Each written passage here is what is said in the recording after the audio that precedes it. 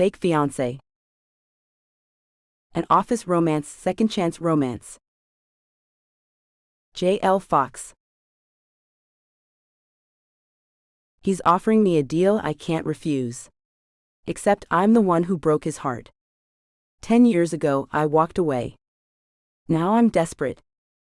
Broke. Standing in his office, begging for a job I'm not qualified for. He remembers everything. The late nights. The stolen kisses. The way I disappeared without a word. His offer. Be his secretary. And his fake girlfriend for the summer. $20,000 up front. 3 months of wedding dates and family dinners. Simple. Except nothing about him is simple anymore. Not the way he looks at me. Not the heat between us every time we're alone. Not the contract that says this ends in 90 days. I thought I could keep my distance. I thought I could pretend. I thought wrong. Because the man I ran from 10 years ago, he's not letting me go this time. Chapter 1. Gabriel. Oh my gosh. I had to admit, the horror in the woman's voice the instant she saw me would have been enough to knock my ego down a peg or two, if I was not aware of how great I looked without clothes on. In fact, I had just stared at my physique in the mirror after my shower. It was the first thing I did whenever I got out of the shower, and I had not strayed from that routine just because I was showering at a friend's house instead of going back uptown to my penthouse. I knew from my time facing the mirror that my pecs and biceps still had a nice pump after the last gym session, and my abs had never looked better. But whoever this woman was did not have time to notice, because as soon as she walked in and saw me, she let out a screech and turned around to face the door she had just walked through. To be fair, no one was supposed to be here. At least, that is what Matt told me when I asked him if I could use his rental property for a quick shower. Go for it, his text had read. No one checks in until tomorrow. It was clear that one of them had gotten the dates mixed up, because this woman had waltzed in with a suitcase half her height and probably twice her weight. How in the world had she been able to lug that thing around? I wondered, taking in her petite stature. I did not see anything, I swear, she squeaked, still talking to the door. Whether her words were true or not did not matter. But I was leaning toward them, not being factual. How much she had seen, I did not know. But it had been something. My eyes roamed over her from behind, and I tried to place her voice. It registered as vaguely familiar, and was all I could think about as I started digging through my bag for the pair of briefs I had packed. With that taken care of, I reached for my garment bag and said, "You can turn around any minute now. I am not opposed to strangers seeing me naked." There was no sense in her depriving herself of the view. I would rather not. "Thanks," she offered, making me smile. Whoever this woman was, she was not budging. "Suit yourself," I mumbled with a shrug she could not see, stepping into my pants. My eyes never left her as I went through the motions of getting dressed. There was something intriguing and familiar about the stranger that had the wheels in my head turning. Still, I could not place her. A hoodie was swallowing her frame. Her jeans were worn, but the way the material stretched over her legs and rear was impressive. She had nice legs. At least, the jeans created the illusion of nice legs. It was not until she spoke again that I realized I had zoned out while checking her out. "There must be some kind of mistake," she said, shaking her head back and forth. Her voice held notes of agitation. "My sister helped me book this studio on the app, and it said that I would be the only one here. At least that is what I think." She paused and pulled something out of her pocket. With squinted eyes, I could make out a clunky phone. It was the most ancient device I had ever seen. Honestly, I did not know phones like that still functioned. This woman, with her antiquated phone and questionable attire, was getting more and more intriguing. I continued dressing as she clicked around on the phone that still had a physical keyboard. As I began buttoning my shirt, I heard her mumbling to herself. "That is the last time I take travel advice from Alyssa." Now that she was not panicked about seeing a naked man in the room, her voice was more even, but she sounded annoyed more than anything else. She shifted from foot to foot in her beat-up Converses and reached up to twirl a few strands of hair around her finger. "It is my first day in the city," she shared quietly. "It makes sense that something bizarre would happen as soon as I get here. That just seems to be how my life goes." I wondered what other bizarre things had happened in her life as I fixed the tie around my neck. Finally, the petite woman turned around, but she kept her head down and her eyes downcast. "Tired of talking to the door?" I asked. "Something like that," she returned. Her long blonde tresses were covered by a baseball cap, so even the brief glimpse of her face that I had gotten earlier had been obstructed. And now that her head was tucked completely, all I could see was a washed-out logo for a bar that I used to visit in college. Nellie's by the beach. My brow hiked up. It was the most famous bar in town. One that many college kids, including myself, snuck into on the regular before we were of age. It was not unusual that a stranger would be wearing that hat, but it still piqued my interest. "Why are you here?" she quizzed, tossing me a furtive glance before tucking her head again. "I will be out of your hair in no time, sweetheart," I assured her. "Sweetheart," she echoed, but it sounded more like a question falling from her lips. Maybe I should call the owner. Maybe he gave me the code to the wrong apartment. According to Alyssa, some of these hosts have multiple apartments in the same building. Maybe that is what happened here. Who was Alyssa, and why did she keep mentioning her name? Was she a travel agent of some sort? These days, I would have thought a career like that was outdated, but nothing about this woman told me she operated in the current year, let alone the current decade.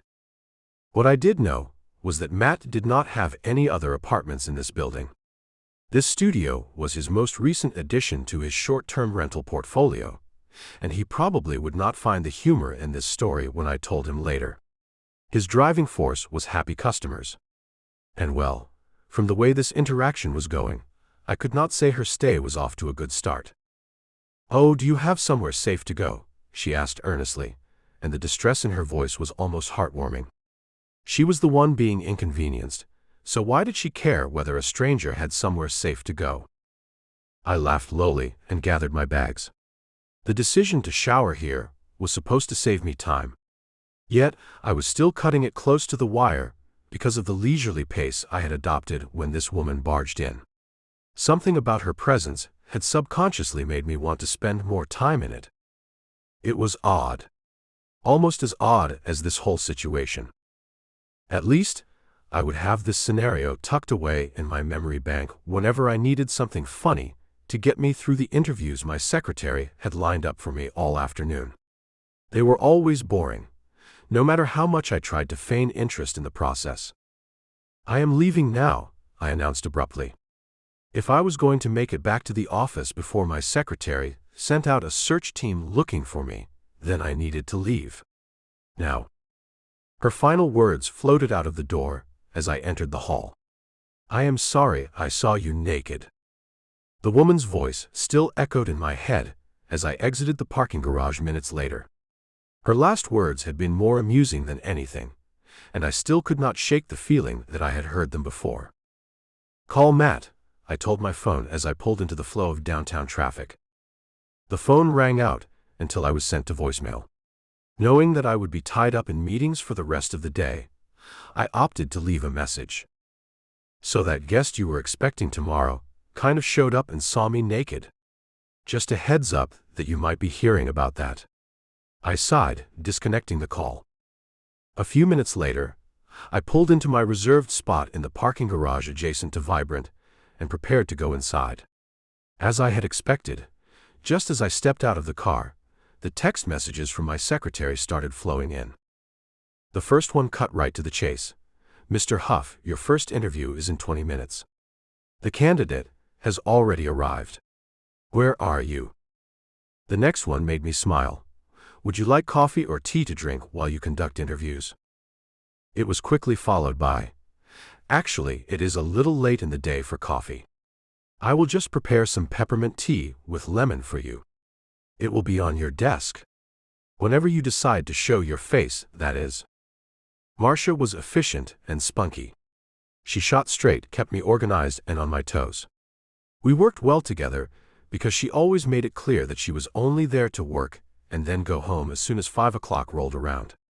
The only thing she loved more than bossing me around was her husband, which would explain why she was currently pregnant and stepping down in less than a week. With efficient strides, I walked through the tunnel that would spit me out on the other side of the road so that I could catch the elevator up to my floor. It was a 10-minute process, but the stranger from the Airbnb filled my head the entire way. I should have been getting my head ready for a marathon session of interviews, but she sucked up all of my attention and focus. "There you are," Marcia sang when I walked through the lobby of the executive suite. She stood up from her desk, and her stomach knocked over an empty canister of her favorite chips. Chuckling, I closed the rest of the distance between us. "Hi, Marcia." I looked around the waiting area and frowned when I found it empty. "I thought you said the first candidate was here already." "They are down the hall in the outer lobby. I wanted to give you a chance to get settled before anyone was in your space." "What would I do without you, Marcia?" She rolled her eyes playfully at me. "You are about to find out. I need you to focus, Huff. We only have 3 days left before my maternity leave starts, and you keep turning down every viable candidate." Her hands were fisted at what used to be her waist, but now the gesture only acted to frame her comically large belly.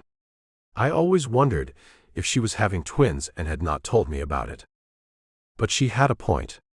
Although most of the people who had come in for interviews paled in comparison to her. Every time I brought this to her attention, she reminded me that it took 6 years of us working together in order for her to reach the level of competence that she was at now. "Show a little grace, and let people grow into the employees you want them to be," she had urged me more than once. "Fine. I am going to prep now. I will ring you when I want you to send her in."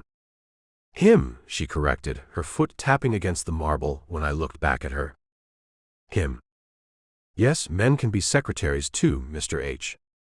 Of course, I knew that. But it did not erase the shock I felt upon hearing that my first interview of the day would be with a man. I had never worked with a male assistant in my 10-year career, and did not know if now was the time to start.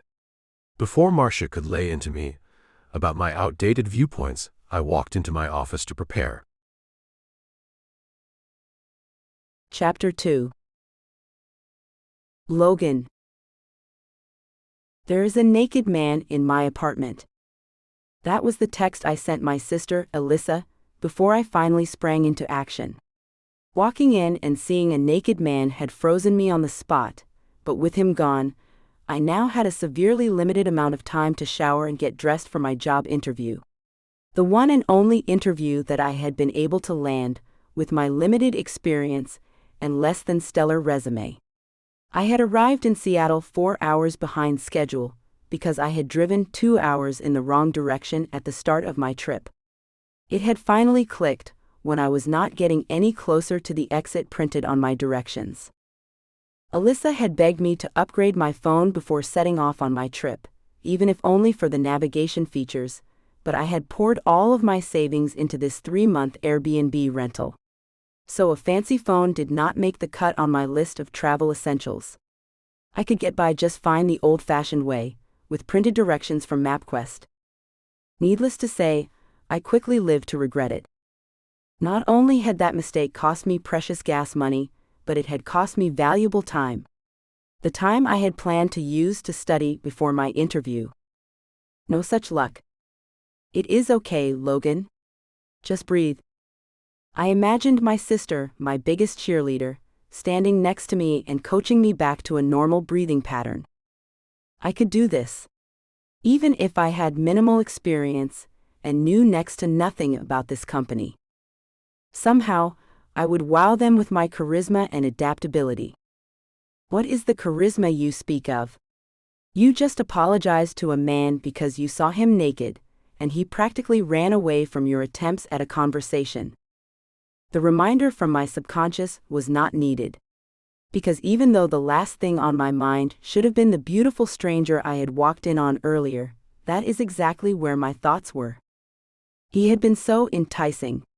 Even when I had turned around to give him privacy, his physique acted like a magnet, trying to tug my eyes in every direction except for the door that I was determined to study until he was decent. He was hot. And that voice. Goodness. It had been as enticing as the rest of him. Deep and velvety smooth. Even though he had used it to tease me for not turning around. It had sent shivers down my spine at one point, and I hope he had not noticed my involuntary reaction. Whenever he had directed his words at me, I had shivered like a leaf in the cold. I had tried to play it off by moving around on my feet, but who knows what he saw from behind. There also was no guarantee that he had been looking at me at all. My shabby attire was not exactly inviting to the male gaze. But his gaze was certainly inviting to my gaze. And probably to every other woman who had ever laid eyes on him, naked or not. When I opened the door and saw him, my mouth had nearly hit the floor. Only a razor-thin sliver of decency had prevented me from standing in place and checking him out. I had been tempted, but decorum won the short-fought battle in my head. Barely. It is a miracle I had not given myself whiplash, considering how quickly I had spun around, but the only image that mattered was already burned into my memory. Taut muscle covered every inch of his body that I could see. He looked like he lived at the gym, something I knew was not true because he had not been wearing gym clothes when he left. What little bit of his attire I saw anyway. My eyes had been glued to the ground, but I caught a dapper pair of shoes and the tail end of some gray slacks. He was clearly off to go handle some important business. My mind was still hung up on the first startling image that had greeted me when I walked in, though. I mean, come on, I was pretty sure that was an 8-pack he was sporting. The smart thing to do was to stop thinking about the naked man I had accidentally walked in on and focus on my upcoming interview. However, that was hard to do when notes of his masculine cologne still lingered as I walked through the small space. It was a studio right in the middle of downtown. There was a hefty price tag tacked onto it, considering it was such a small space. But the building had great amenities, and the location was convenient for everything. At least, that is how my sister convinced me to throw my savings into renting an Airbnb for 3 months up front, until I figured out what I was doing in this city. I had to admit, I was loving it so far. The layout was simple, yet all the features were modern, and the view of the Seattle skyline from the huge living room window was absolutely stunning. The apartment was on the 12th floor and overlooked the busy streets below. I could imagine how dreamy it would be at night. Right now, though, I needed to summon all of my brain power and figure out what I was going to do about this job interview. The first task was remembering which bag I had stuffed my professional clothes in. The term professional was a stretch because they were just the nicest clothes I owned that were not tattered from years of wear. Since I had not worked in years, the budget for my wardrobe had been scarce. Okay, scarce was a generous term. The budget did not exist at all. I could not remember the last time I bought new clothes. Hopefully, this job would change that. The salary listed on the job posting seemed too good to be true. Either that, or the boss was one of those maniacs who made you earn every dime. As I dug through my bag, I prayed that was not the case. With my outfit found, I laid it out on the neatly made full-sized bed and walked to the only other door in the whole apartment. The bathroom was just as the pictures depicted, spacious, modern, and clean. When I walked inside, I was smacked in the face with the realization that the beautiful naked stranger had used it not too long ago. The glass shower stall was still damp, and the heat that surrounded me when I walked in served as an intimate reminder that he had also been without clothes in this space. Involuntarily, I pictured him under the spray of water with his arms lifted to wash the thick, dark hair covering his head. With his hands tangled in his hair, the view of his torso would be unobstructed. So would the view of his muscular legs and other parts of his lower anatomy. Again, I tried not to entertain those thoughts, but they were unrelenting as I peeled off my clothes in preparation for my shower.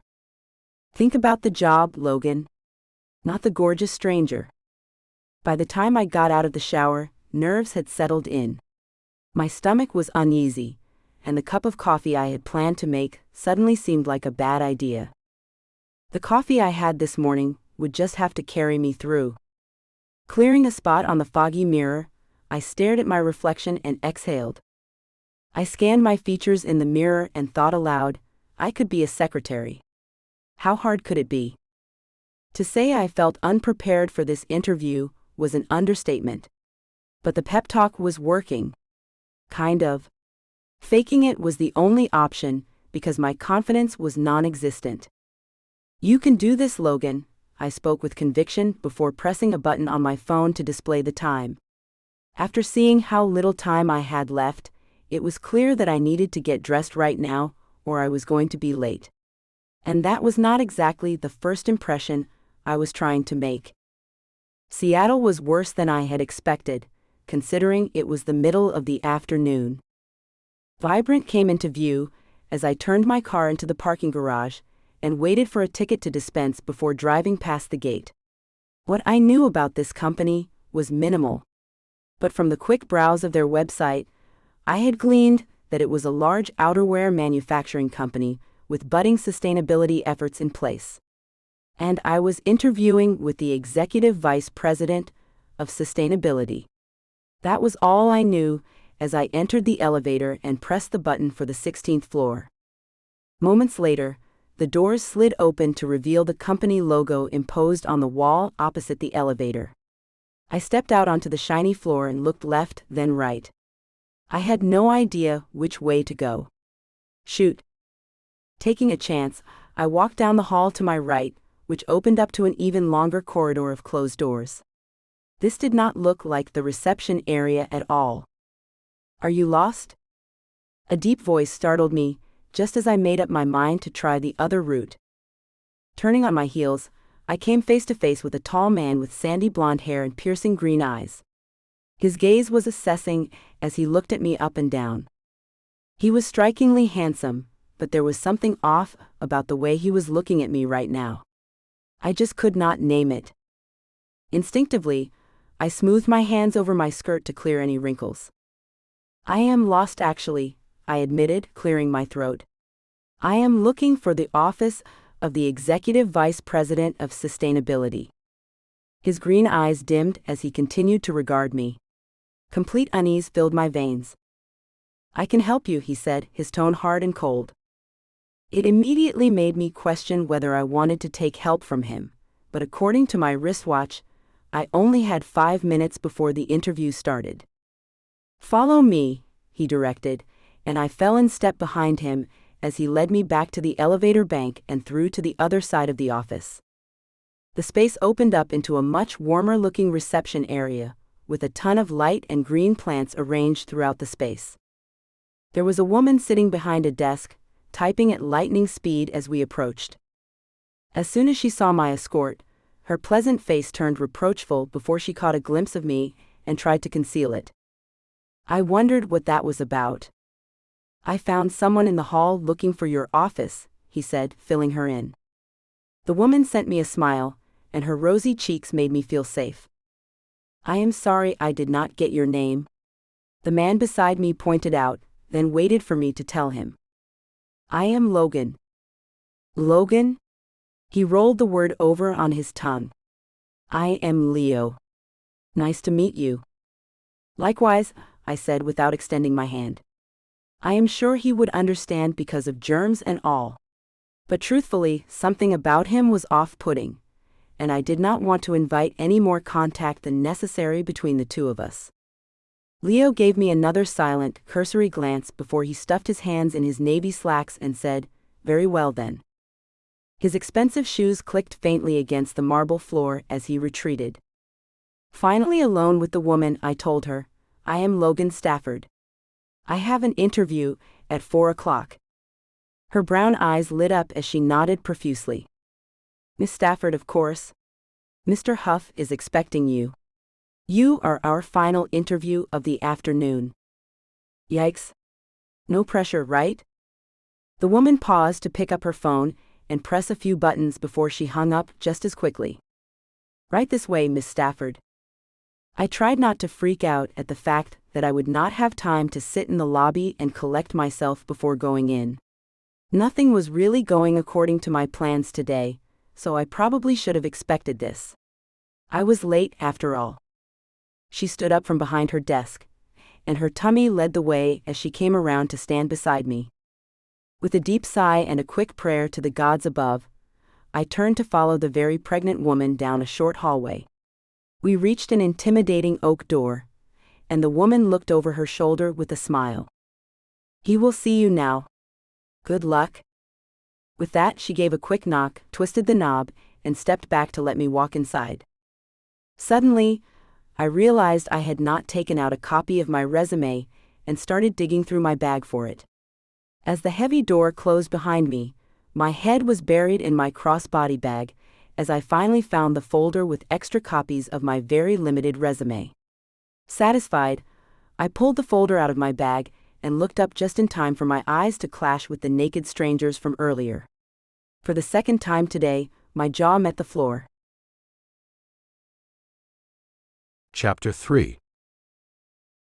Gabriel. Most people know to show up to interviews 20 minutes ahead of time.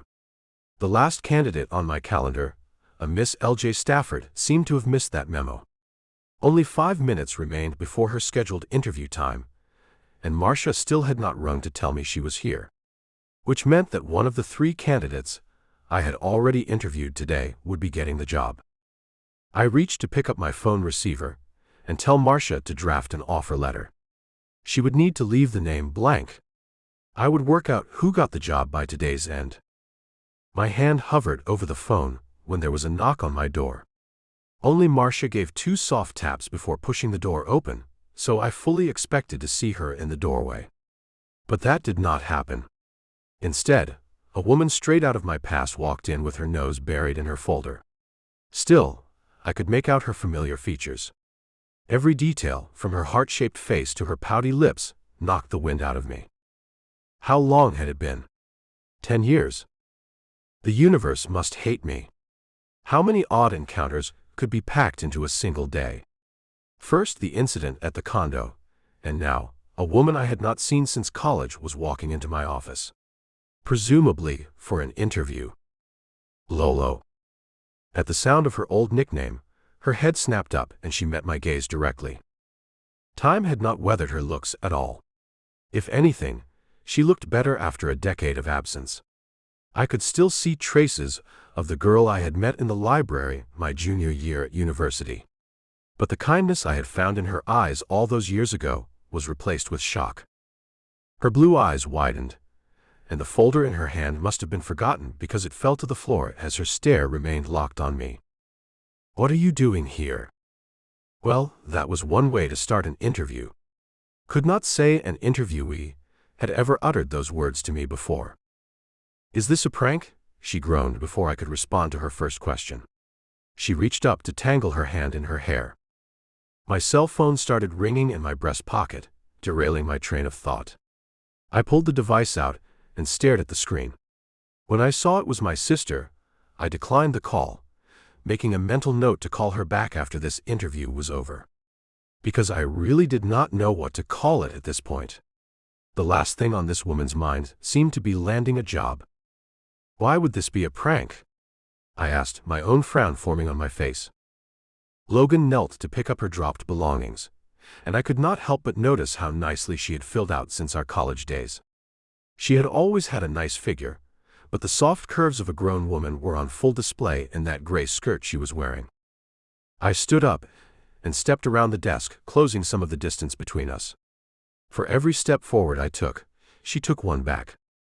Eventually, I stopped walking and smirked at her attempts to retreat. Why are you running away from me? She did not answer. Her mouth moved around a bit, but no words poured out before she stepped around me and sought out a chair. I need to sit down, she announced, slumping down into the chair opposite my desk. Unceremoniously, she dropped her bag and folder at her feet. Seconds later, Her head was in her hands as she mumbled something to herself. Surprise had been my first instinct, but her reaction seemed disproportionate, all things considered. "I saw the man who is interviewing me naked less than 2 hours ago," she spoke aloud. And that is when my own movements halted. Suddenly, her blonde hair looked familiar.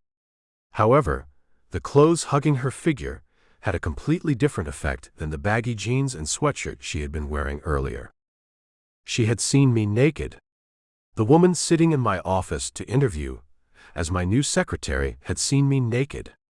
Not only that, I had called her out about not enjoying the view. "Good grief. That was you?" I asked, disbelief acting as the catalyst for my slackened jaw. Logan turned to me with a miserable expression. "Unfortunately." How had I not noticed it was her right away? "What do you mean, unfortunately?" Her eyes narrowed as she turned away from me to look at the surroundings in the office. Frown still in place, I started the walk back to my desk and sat down to face her. "Nothing about today makes sense," she lamented with another groan. Her eyes continued roaming over the office as she gnawed on her bottom lip. "Wait, if you are the executive vice president, what were you doing in my Airbnb? Naked? Would not you be able to afford a place much bigger than that?" Grinning at her call-out, I shook my head and leaned back in my chair to study her. She had crossed her legs at the knee and was now looking at me intently. "My friend owns that Airbnb. Still does not explain why you were in there naked when I arrived," she quipped back. "I did not know you were checking in today." Logan did not miss a beat. "I am still missing the part that explains why you were there at all, when you clearly have the means to live elsewhere. I mean, come on, your office is twice the size of that studio." She had a point. My office was, in a word, roomy. I did not have time to go all the way back home after a game of tennis. "Tennis clubs do not have showers?" she asked incredulously. "Why are you assuming I played at a club and not a park?" She stared at me silently and gave me a pointed stare. "You are telling me that you were slumming it at a public park when your company probably pays a hefty yearly fee at some swanky tennis club so that their employees can come and go as they please." Again, she had a point, but I was not about to admit that aloud. Besides, we were not here to talk about the amenities this job offered. We were here to have an interview for a job that I was not even sure she wanted anymore. From the look on her face, she looked less than eager to even be sitting here right now. "Were you always this snarky, or did I overlook it in college?" That comment made her features relax, and she gave me a wry smile. "Ha ha, very funny." She uncrossed her legs and then crossed them in the opposite direction just as quickly. "These are all very valid questions if you ask me." Amused, I did not hide my own smile. A persistent buzzing caught my attention, and I realized it was the phone in my suit jacket. I pulled it out again and saw that my sister had resorted to leaving me several text messages since I had not answered her earlier call. "Your mother is on a mission. We had a late lunch today, and she could not stop asking me about your love life. I told her that I know nothing, and that is really the truth. You turn down every woman I try to set you up with, so I am just as in the dark as she is about who you are saving yourself for. Anyway, that is not the point of this message. Just thought I would give you a heads up that her calls might be on the way. You have been warned." Groaning, I pressed the button on the side to make the screen go black. My mother's prying was just what I needed right now. Maybe she would sympathize with me when she realized I was losing my beloved secretary in just a few days. On second thought, she would probably berate me for waiting so long to look for her replacement. While she was proud of everything I had accomplished in my 10-year career at Vibrant, she never let me forget that all the success in the world would amount to nothing if I did not have someone to share it with. That, and she desperately wanted more grandchildren, even though my sister had already given her 2. I could not win with that woman. I was all too aware that her pestering was coming from a good place. She wanted to see me happy, and in her eyes that meant I needed a woman on my arm. But I begged to differ.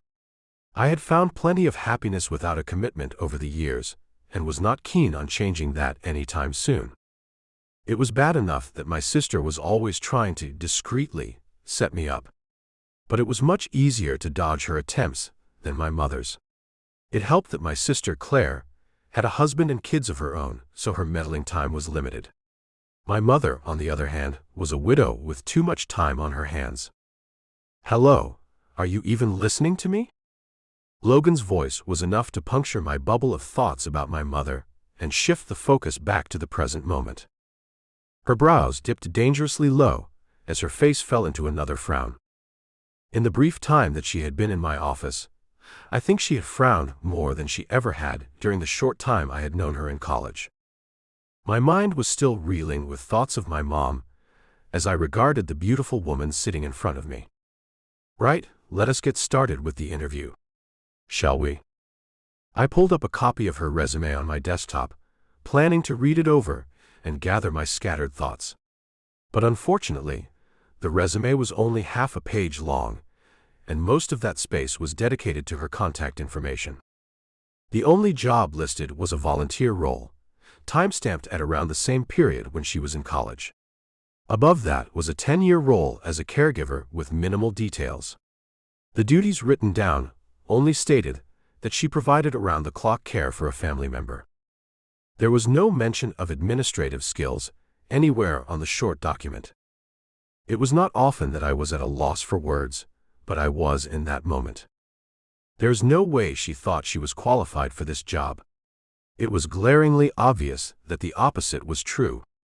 Or maybe she was just more confident in her abilities than I was giving her credit for. Maybe if I gave her a chance to explain, she would be able to convince me why she thought she was cut out for this position. She was beautiful, that much was hard to deny. But I had learned pretty early on in my career that beauty that was not coupled with brains could only get me so far. My first handful of secretaries had lasted all of 6 months because I had overlooked their obvious deficiencies in favor of their looks. The added stress of redoing all of their work had been the kick I needed to finally hire someone competent. Her response to my earlier question was delayed, but it finally came. "Ready when you are. I am assuming you have had time to look over the job description for this role." Logan sat up straighter in the chair and fidgeted with a button on her white button-up shirt. "Of course." That answer sounded less than convincing, but I did not linger on it. "Great. Tell me why you think you are a good fit for this role." "Well," she started, only to stop and think for a while. She tilted her head to one side and seemed to draw a blank. "I will not lie and tell you that I have the most experience, but I am a fast learner and I am good with people. I will be an asset to your office if you give me a chance." My gut twisted. I hated to admit it, but I felt bad for her. If she did not get this job, then who else would hire her? As much as I did not want to deal with another clueless secretary, turning her away was not something I wanted to do either. Or I could hire the secretary with the better skills and give Logan a different role. Prepared to ask her a different question, I stopped short when my phone started ringing again. It was my mother. Her face lit up the screen, and I expelled a tired sigh.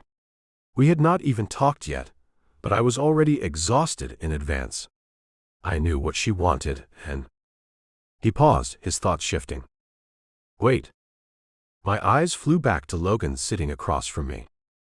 An idea popped into my head, and a smile broke out over my face as I prepared to share it with Logan. Chapter 4.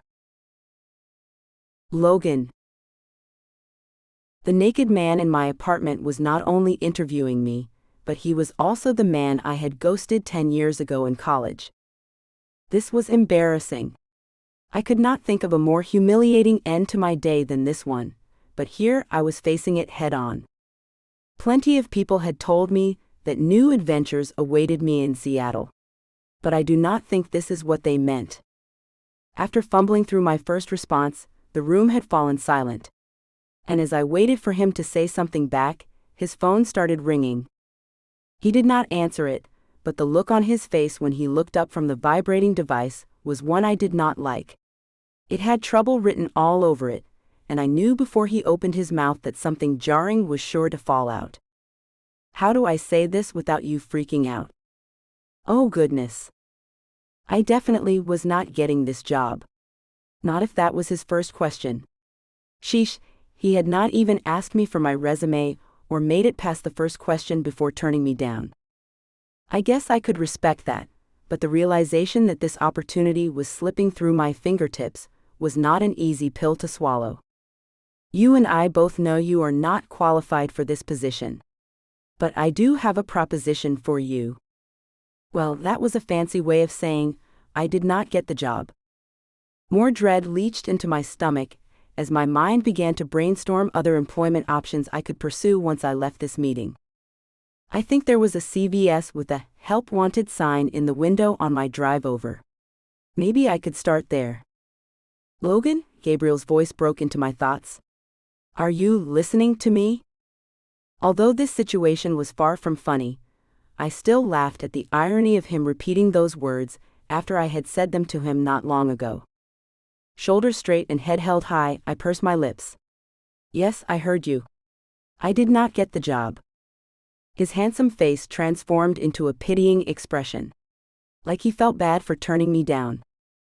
Well, I did not want his pity. I started gathering my things and shoved my folder back into my bag before standing. Thanks for your time, and good luck with finding the right candidate. Wait, he called to me as I started my walk of shame back to the imposing oak door. My steps did not falter as I lifted a hand to wave off what I thought was more unnecessary pity. I made it to the door, only for Gabriel to materialize out of thin air in front of me and block my escape. Did we really need to draw this out any longer? Where are you going? He asked, appearing genuinely confused by my need to leave. You just told me I did not get the job. I am leaving.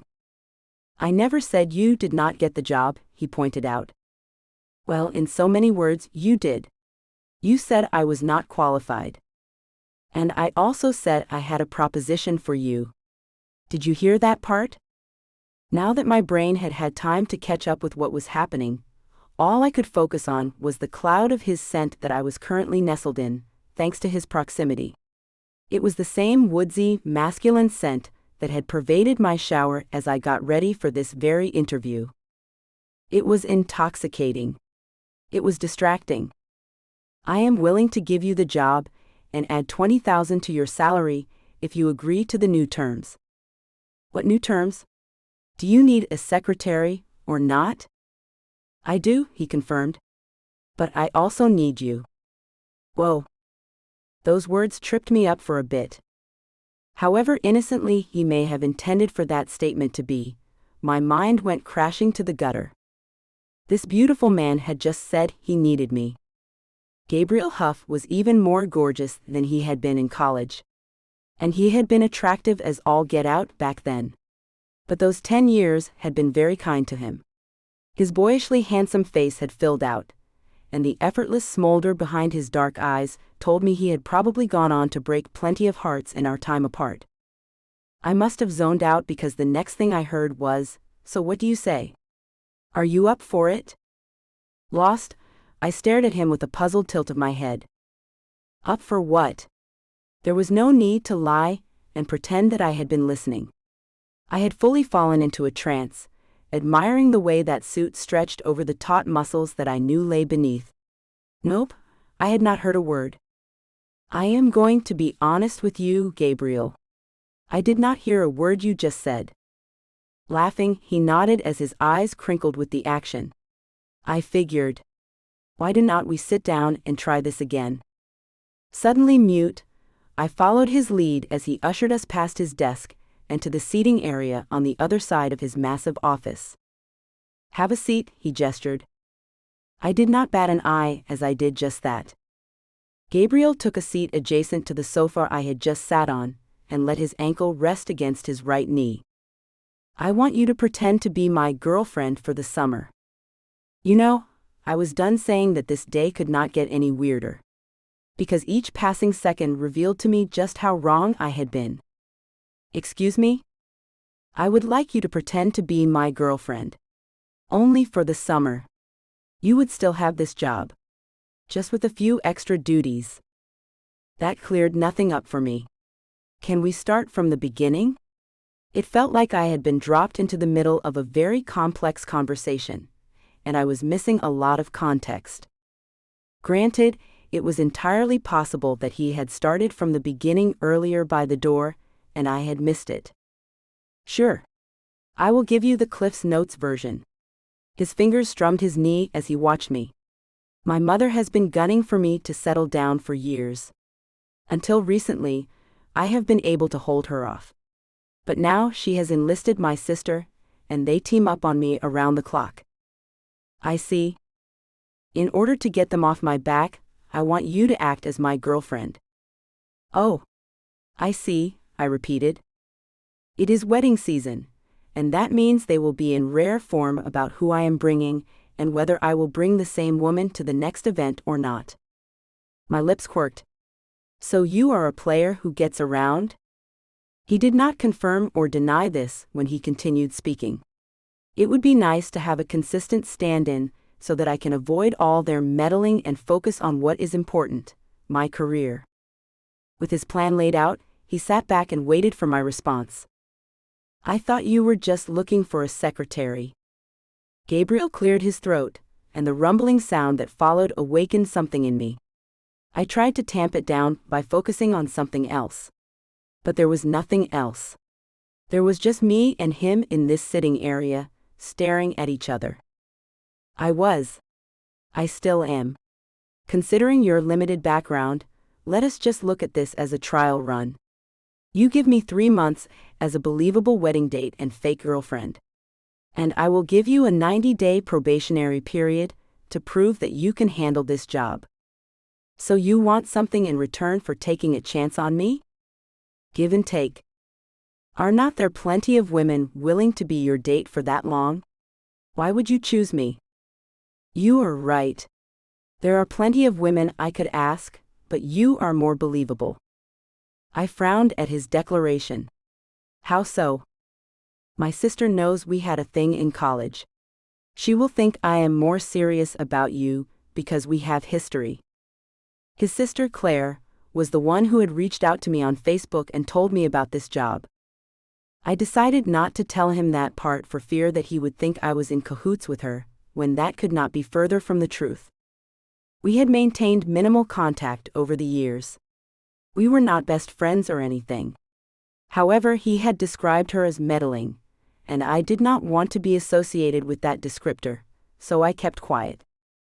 How about this? He prompted when I still had not said a word. I will give you 24 hours to think about it. If you decide that you do not want to do it, just shoot me a text, and we will pretend that this conversation never happened. That sounded easy enough. But wait, if I do not agree to be your fake girlfriend, does that mean that the job is off the table? Gabriel licked his lips before answering, and all of my brain cells honed in on that innocently sensual action. Yes, he said simply in answer to my question, giving me no false illusions that he was actually interested in my ability as a secretary. I will only approve a conditional offer of employment if you agree to the extra terms we discussed today. You will receive the extra $20,000 up front, and then your salary as secretary will be paid every 2 weeks. $20,000 up front? Oh my goodness. My heart rate kicked up a notch as I thought about the possibilities. That money could change my life. The realist in me knew that no other offer would come remotely close to this. Just think about it, he said, standing to his feet. If I do not hear from you by 5 o'clock in the evening tomorrow, I will know you are not interested. With that, he walked back over to his desk and sat down. It took me a while to realize I had been dismissed. He did not look in my direction again as he started working, and I had to tell myself to stop staring and get out of there before I further embarrassed myself. Chapter 5. Gabriel. Guess who walked in for an interview this afternoon? Who? My sister asked distractedly. Children could be heard in her background, and I knew that her attention was stretched in a million different directions.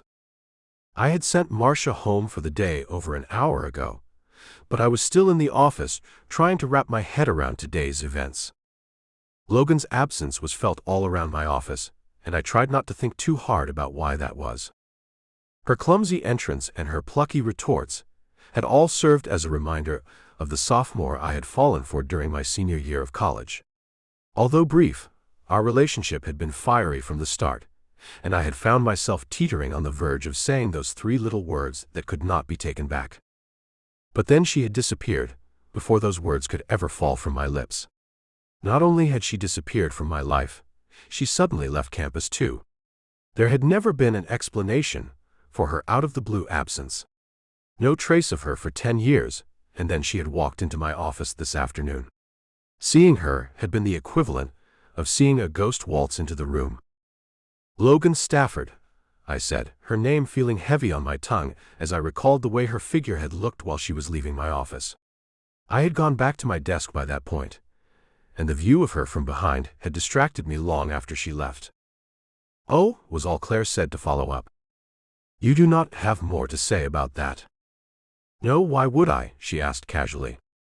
Claire had been Logan's biggest cheerleader when we were together, and I had my suspicions that they had stayed in touch, even after Logan disappeared from campus. Logan and my sister were the same age, which meant they had showed up on campus around the same time.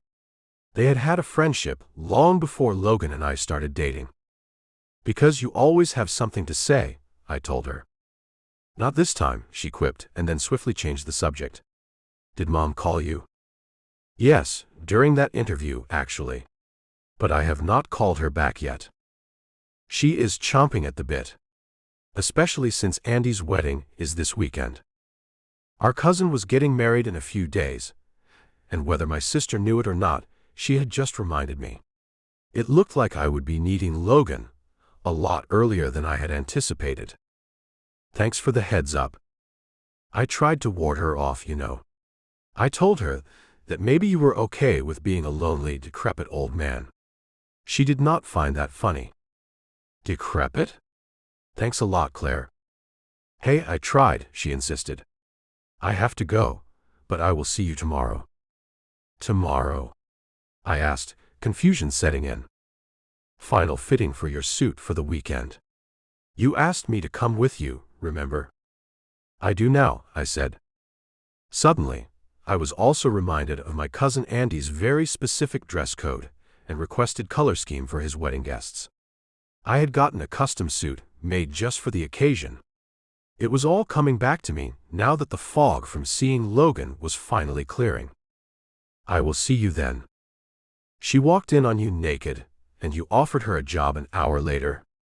Remington asked as he sipped his whiskey. Remington Steele and Matthew Cole were two of my oldest friends. I had sent out a text when I left the office, and they had met me at my place for a round of drinks. The only thing on Remy's face was pure amusement. Matt's expression was the total opposite. He was still frustrated about the situation because he said it reflected badly on him, but I told him not to worry. He was worrying anyway. "But you said this woman has no experience. Why bother?" "I have a plan." "Which is?" Matt asked. I recounted the proposition that I had laid out for Logan earlier today. They looked at me as if I had swallowed a whale whole.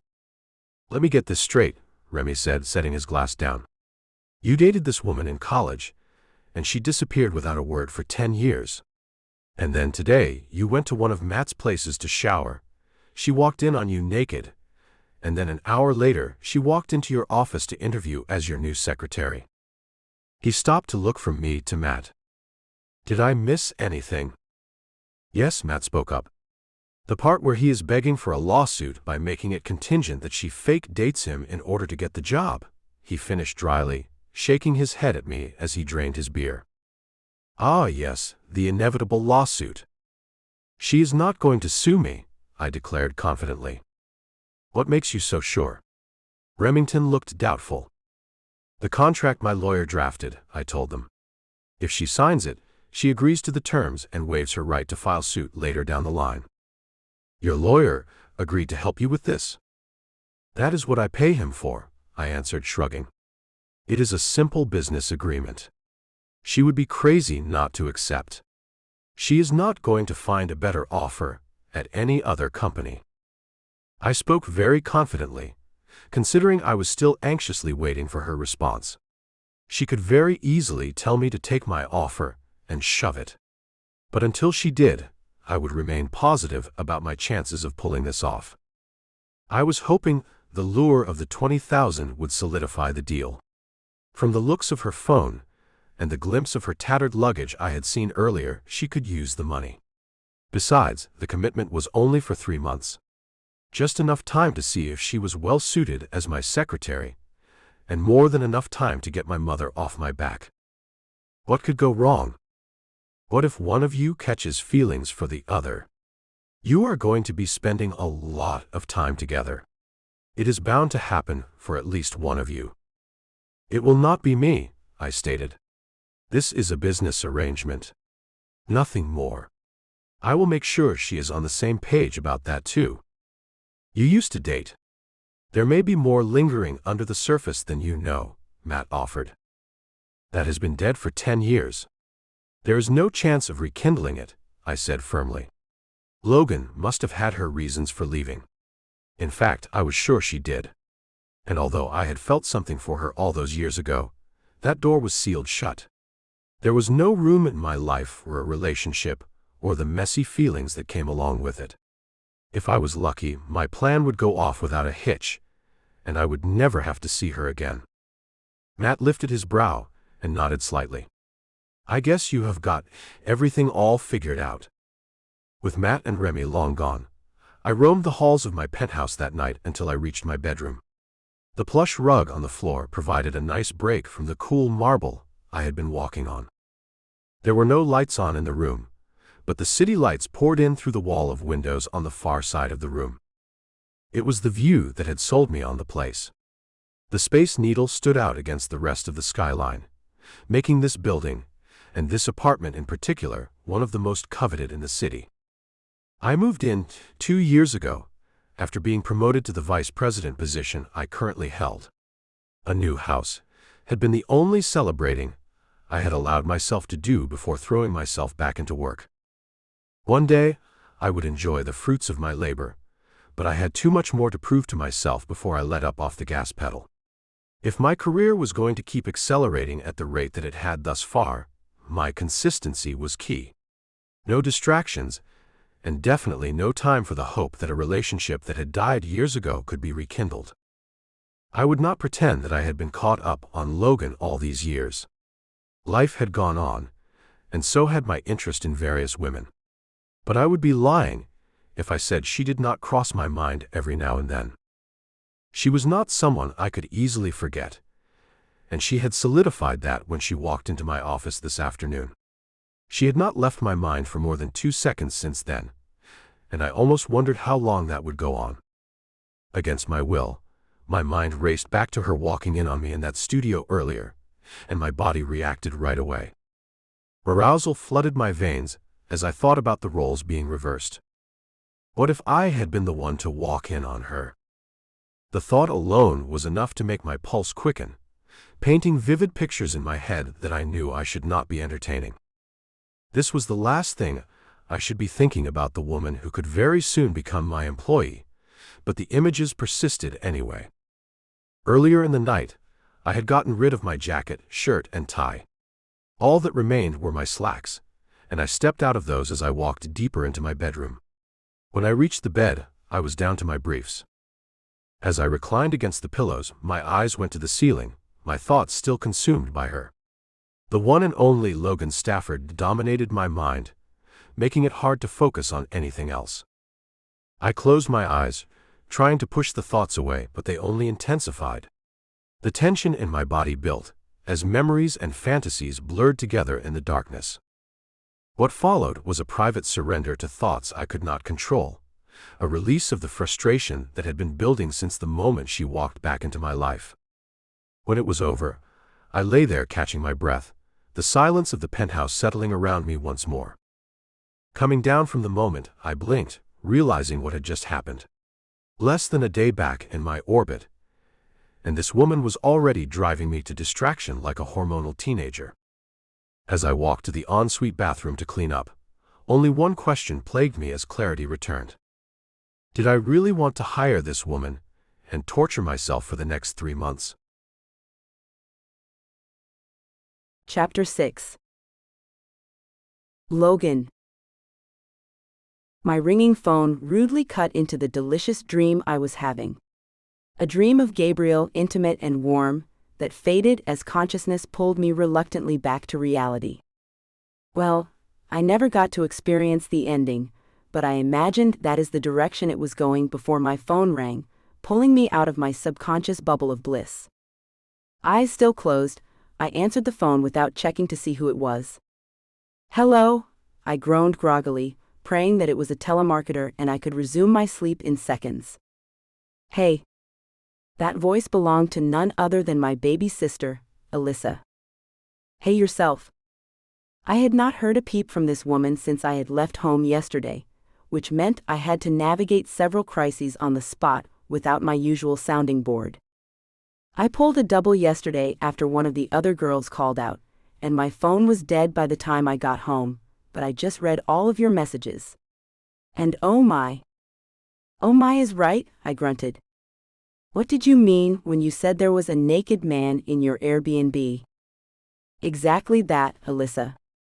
There was a naked man, and it ended up being Gabriel from college." I shared on a wail.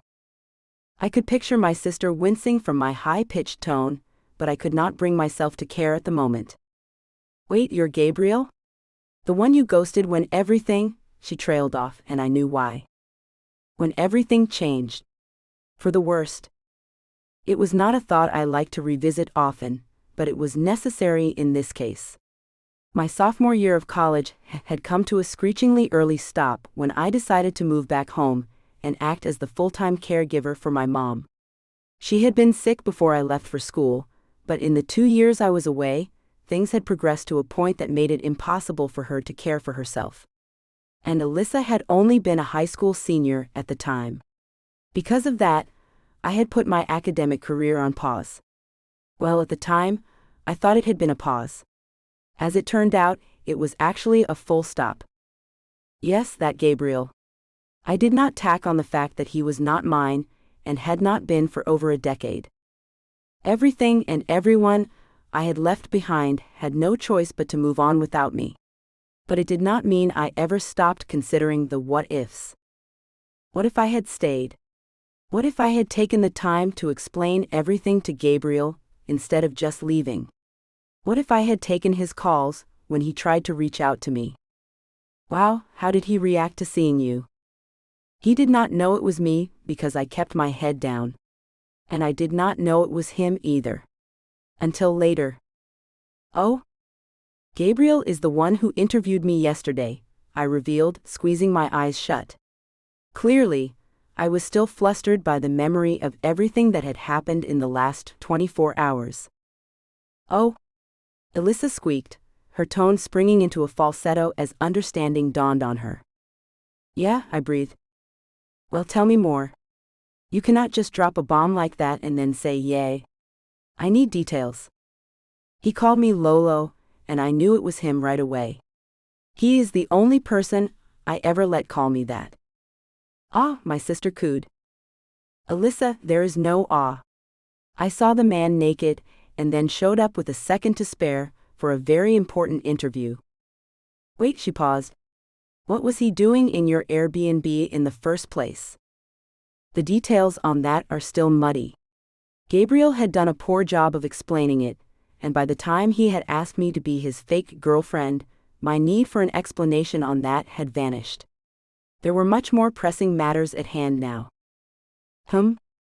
So, did you get the job?" "Kinda," I hedged. "What do you mean, kinda?" "Either you did or you did not. He gave me a 3-month conditional offer." Because your resume is so terrible, huh? She asked sympathetically. It was true, my resume was pathetic. But her delivery made me laugh nonetheless. Not quite, I told her. Then what? She cried. He wants me to pretend to be his fake girlfriend for 3 months. My heart raced just saying that. It still seemed unreal. What? Why did you not lead with that? Well, there was quite a bit to catch you up on. It was not as if one detail was less startling than the other. Yesterday alone had been a string of crazy events packed with more excitement than I had experienced my whole life. What are you going to do? She asked next. Shame took hold of me as I uttered, I am severely underqualified for any other job in this city. Unless I want to work in fast food. Not that there is anything wrong with that, but it is not exactly what I had in mind when I moved all the way to Seattle after all these years. As a teenager, my only goal had been to eventually move to Seattle and experience the city life while working as corporate and staying in a fancy apartment. But that was before reality came crashing in and humbly delayed my plans. I do not know, Alyssa. This is all happening so fast. He only gave me 24 hours to respond. Well, you could see this as your second chance with him. Ever the hopeful romantic, Alyssa sighed breathlessly into the phone. After all these years, you are getting another chance with him. I guarantee that is not what is going to happen. How can you guarantee anything? Look at how many unexpected things have happened since you decided to move there. That is not the same, Alyssa. I did not move here to fill my head with silly hopes of a second chance with Gabriel. I did not even know I would run into him. I sighed, thinking about the crazy coincidence. We are in two very different places in life, and I know that it would just be a business transaction for him. There was no way a man in his position would ever seriously consider me a viable contender for his heart. This was not college, and we were no longer on the same playing field. I had accepted that the moment I stepped into his office and realized how much the tables had turned in his favor. I was happy for him. Elated, actually. He had always talked about his goals of working in a meaningful position while using his environmental studies degree in a positive way one day. He was 2 years older than me, so he had only been a few months away from graduating when we dated. Time had been great to him. At least that is how it appeared on the surface. It was none of my business either way. I was here to do a job and nothing more. That ship has sailed, I breathed into the phone. If you insist, Alyssa followed up in a musical tone, not sounding convinced. I do say so. I am going to prove myself as a secretary, and hopefully secure a permanent job in the process. Does that mean you are going to take it? Alyssa asked. I would be crazy not to, right? It gives me 3 months of steady income to get adjusted to the city. And if things do not work out, maybe I can line up for another interview at a comparable company by then. Well, it sounds like your decision is made. Yeah, I agreed. Sounds like it. 3 months will fly by, I assured myself as I stepped out of my car and headed for the elevator connected to the parking garage. It was becoming a mantra at this point, because I had repeated it the whole time I was getting dressed as well as on the ride over. Persistent doubt nudged its way into my head, and I swatted it away by repeating the words over and over again. It is just 3 months. What is the worst that could happen? I asked no one, stepping onto the elevator. I made the ride up to the 16th floor in silence, as I contemplated the action I was about to take. It is not like I had to pretend to be his girlfriend full-time. He just needed me on the weekends for wedding parties, and then I could go back to enjoying my time in a new city. If you are seeing him during the week at work and then on the weekends for these parties, when exactly do you expect to have time to get to know Seattle? I will figure it out, I mumbled to myself as the elevator paused on the 5th floor to let someone in. The older woman gave me a curt nod as she stepped inside, and I smiled warmly at her. She did not return the gesture, as she faced forward and waited for the elevator to start up again. I shrugged it off and swiftly returned to the chaos swirling around in my brain. Why was I so sure that I would not fall for him in these 3 months? If the dream my sister had interrupted told me nothing else, it told me that there was some strong physical attraction lurking behind all the false confidence I tried to emit. The woman rode up to the 11th floor and stepped off. On the final climb to the 16th floor, I clutched the strap of my bag and wondered how this would go. I had not followed his instructions and called him. If I had heard his deep voice on the phone, I might have chickened out. So here I was, heading into the fire without a clue in the world about how this would turn out. This time, when the doors slid open on the correct floor, I stepped off confidently and strode straight to the secretary's desk. "Good morning," I greeted, coming to a stop a few feet away from her. "I had a meeting with Mr. Huff yesterday, and I am here to give him my answer in person." The same rosy cheeks that greeted me yesterday were accompanied by a cheerful smile today.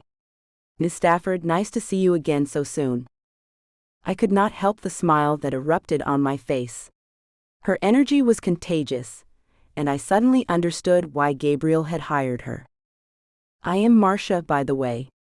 We did not get a chance to properly meet yesterday because we were short on time, but I am the old pregnant lady you would be replacing if you got the job." Her hand settled over her bump as she beamed up at me. She was glowing. I could feel just how overjoyed she was from across the room. "Pleasure to meet you, Marcia. I will give you pregnant, but I draw the line at old." "You are radiant," I complimented. Joy seized my heart when she blushed. I wanted this job. I needed this job. At the same time, I could recognize that she was a sweetheart, and working alongside her would have been lovely. "Thank you, Ms. Stafford." "Please call me Logan," I corrected. "Logan," she said, nodding. "Mr. H told me to send you right in whenever you got here." I gulped. Had he been so sure that I would come? "Before you go in, can I get you anything to drink? Tea? Coffee? Water?" "No, I am okay," I replied. In truth, I was ravenous as I had skipped breakfast.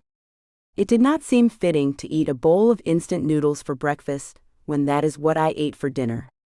My budget had only allowed for instant noodles and bottled water when I went shopping last night. But hopefully that was about to change. Eyeing the door at the end of the hall, I exhaled and started taking steps to erase the distance between me and the decision that would shape the next 90 days of my life. Chapter 7. Gabriel.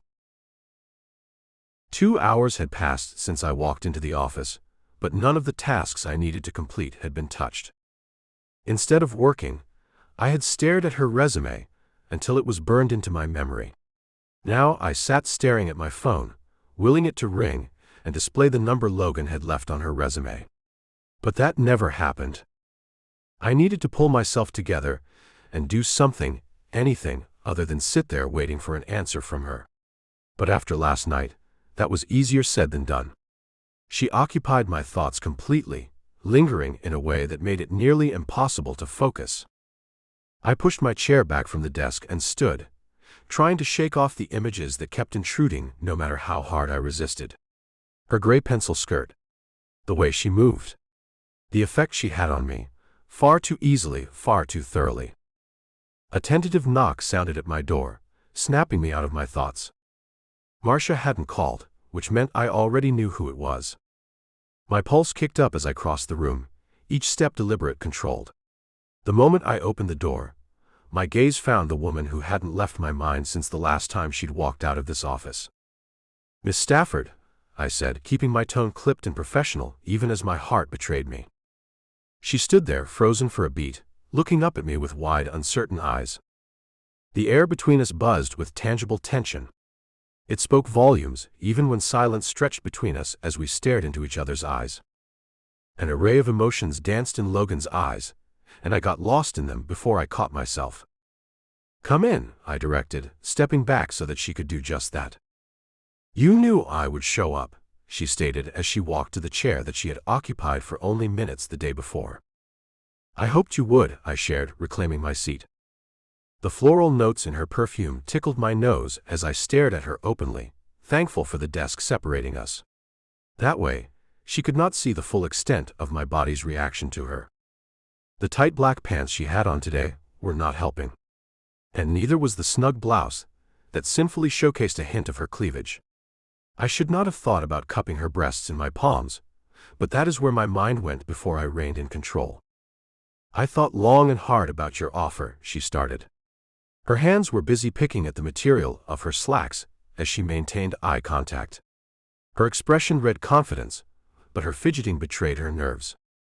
Sitting back, I waited for the rest of her words to spill from her lips. I would like to accept your offer, but I have a condition of my own. Leaning forward, I looked at her expectantly. The thought of her formulating a counteroffer piqued my curiosity. I am listening. It is nothing outrageous, but as you can probably guess, I need some security. Her stare did not falter, and I found myself turned on by the unwavering eye contact. I looked you up, and you are very respected in your field. A recommendation from someone like you could take me far. So I want a guarantee that at the end of the 3 months, you will write me a recommendation so that I can find another job in the event that this does not work out. That is it? I asked.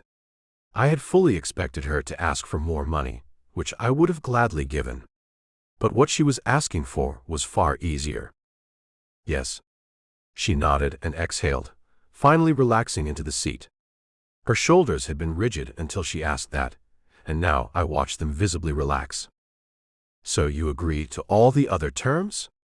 Being my secretary, and acting as my date for the various events I need to attend this summer? Yup. No problem. It is just 3 months, she shrugged. It cannot be that hard. I laughed dryly at her comment, especially since the bulge in my pants begged to differ. It would indeed be that hard, until I got a handle on my physical reaction to her proximity, and that needed to happen fast. Otherwise, the next 90 days would be miserable if it meant that a permanent state of arousal would follow me wherever I went. How was your first night in Seattle? I asked conversationally, needing to shift the subject. Logan's cheeks flushed right before my eyes, and she averted her eyes for the first time since entering my office. My first night was okay, she said, clearing her throat. Do you have everything you need?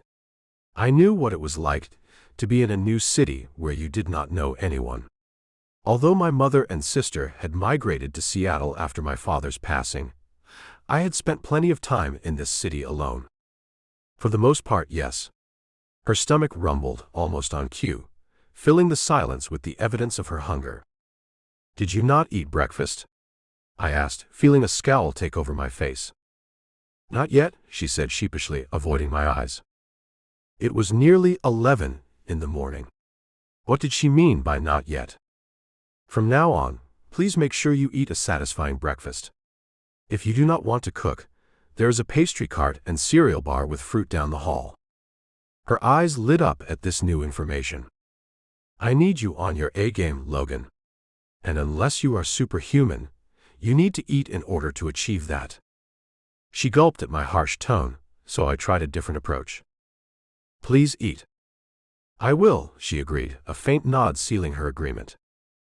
Opening the top drawer under my desk, I found the card I was looking for and extended it in Logan's direction.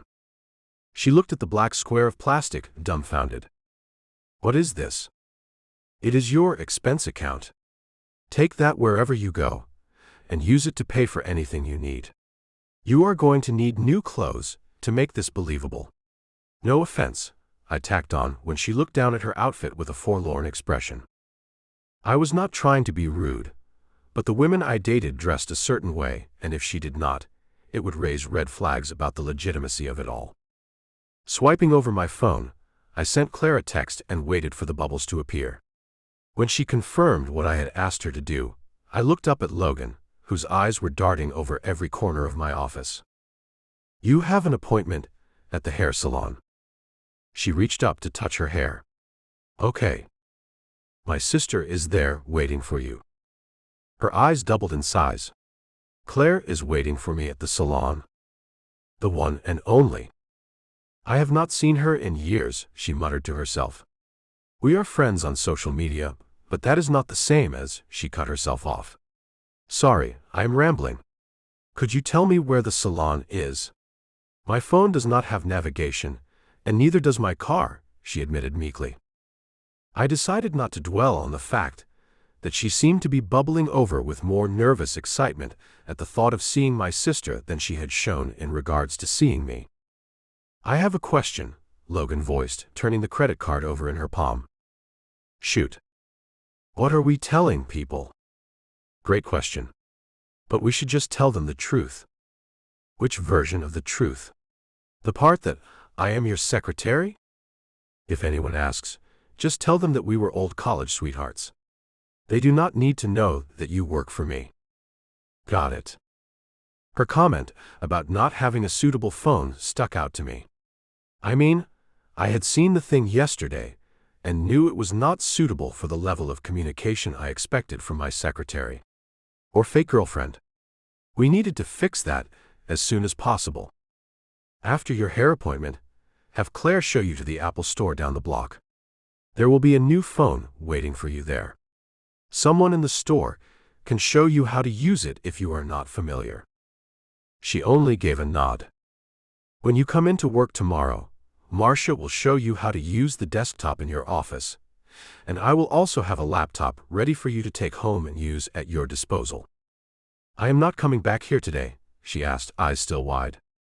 Chuckling, I gave a shake of my head.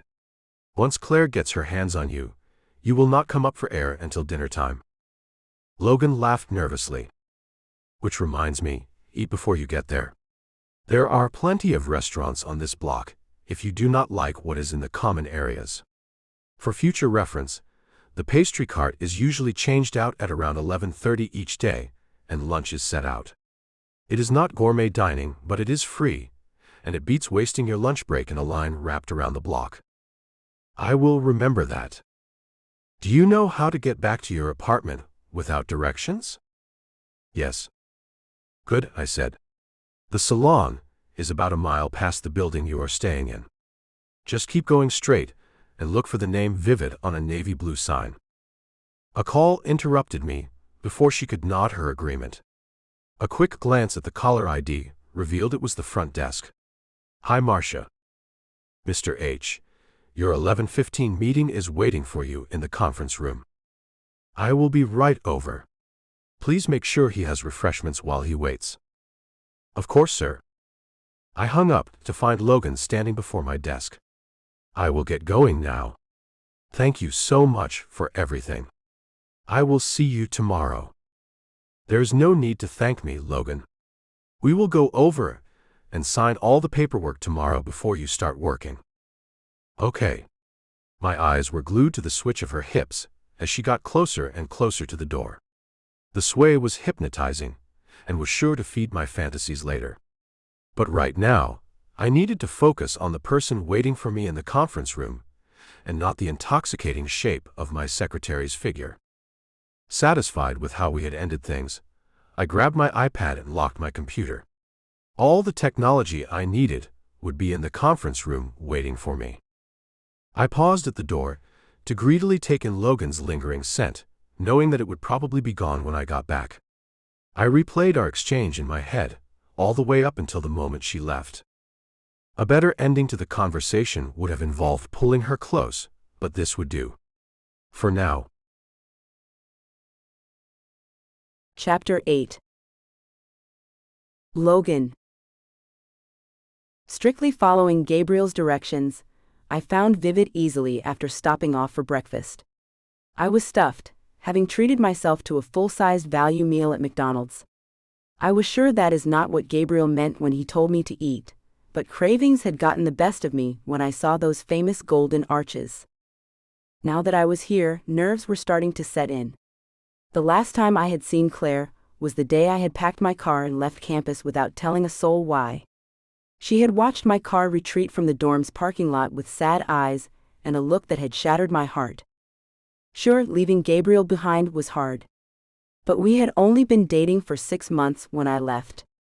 Claire had been my friend from the moment we moved into the musty dorms, and we even shared the same major before I had to abandon my students. She was my friend. My real friend, and I had always felt an extra layer of guilt for leaving without a word. It had been easier to just say I was going home for a few weeks to deal with a family emergency than to tell her the real reason why I was about to disappear. It had been hard enough to admit it to myself. Not only that, but pity was not what I was searching for. She had never unfriended me on social media, and I always took that as a good sign. We spoke whenever I remembered to sign in, but the conversations never went deeper than small talk. I had always assumed she had decided to keep a friendly distance because of the abrupt way I had left. It felt like what I deserved, so I never pushed for more, even though it meant grieving the loss of the bond we had formed during our freshman and sophomore years. It was not until last month that I finally shared more details. With my mother's passing, I saw no need to skimp on details. Claire had sent profuse condolences and even a flower arrangement to the house. A couple weeks later, she told me of a job opening that I might be a good fit for, so I took a leap of faith and packed up my car 2 weeks later. She had omitted the part about the position being in her brother's office. I supposed she was going for the element of surprise, and it had worked. I was still trying to catch up from the sensory overload that had ensued the second I arrived in the Emerald City. I pulled open the door of the swanky-looking salon, but did not make it a step inside before someone attacked me with a tight embrace. "Oh my gosh, Logan." Claire. I could not see her yet, but her squeal was exactly as I remembered it, and the way she clung to me was familiar. The embrace was just what I needed. "You look amazing," she gushed, pulling away from the hug with a huge grin on her pretty face. Her dark brown eyes reminded me so much of Gabriel's, but the intensity behind them was different. Claire looked thrilled to see an old friend. Whenever Gabriel looked at me, it was like he was staring through every cavity of my soul and simultaneously undressing me with his eyes. I shook the thought from my head and focused on the woman in front of me. We were roughly the same height. But that is where our similarities ended. Claire was a brunette, and her petite frame was much curvier than mine. She was dressed immaculately for a mom of 2 in the middle of the day, but it was very on brand for her. The Claire I remembered never had a hair out of place. "Let us go inside," Claire said, looping her arm with mine. She ushered me into the plush salon, and we were taken to the back right away when they recognized Claire. "What do you want done to your hair?" she asked me as we sat down in identical chairs. "You have full control over how this goes. Something that will make me look good on your brother's arm." Claire's perfect eyebrow arched. "What do you mean, on his arm?" I relayed our plan to her, and she sat there with a contemplative look on her face before she said, "Be careful." "Why do you say that?" I had my suspicions, but of course, I wanted her to say them aloud. "It could blow up in your face," Claire whistled lowly. "With all the time you will be spending together, the lines could get blurred, and I just want you to be prepared for that." "Trust me, I thought this through. Your brother does not care about me in that way anymore, so we are safe." "Famous last words," Claire mumbled, swiping over the screen of her phone. "What was that?" I asked, wanting her to repeat it. "Oh, nothing," she brushed off airily. "Did you ever tell Gabriel the real reason why you left?" Remorsefully, I shook my head. "No, and it is too late now to do it." "It was not too late when you told me last month." Claire had a point, but I was too stubborn to admit that. "Well, we were friends way longer than I ever dated your brother. I figured he would not care anyway." "Suit yourself," she said flippantly. A whirlwind of activity cut our conversation short. We were both sent to shampoo stations, and we met back at the styling chairs, capes snapped in place to protect our clothing. "Did Gabe tell you to go shopping for clothes?" "Yep, he said you would show me the perfect place to go, and he also gave me a shiny new black card to have fun with." Claire looked excited at that piece of information, and I could see the wheels turning in her head. Oh, I know the perfect place. When we walked out of the salon 2 hours later, my hair was washed, straightened, and cut into layers that added volume and style. I looked like a completely different woman. I loved it. What I loved more was my effortless camaraderie with Claire. We laughed and chatted like 10 years had not passed, and we were leaving the salon in stitches from having laughed so hard. The boutique is within walking distance from here, Claire announced when we made it outside.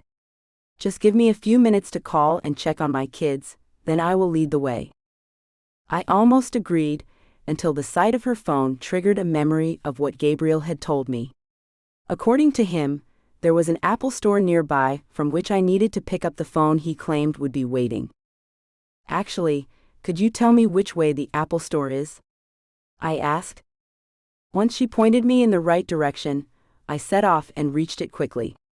Inside, I was immediately overwhelmed by the layout, and just stood in place for a few minutes, trying to decide what to do next. Luckily, someone in a blue shirt with an iPad resting in their palm approached me with a friendly smile. How can I help you today? I am here to pick up a phone my boss ordered for me. Of course, the woman said, tapping on the screen. What is your name? I told her, and then she asked for my ID before seemingly vanishing into the wall. She pulled the sleek gray wall, and it opened up before she disappeared. My eyes darted around as I awaited her return, and I rubbed my arms to ward off the chill from the cold store. It can get pretty cold in these stores. The voice behind me was both familiar and strange, heightening my senses as I slowly turned around to greet whoever it was. Craning my neck, my eyes collided with the man from the hallway I met yesterday. Leo, I believe it was. He wore a neutral expression as he took me in. We meet again, he said coolly, those cold eyes watching my every movement. There was a large white bag with the Apple logo on it, hanging from his fingertips. Hi, I spoke awkwardly, not knowing what else to say. Picking up some new devices, he asked conversationally, but he had such a cool countenance that it did not come off as friendly. More like probing. A new work phone, I answered. His eyebrows shot up. You took the job with Huff? I did, I said, nodding. Congratulations. There was no inflection in his tone at all. And aside from his eyebrows climbing to his hairline earlier, his face remained emotionless. It was like talking to a brick wall. A brick wall with scrutinizing green eyes. Thanks? I see you changed your hair. He did not make any further comment about whether it was a good or bad change. I wanted to evaporate just so that this awkward exchange would be over. Suddenly, I wished I had followed the lady with the iPad into the wall. Huff is lucky to have you. Appearing like an angel in the 11th hour, Claire entered the room, and her features pinched in the same way that Marcia's had when she saw Leo yesterday. I made a mental note to ask her what that was about, because I got nothing but sketchy vibes from him, and I needed to know if there was anything to back up those feelings. Where's your phone? Claire asked when she reached my side. She completely bypassed greeting Leo, but it was not lost on him. His expression darkened before he turned to walk away. I did not even care that he had left without uttering a word, though. I was just glad he was gone. It is in the back. Someone went to get it. Claire nodded, her gaze trailing to the door and then back over to me. Miss Stafford, here's your ID, the woman whose name tag read Maggie said as she appeared at our side. I slid my ID back into my wallet and noticed that she was holding a sleek rectangular white box with a new iPhone Pro printed on the side. My eyes widened. I had not expected the last model when Gabriel told me he had put a phone on hold for me. I would definitely have to spend time consulting the manual because my experience using smartphones was limited. Okay, it was non-existent. But no one needed to know that. If I studied the manual tonight and showed up at work with a working phone tomorrow, no one would know the difference. Once I signed the receipt and my new phone was secured in a white gift bag, Maggie walked away, leaving me and Claire alone. Still curious from the previous encounter, I pivoted to examine Claire's face for answers.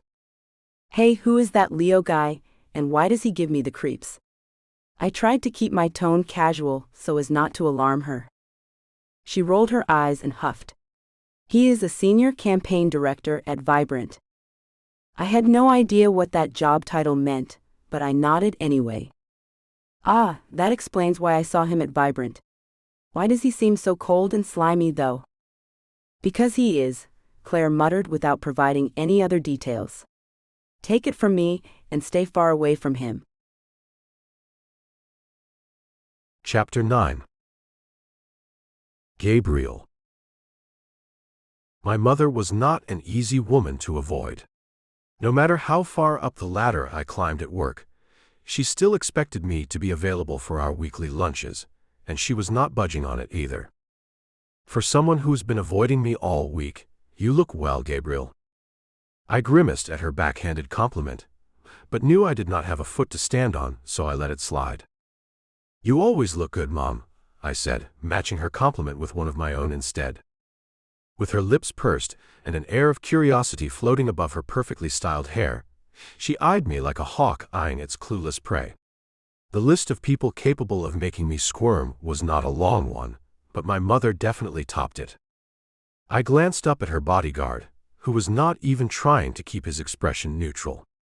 The smirk on his face was almost as irritating as the fact that he was my mother's bodyguard. My mother had no real need for around-the-clock protection. But ever since my father passed, she had been lonely, and I had no doubt in my head that she was using her hired help to fill the void. Now she had 2 housekeepers instead of 1, a private chef, and, most upsetting, a bodyguard. Not just any bodyguard. My best friend. And as the insufferable man that he was, Remington had taken the job himself instead of sending someone else over from his staff. I knew boredom had been the catalyst behind her decision to hire one, but I had to admit I was impressed that she had kept him on this long.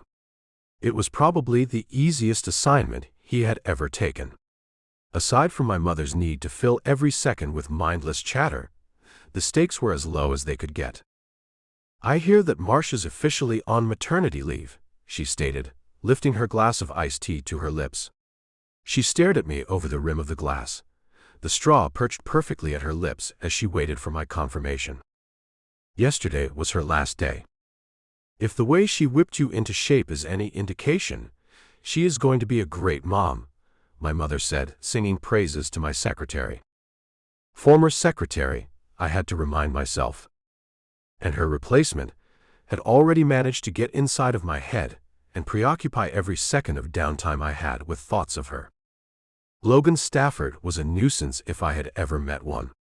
Any attempts I made to free myself from the shackles she had on my attention were in vain. I did not understand it in the slightest. It was more infuriating because I knew she was not even trying. She was just being herself. And I had chained myself to her for the next 3 months with my genius idea. An idea that made me question my sanity and whether I really needed to appease my mother that much. Tell me about your new secretary, my mother prompted as if reading my mind. It would not surprise me if she could at this point. It would explain why she was always a step ahead of me. Remington smirked, and I wanted to knock it off of his arrogant face. I already knew how he felt about my plan, and having him present while I put it in motion felt like a punishment. I actually wanted to talk to you about something else, Mom. Oh, she asked, her brows raised as she shot a glance over at Remington. He shrugged at her with an amused expression on his face. The smug man. My mother swung her gaze back in my direction. What about, dear? There is someone new in my life. Oh, she repeated, her eyes keen as she awaited more information. Her name is Logan. I think you would like her. It does not matter if I like her as long as she makes you happy, dear. A lie from the pits of misery, but she said it with a smile on her face that was almost convincing. My mother did not mince words when it came to the women I dated. Not that there were many who made it beyond a quick fling, but whenever she met a woman, her scrutiny knew no bounds, and she had the unique ability to make her jabs sound loving. The woman was the queen of mind games. "Will she accompany you to the wedding this weekend?" she questioned, her brows still near her hairline as she sipped her tea. "No, I want to give her time before I thrust her into the chaos." A soft laugh rippled across the table toward me. "Oh, Gabriel, surely we are not as bad as all that." "You are right, you are worse." Remington snickered in the corner following my comment. But my mother did not look half as amused. Her forehead was wrinkled.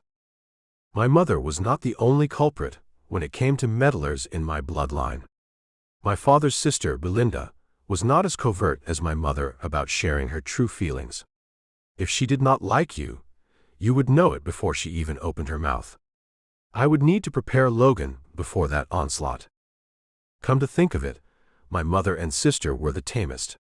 And my sister already loved Logan, so that battle was won. Well, I look forward to meeting her. Whenever you deem us worthy of interacting with your new love. My eyes widened. I never said the word love, Mom. We are just dating. Oh, right. Well, whatever you want to call it, I cannot wait to meet her.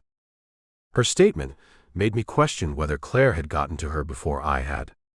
My sister's comment about one of us inevitably falling in love still rubbed me the wrong way, even days later. Maybe I should have the chef put together a special menu so that I can have you and your Logan over for a meal, she said, hope rising in her voice.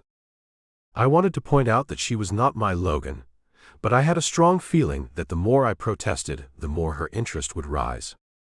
So I told her that maybe we could do it in a couple of weeks, and steered the conversation to her many hobbies.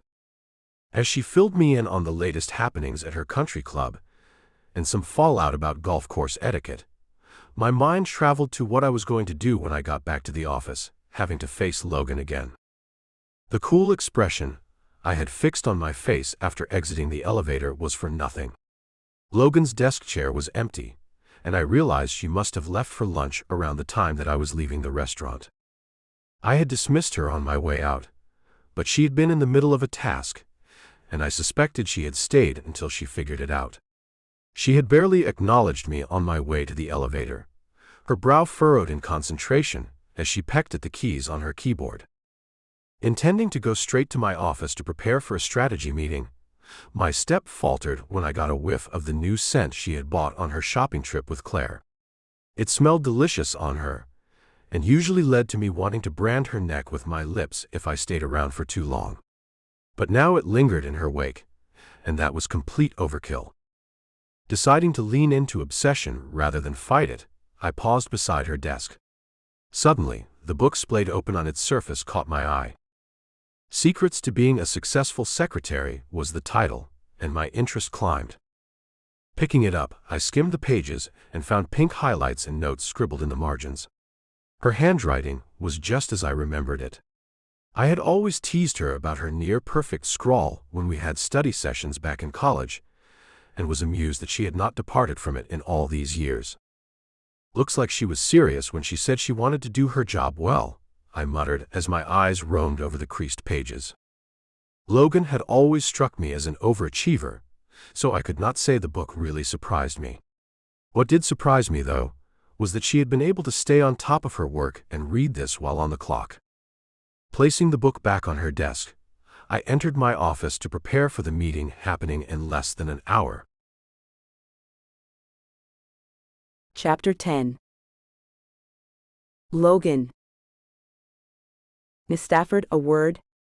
In my office, Gabriel spoke as he passed my desk without glancing in my direction. His tone gave nothing away, but my first instinct was still panic.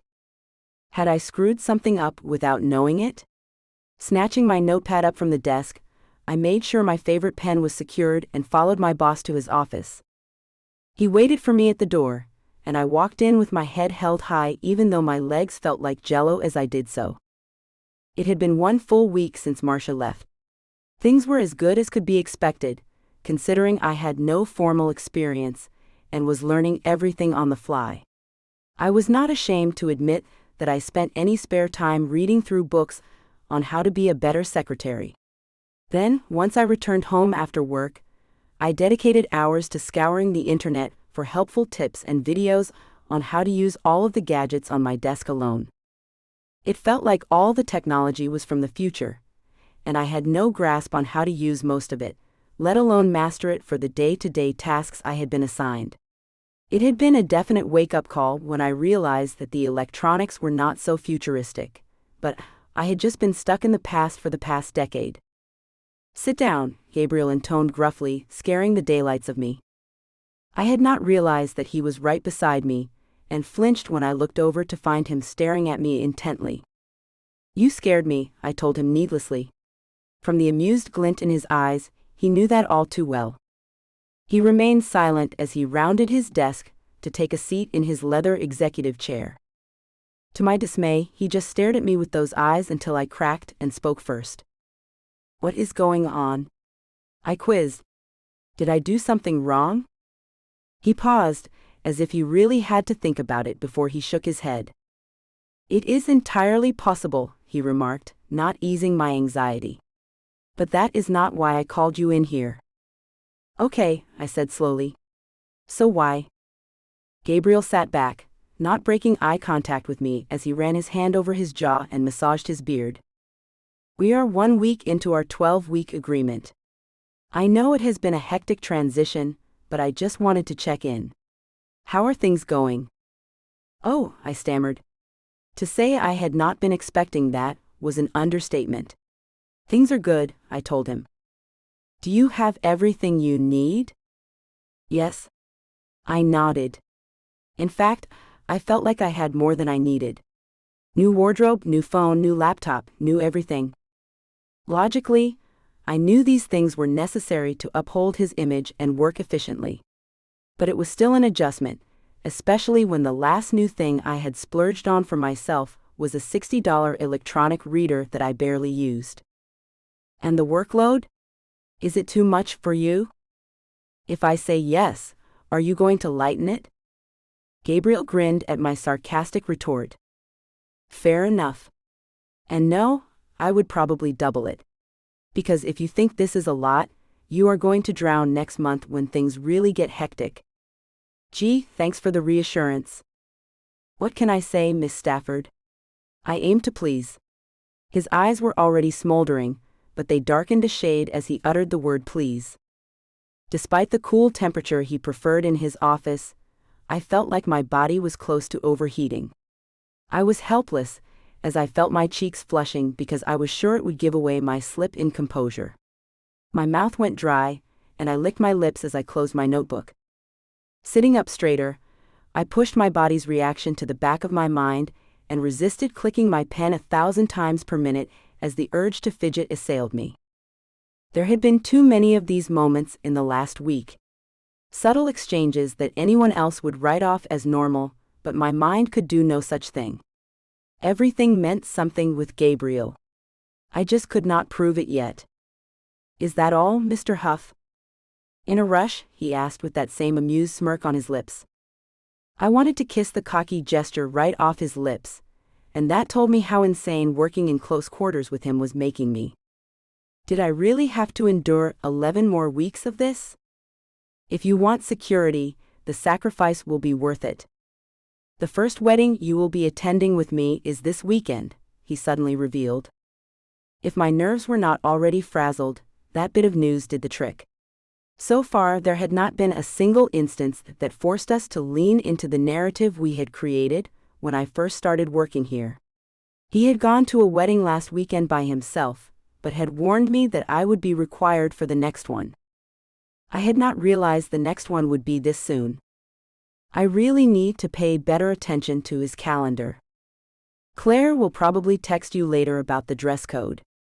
Use your card to buy an outfit and whatever else you will need to get ready." "Who is getting married?" I asked, more worried about who I would be meeting. "Does it matter?" he asked shortly. "Of course it does, Gabriel," I retorted, only realizing my slip after I had blurted out his first name. "I mean Mr. Huff." "You can call me Gabriel," he pointed out. "You are not breaking any rules by calling me by name." But despite what he had said, it did not mean I felt that way. When I addressed him as Mr. Huff, there was a wall of professionalism in place, protecting me from the barrage of inappropriate thoughts that plagued me whenever he was near. Anyway, back to the details that matter. Who is getting married? I asked again. Gabriel only shrugged. My uncle is getting remarried.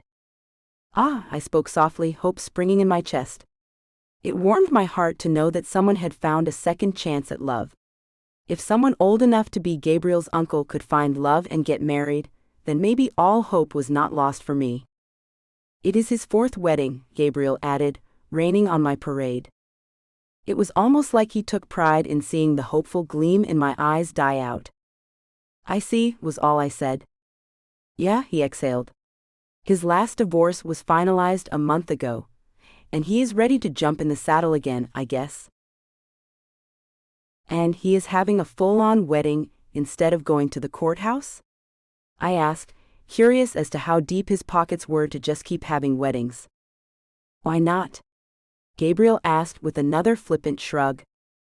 I blew out a breath, accepting that I would never understand how it felt to be that wealthy. Maybe I did not want to know either. 4 weddings seemed like a stretch, but it was not my job to judge. My only responsibility was to show up and look pretty on Gabriel's arm. Who is going to be at the wedding? I asked, trying to get more information out of him.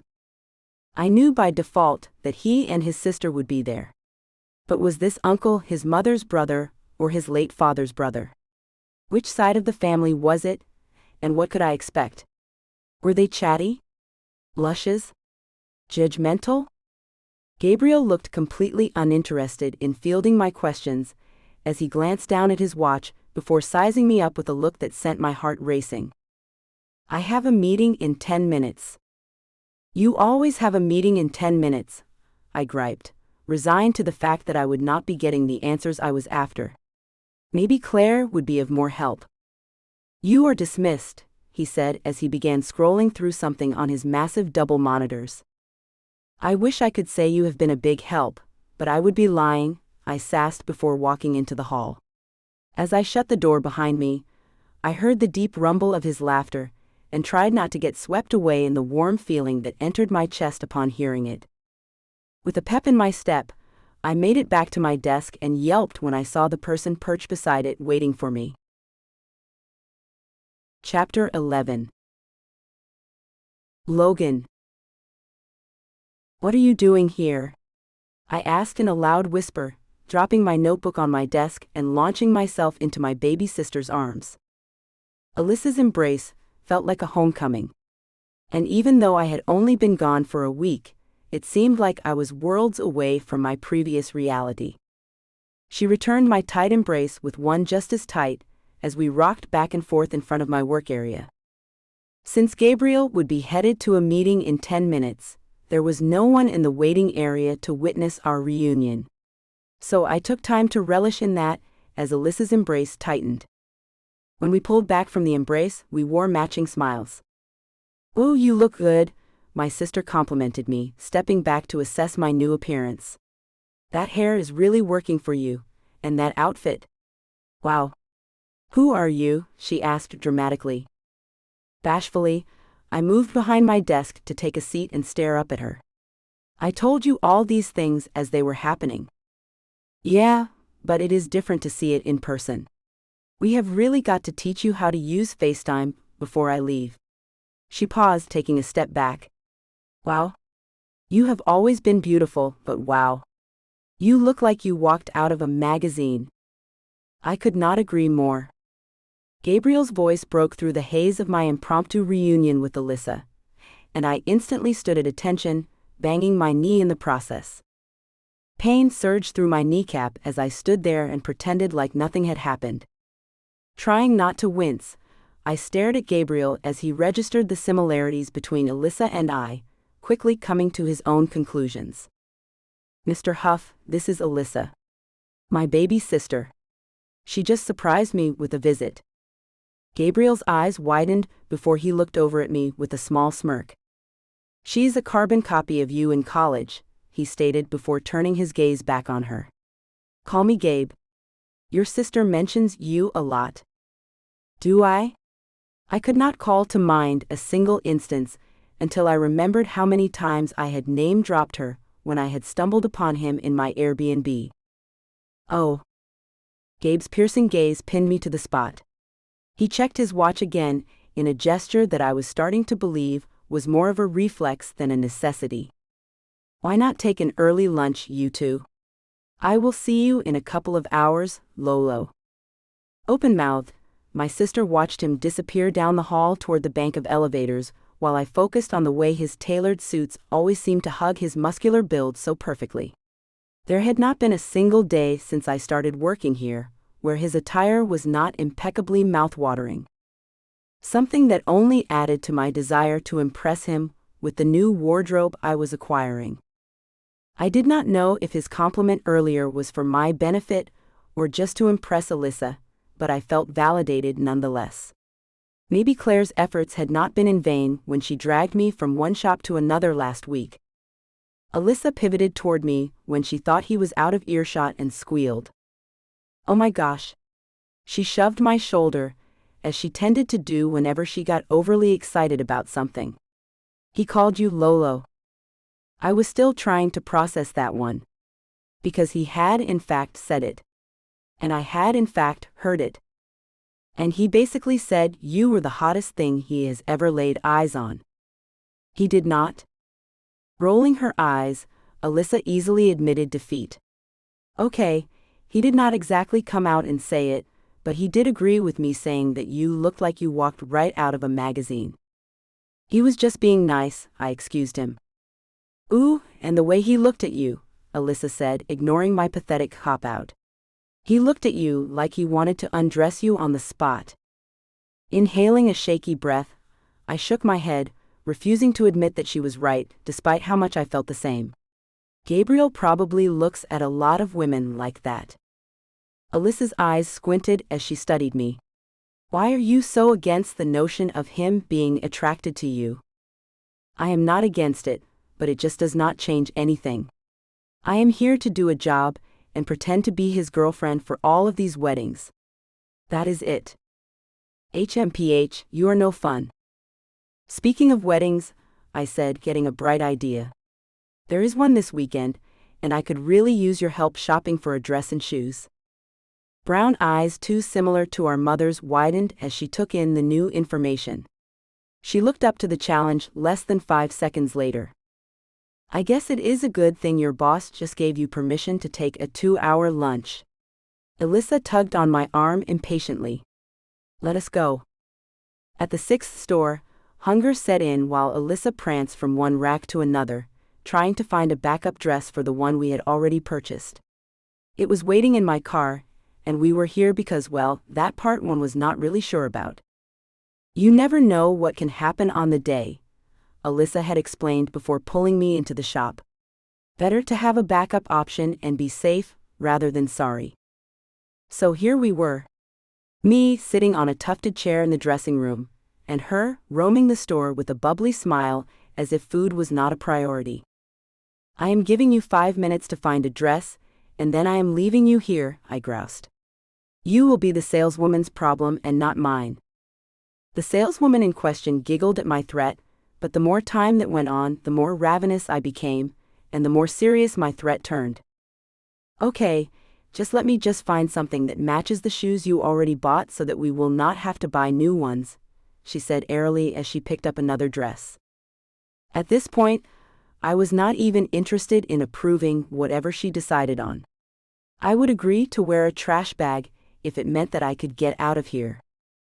Do not get me wrong, I love shopping just as much as the next person, but 6 stores in 2 hours felt excessive. Especially on an empty stomach. Worst case scenario, you do not end up needing it, and you will already have a dress picked out for the next wedding. Win-win, she exclaimed, her pitch rising a notch as we finally exited the store a few minutes later. Preoccupied with which restaurant to choose, I let her words fly over my head as we walked down the street shoulder to shoulder under a single umbrella. Luckily, we were still downtown and surrounded by a plethora of options. Seattle is as beautiful as I pictured it, Alyssa said, her voice light as she stared at the tall buildings. Even when it is raining cats and dogs. We made a quick pit stop at my car to deposit the dress, and I checked the meter to make sure I had enough time remaining to avoid a parking ticket. As we came up to my favorite salad spot, I asked my sister if the place was fine with her, and we stumbled inside, away from the rain. "Tell me more about Seattle," Alyssa prompted while we ate. "I am still figuring this city out. And hopefully, I get to stay longer than 3 months so that I will be able to do that. But I do love it so far. It is so different from home." "Got that right." Alyssa's eyes bulged as she looked over my shoulder. "An attractive guy is walking toward us, and he looks like he wants to have you for dessert." My sister was a terrible whisperer. Whoever was approaching us had probably heard her loud and clear, and my face heated in shame. That was until I recognized the figure looming at the side of our table. "Leo?" I said, hoping I had infused my voice with enough pep to conceal how unnerved his presence made me feel. "Lovely Logan. We meet again." Bile rose at the nauseating moniker, killing my appetite on the spot. It was enough to see this man roaming the halls at work. But he had an uncanny way of popping up when we were out of the office that was starting to trigger alarm bells. "Hi, I am Alyssa." My sister extended her hand in his direction, oblivious to my wide eyes and the half-hearted attempt I made at kicking her under the table. My foot landed nowhere near her, and I huffed out a breath. "Ow," she exclaimed when I finally made contact. "I mean, wow. You are tall." She shot me a questioning look, and Leo's eyes followed hers to my face, forcing me to hide my reaction. The three of us took turns awkwardly staring at one another in silence.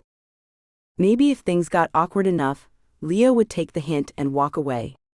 But of course, he did not. Instead, he took the silence as an invitation to make a speech that nobody asked for. "I am actually happy I ran into you. I should have done this the day you told me you had taken the job, but better late than never." Oh dear, what was he about to say? Alyssa's attention was rapt, but all I felt was queasiness. Something about this man made my skin crawl with clamminess and unease. "I am taking you on a date," he declared with a slight smile. It was the most positive emotion I had ever seen cross his face, and it still gave me goosebumps. "To show you around the city, and as a chance to get to know you." While he stood there, leering at me with a smile that was almost worse than the stoic expression he usually wore, I wondered if he ever considered that I did not want to get to know him. Obviously not. "Oh," I squawked. "That will not be necessary. I am getting around just fine." I began, but he cut me off. "Take it from me. I have been here 11 years, and if someone had shown me the ropes early on, it would have saved me a lot of headaches. So do not worry, I have got you covered." How did I tell him that the only headache I was worried about was being alone anywhere with him? One glance in Alyssa's direction told me that the intrigue on her face had been replaced with alarm, as Leo rambled on about some date that I had never agreed to nor seemed remotely interested in. "I will stop by your desk to give you the details once I have everything sorted." He walked away with his head held high. Not that he had much choice. He was a freaking giraffe. Alyssa put her fork down and gave me a searching look. Did I miss something?" She leaned forward and whispered conspiratorially. "Who was that?" "Some guy from work," I said dully. My sister's eyes ballooned, and she continued whispering, as if he might pop up again at any moment. It was a valid concern because, for a man his size, he had a knack for materializing out of thin air. "Why is some guy from work telling you he is taking you on a date?" A good question. Great even. I was more interested in which universe Leo lived in that had deluded him into thinking he could decide anything when it came to me. "I thought you were here to pretend to be Gabriel's girlfriend." "I am." Alyssa clucked her tongue. "Well, you two are not doing a very good job if a man feels that confident walking up to you and propositioning you for dates while you are out in public. Silently, I agreed with her. Gabriel and I had not really done anything to deter anyone from thinking that our connection only went as deep as that of a boss-secretary relationship. Then again, Leo was probably delusional enough not to care either way. And that guy was just rude. He did not even acknowledge me.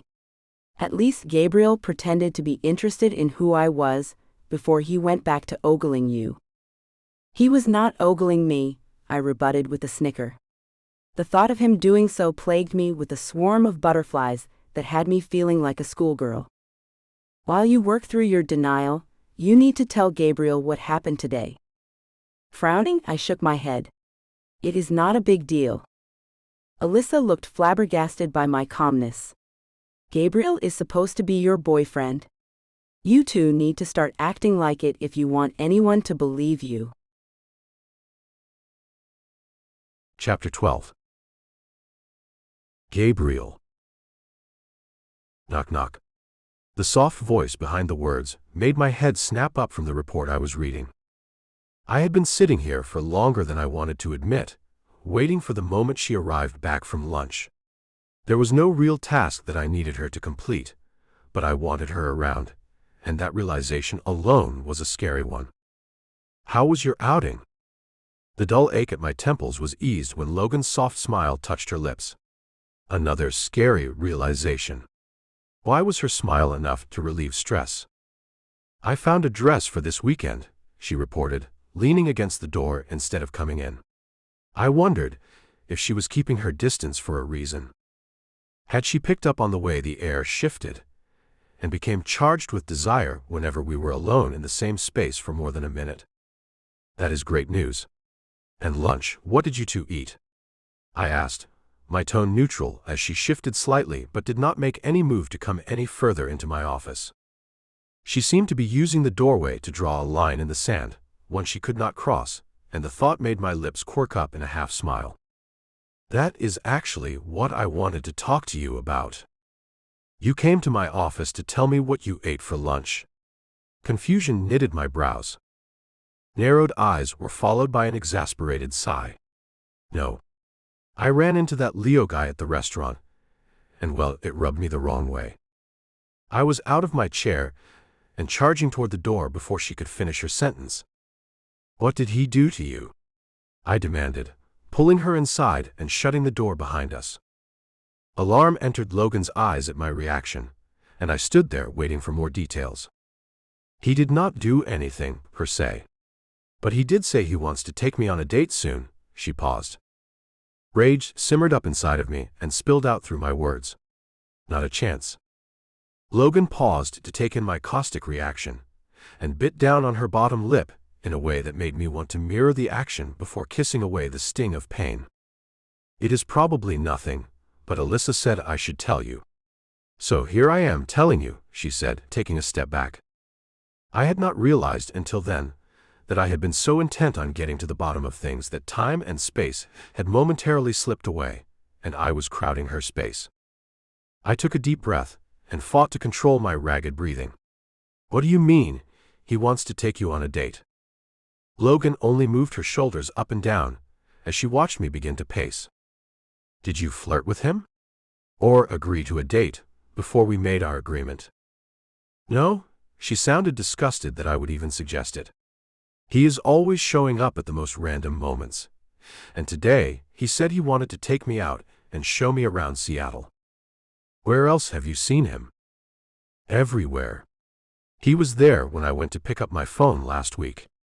I ran into him at the grocery store after work one day. And he showed up at the restaurant during lunch today. Not to mention that he is always conveniently getting on the elevator whenever I am. Why are you only telling me this now? I put my hands in my pockets and clenched my fists out of sight. I did not think it was a huge deal. But Alyssa said we should start doing a better job of pretending to date to avoid stuff like this. I could not agree more with your sister, I said. We need to go on our first date. Logan sputtered, tripping over words. What? I thought we were only dating in the context of your weddings. When did that change? When that jerk tried to move in on what is mine. Yours? She gaped, staring up at me with those eyes that possessed the power to freeze time, as I momentarily got lost in them until I snapped back to reality. Our first date is tonight, I said. Are you asking me or telling me? She barely whispered. Still tempted by her lips, I tore my eyes away and said, I will be there at 7:30. You do not think this is overkill? I watched her tug at her collar and got the impression that she was nervous about a date with me. Amusement cut through the remnants of the tension still plaguing me as I smirked at her. What is wrong? Are you nervous? It is not like we have never been on a date before. Logan shot me a censoring look. That was 10 years ago. You agreed to this when you took the job, I reminded her. I know, she swallowed. I just did not expect there to be actual dates. That is all. That overgrown toddler thinks he has a chance with my woman. So the rules have changed slightly. I am leaving nothing to chance when it comes to you, Logan. See you tonight. When I made it back to my chair, she was still standing at the door with wide eyes and the beginnings of a scowl. You know, we really need to work on your manners and the way you dismiss people. Close the door behind you, please, I directed, solely for the pleasure of seeing her expression darken and the challenge flicker in her eyes before she turned away from me. Minutes after she was gone, I still kept a close eye on the door. Leo was a pain in my profession. A spoiled, overgrown man-child who had acted like my shadow as we climbed the ranks here at Vibrant. He had been nothing more than an annoying pest the first 5 years, but that had changed when I easily started winning the promotions he salivated over. His resentment for me had been bubbling up for years now, and he had even switched departments in an attempt to gain a title that eluded him whenever he pitted himself against me.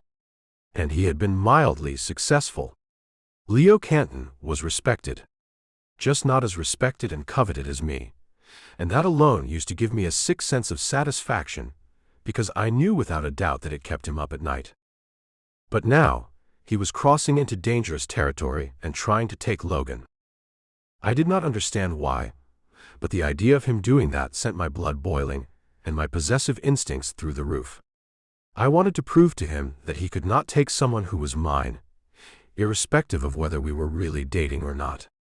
The fine details were none of his business. All he needed to know and understand was that Logan Stafford was off limits. One thing I would grudgingly give Leo credit for was making me step up my game.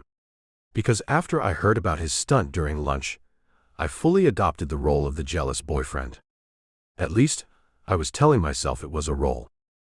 However, it did not feel like I was acting when I called the florist and told them to deliver flowers before the end of the day. It did not feel like I was acting when I pulled up Logan's schedule for the next week and synced it with mine to make sure we were both free for lunch around the same time each day. Luckily, she was still new to using the system, and the slight changes would probably go over her head. At 7:30 on the dot, I stepped off the elevator in her building and walked to her door.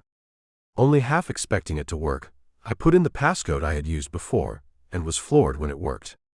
I was surprised she had not changed it. But then again, she was Logan. And unless there was a manual attached to it, I did not think it would be getting done anytime soon. 2 seconds after closing the door behind me, I was found out. Oh my gosh, Logan groaned, this time with no alarm in her voice as she realized I was in her space. I heard her before she came into view, wearing nothing but a towel. All the moisture in my mouth evaporated as I watched the remaining droplets of water from the shower kiss her smooth skin. Where is your sister? Looking around the small apartment, I saw no evidence of anyone else. She was only in town for the day. Now she is already back on the road. So you are alone? I asked, stepping forward until the towel was the only thing separating us. I was before you waltzed in here, Logan replied. You know, I really need to tell my Airbnb host to update the passcode. You could do it yourself, I informed her. What? How? I will tell you later. Smiling at her raised brows, I smoothed my hand over the right one. Suddenly, regret hit me like a tidal wave. I could not touch her without my mind going to the deepest pits of the filthiest gutter. It was impossible. Why not now? Because I have something else in mind for us. I took a step forward. She took a step backward. We repeated this dance until she was standing at the edge of her bed. Gabriel. Yes. What are we doing? What do you want to do? My lips were only a breath away from hers, and every nerve in my body was on full alert, rippling with desire and a touch of insanity. I want, Logan began, but her words died as our lips brushed in a kiss that was over before it could start. It was not even fair to call it that. It was more like a tease. Yet, it fed my hunger in a way that I did not know was possible. Her hands abandoned the tight hold she had on her towel, and seconds later, it fell in a soft heap at our feet. My lips hovered over hers, and I gave in to the irresistible urge to taste her again, even when I knew it would just leave me craving her more than the second before. Her lips were softer than I remembered, and they tasted like a mix of strawberries and bad decisions. I could not pull away if I wanted to. My hands found her face as I angled my head to finally give her a real kiss, but I never got the chance to seal the deal. Gabriel, she moaned, pulling away to trace her beautiful eyes over my face. The sound of my name knocked me out of my trance, and the feel of her hands covering mine centered me back in the present moment. One look down, and I was treated to the view of her standing before me. She looked incredible. Better than I had imagined in my mind. Tearing my eyes away, I swallowed the lump in my throat. Now we are even, I mumbled against her lips, eager to finally kiss her. To my amazement, Logan did not move to pick up the towel or cover herself. She stood there and met my eyes with her intoxicating ones. What do you mean we are even? You have seen me naked, and now I have seen you. To be fair, I turned away as soon as I realized you were naked. Are you saying I have an unfair advantage, Miss Stafford? Logan batted her lashes softly and peered up at me through them. That is exactly what I am saying, Mr. Huff.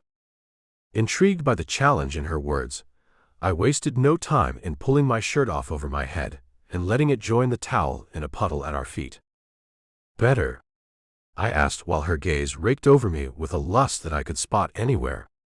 I had seen it on plenty of faces, but witnessing it on hers was a different type of delicious torment. Almost, she replied, her stare dropping to the waistband of my pants suggestively, causing my pants to tent. You are not playing fair, Miss Stafford. Fair is overrated, she said, shocking me. Who was this woman, and how did I make her stay? What do you want? I asked. I knew exactly what I wanted, and if she uttered anything close to that, I was a goner. She began. 3 hard knocks at the door derailed the moment, and left her staring up at me with wide eyes. Taking a step back, I raised my brow as her gaze swung to the closed front door. Expecting someone? Logan was frozen in place as her eyebrows dipped dramatically. No. Nodding at her reply, I picked up my shirt from the floor. Instead of using it to cover my body, I fixed her with one last adoring stare before I directed, arms up. She followed my request without question, and let me slip my shirt onto her frame. The material of the shirt swallowed her whole, but seeing her in a piece of my clothing, and knowing she was naked underneath, was enough to reignite my desire. Another knock sounded at the door, reminding me that I needed to handle whoever was on the other side of it. You get ready while I take care of this, I instructed. Frustration hastened my steps, and I yanked the door open to see a cocky smile floating over a bouquet of flowers. The smile swiftly vanished when the intruder's eyes landed on me. What are you doing here? I could ask you the same thing.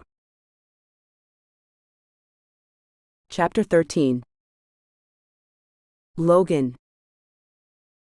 Logan and I have a date, I heard Leo say as I stood out of eyesight, fidgeting while Gabriel crowded the doorway. I could not see his face, but I knew his jaw was clenched as he cocked his head to the side and gathered his words before addressing Leo's lie. I could not believe that he actually had the audacity to show up. He had effectively burst my bubble and forced me to reconsider my blasé attitude toward this whole thing. The most pressing question on my mind was, how did he get my address? I had not listed it on any of my onboarding paperwork because this was not my permanent residence. Had he followed me home after work one day? Shivers kissed my spine at the thought. All of the icky feelings I had had toward him leading up to this point were confirmed when I heard his voice on the other side of my door. "You are lying," Gabriel finally stated in a bored tone. "Why would I lie?" he asked, his voice unwavering as he hunkered down in his false reality. "For your information, she and I had lunch together today and decided we wanted to see more of each other." My eyes turned to saucers at how easily he was capable of lying. It was like he had not even thought twice before the lie tumbled out of his lips. If lying was an Olympic sport, this man would take the medal home in every category. Clearly not as creeped out as me, Gabriel laughed, and I wanted to know what he found so funny at a time like this. "Really?" Gabriel sounded genuinely curious, and I bit back a smile at the way he was handling this. "Was it just the two of you at this lunch?" he asked, and I immediately understood his tactic. "Yes," Leo lied again. "And then she gave you her address? To pick her up for this date, right? Why do you have so many questions, Huff?" "Humor me," Gabriel answered with a shrug. I could hear Leo scoff at that. "I do not owe you any explanation until you tell me why you are at your secretary's house with no shirt on after hours." Again, Gabriel lost himself to a bout of laughter. But when he spoke again, his voice was eerily calm. "Leo, I knew you were a conniving piece of scum, but I did not know you preyed on innocent women. Logan does not want anything to do with you, and if you show up at her door again without an invitation, I will break your jaw and your hands in half for having the balls to lie about it with a straight face." I gasped at the vicious threat, shocked that he had made it on my behalf. The venom in his voice dripped with possessiveness and almost made me forget that I was not his actual girlfriend. It had not even occurred to me that Gabriel could make such a violent threat without raising his voice, but having heard it, I was left in shock. And a little turned on. Not that our predicament before the interruption was helping. My inner vixen had been unleashed when my towel fell, and I almost wanted her to stay around for a while. She made me bold, and about 1,000 times spicier than the regular me. Or maybe that was just the effect Gabriel had on me. There was no part of me that wanted to shield myself when he looked at me like I was every one of his fantasies wrapped up in one. "He is gone," Gabriel announced, breaking into my thoughts. Hypnotized, my eyes remained glued on him as he stalked back over to me. His gait was confident and long, and because the studio was so small, he reached me before I could draw my next shaky breath. "You were supposed to be getting dressed," he said, taking in my unchanged state of attire. "But I am not complaining. You look attractive in this." His appreciative gaze was not lost on me, but my mind was still grappling with the news of Leo knowing where I lived. "Did he say how he got my address?" Gabriel shook his head and turned his lips down in a half-frown. "No." His calm demeanor was not contagious, as worry continued to claw at me. "Do you think he will come back? One day when you are not here?" Gabriel paused to look at me. "Really look at me. Do not let that jerk scare you, Logan." "Too late." He heaved a sigh and said, "Never answer the door if he shows up again." Which I do not think he is dumb enough to do. But just in case he is, stay inside and call me. I will make good on my promise, and separate his fingers from his hand if he bothers you again. Do you understand? Taken aback by his dark tone of voice, I simply nodded. Gabriel stepped closer to me, bringing his forehead to rest against mine. "If he approaches you at work or out around the city, I want to hear about it." "Okay. Now get dressed. I owe you a date." With a shy smile, I bowed my head and turned away from him to get ready.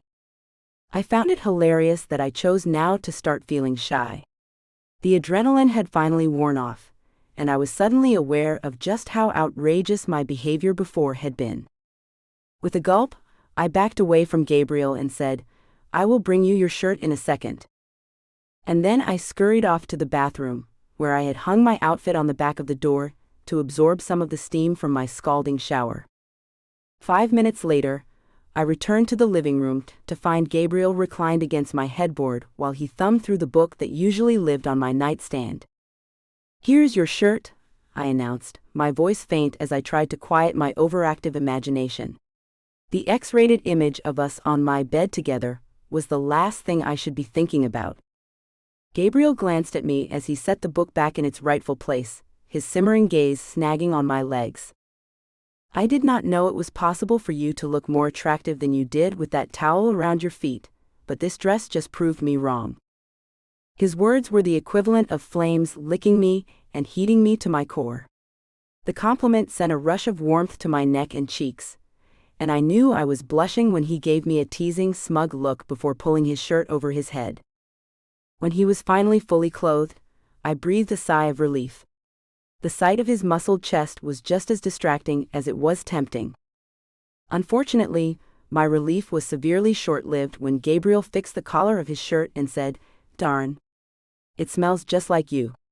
All night, I am going to be thinking about the fact that you were naked in this. Should we not get going?" I asked, tucking my hair behind my ear as I chewed on my bottom lip and shifted from foot to foot. He picked up on all three actions in an instant. "You were just standing in front of me, completely naked. And this is what makes you blush, Logan?" "Where are we going?" I asked in desperate need of changing the subject. But curiosity had set in long ago.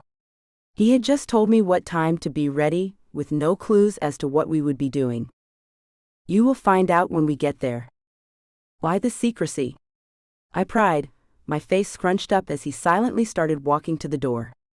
I followed his lead and paused when he turned to look at me. "It is not about secrecy, Logan. An element of surprise can be romantic," he said in a patronizing tone. Unable to stop myself, I rolled my eyes. There is no need for romance in a fake relationship. He did not seem moved by my reminder as he stared blankly at me. "You do not have to keep reminding me. I know what this is." Gabriel moved his finger back and forth between us to indicate this. "Romance is necessary whenever I say it is, Logan.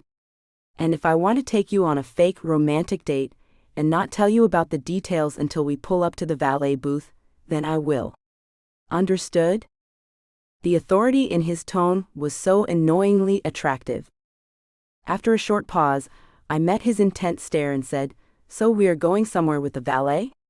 Sounds fancy." Lips twitching, Gabriel fought a smile and pulled the door open. "You are something else, you know that?" "That is what I hear, Mr. Huff. Let us go before that mouth of yours get you in trouble." Chapter 14. Gabriel. This was a mistake. I had never been more sure of anything in my life, yet I still dove in and went full steam ahead, ignoring every red flag known to man in the process. Dining in the dark at Enigma had sounded fun enough when I made the last-minute reservation. But now that I was actually here, sitting blindfolded across from the woman who drove me up a wall with minimal effort, I knew I was in trouble. No, I take that back. I knew I was in trouble the second I got annoyed at her casual reminder about this not being a real date. She had said it so flippantly that it had triggered the opposite reaction in me. That was the only rational explanation my brain could arrive at. Any other explanation would force me to confront why the notion of this not being real was starting to mess with my brain. "We have not even slept together," I told myself needlessly. Logan's leg brushed against mine beneath the table, and I inhaled sharply. This was torture. Pure and simple. And we hadn't even been served our first course. "All right, folks," the server said brightly. "We'll be starting you off with a glass of wine. It's on your left. I'll be back shortly with your appetizers. Enjoy." The moment the voice faded, I reached for the glass. I needed something, anything to quiet my thoughts. The wine was cool and smooth as it slid down my throat, but it did nothing to stop the images forming in my mind. Logan standing before me, fresh from a shower, her skin still warm, droplets tracing slow paths I tried very hard not to follow. Logan murmured from across the table. That is really good. She had to be doing it on purpose. There was no reason her voice should sound like that. Wouldn't you agree, Gabriel? What? I snapped before I could stop myself. The wine, she said, clearly amused. It's delicious, isn't it? Yeah. Sure, I replied shortly. The wine might as well have been water, for all I noticed. From her tone, I knew she was thinking the same thing I was, and enjoying every second of it. When the appetizers arrived, I leaned forward and lowered my voice. Open your mouth, Logan. What? Her breath caught, the single word sharp with surprise. Your mouth, I said again, slower this time. Open it. What are you doing, Gabriel? I'm feeding you. The server had called it perfect finger food before walking away. I wanted to see just how accurate that description was. Rattling Logan was simply a bonus. No, thank you. I think I can manage on my own. I smiled, imagining her shifting in her chair. I didn't bother hiding my reaction. Is your mouth open, Lolo? She gasped at the old nickname. Victory. I reached across the table, something small pinched between my fingers. Her lips closed around my finger, and for a split second I nearly forgot where we were. How did she do this to me? Even when I thought I was in control, she had a way of undoing me in seconds. Oh, Logan hummed, lingering. That's the best thing I've tasted in a long time. I was dangerously close to ripping the blindfold away and abandoning all pretense when she finally released me, sighing softly. Would you like me to feed you some? She asked, her tone all innocence. Every instinct screamed no. Naturally, I ignored it. Open your mouth. Hearing my own words echoed back had my body reacting instantly. Her voice was low, deliberate, and I found myself complying without protest. Her fingers brushed my lips, guiding them open. I leaned in, flavors blooming across my tongue, savory, rich, distracting. Her hand withdrew before I could protest. You'll have to be quicker than that, Gabe. Gabe.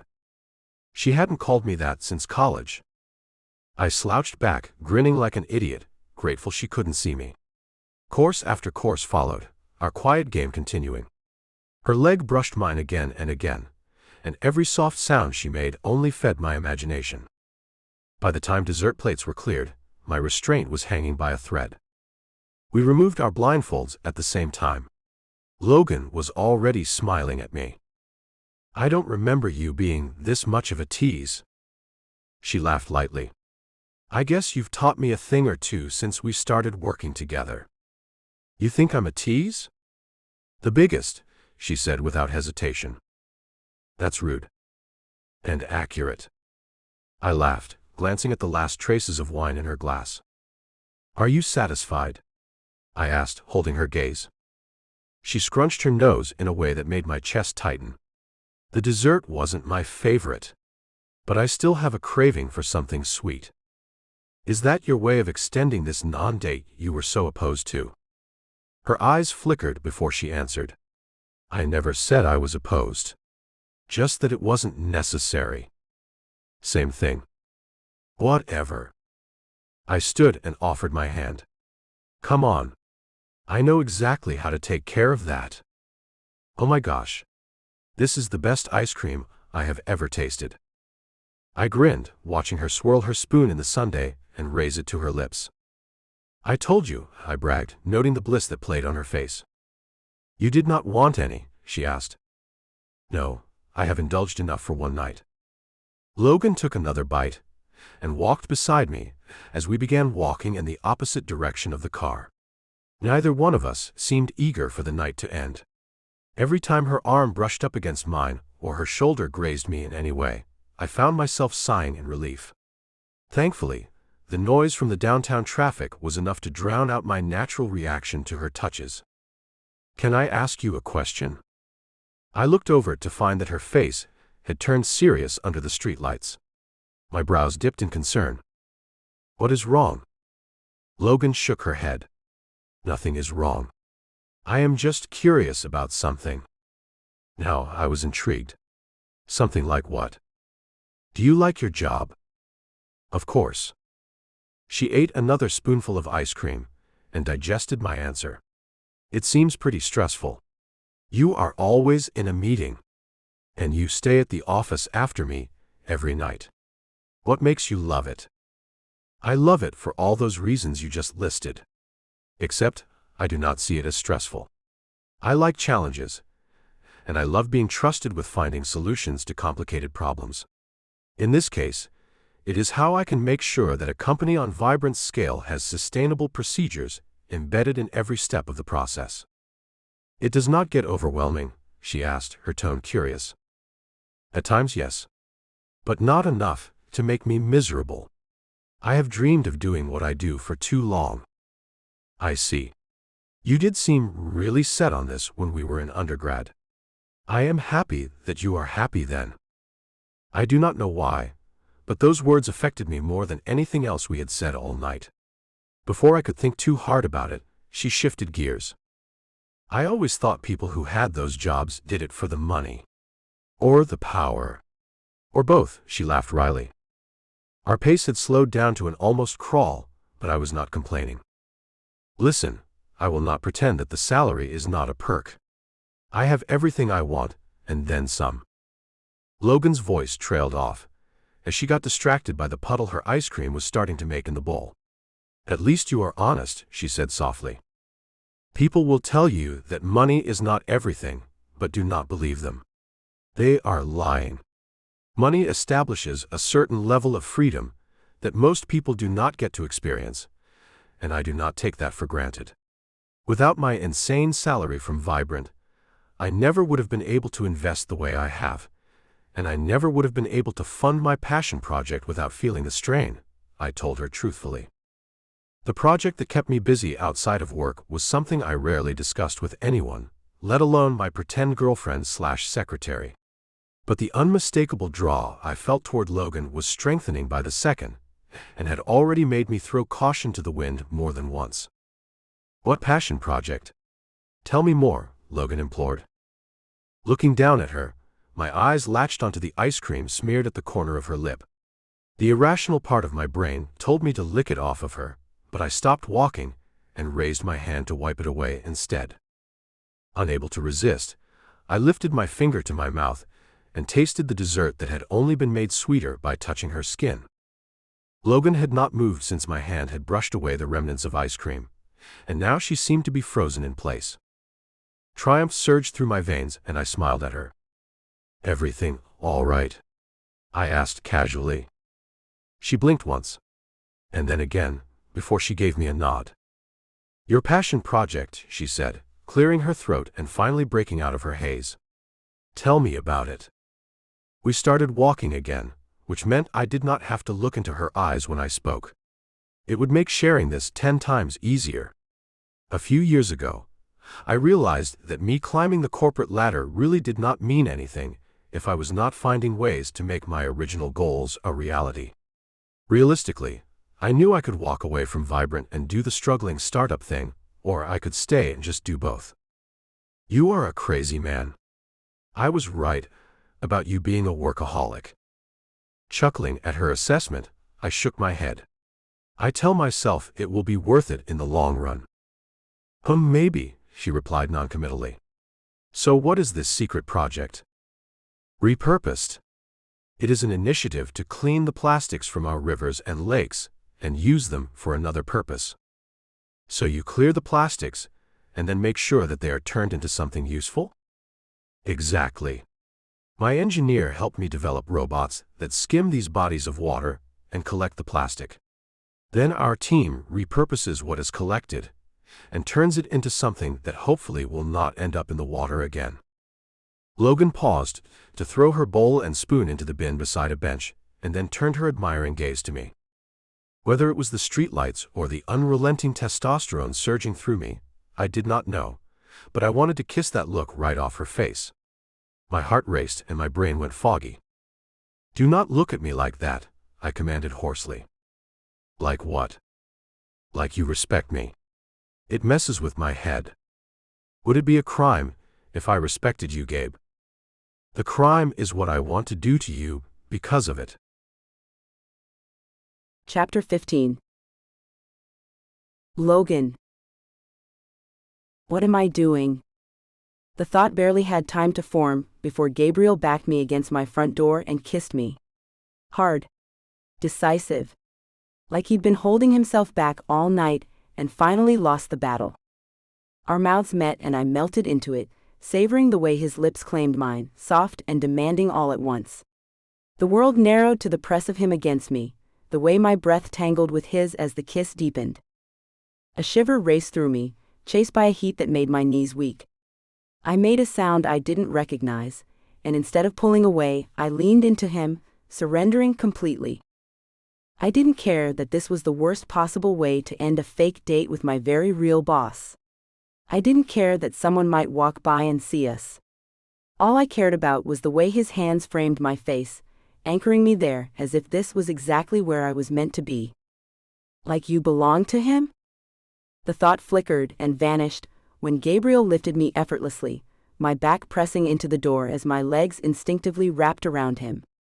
A low sound left his throat before he pulled back, just enough to look at me. His eyes were dark, intense, searching my face like he was trying to memorize it. "I can't remember the last time I lost myself like that," he said quietly. "What are you doing to me, Logan?" I watched him lick his lips, my heart racing, my body still buzzing from the closeness. He didn't set me down right away, and the seconds stretched, charged and breathless as he dragged a hand through his hair. I was just opening my mouth to answer when a sudden vibration broke the moment. His phone. The only reason I noticed it at all was because of where I was, still held between him and the door. Gabriel exhaled sharply, reached into his pocket and answered. I caught only fragments of the conversation, but his tone told me everything. Reality was crashing back in. When the call ended, he finally set me down. His gaze lingered on me, regret flickering across his face. "That was one of my developers," he said, rubbing a hand along his jaw and down his neck. "I need to get back to my place and send some paperwork." I nodded, smoothing my dress, even though I was alone now and about to step inside. The small, practical gesture did nothing to calm the restless energy still humming through me. Somehow the night had ended far too soon and changed far too much. Coming down from the high of the last 5 minutes, I smiled faintly at Gabriel. "It is okay. You do not have to explain. Good luck. I will see you tomorrow." Gabriel recoiled at my cool tone, and I almost felt bad. Almost. But this was not a real date, and we did not owe each other any explanation. We had gotten carried away. That was all. It was actually better that we got interrupted before we crossed an irreversible line. Why? Because letting him kiss you senseless and grind you against the door is not irreversible enough? The nagging in my head was joined by the sound of Gabriel's scoff. "Do not do that, Lolo." "I am not doing anything.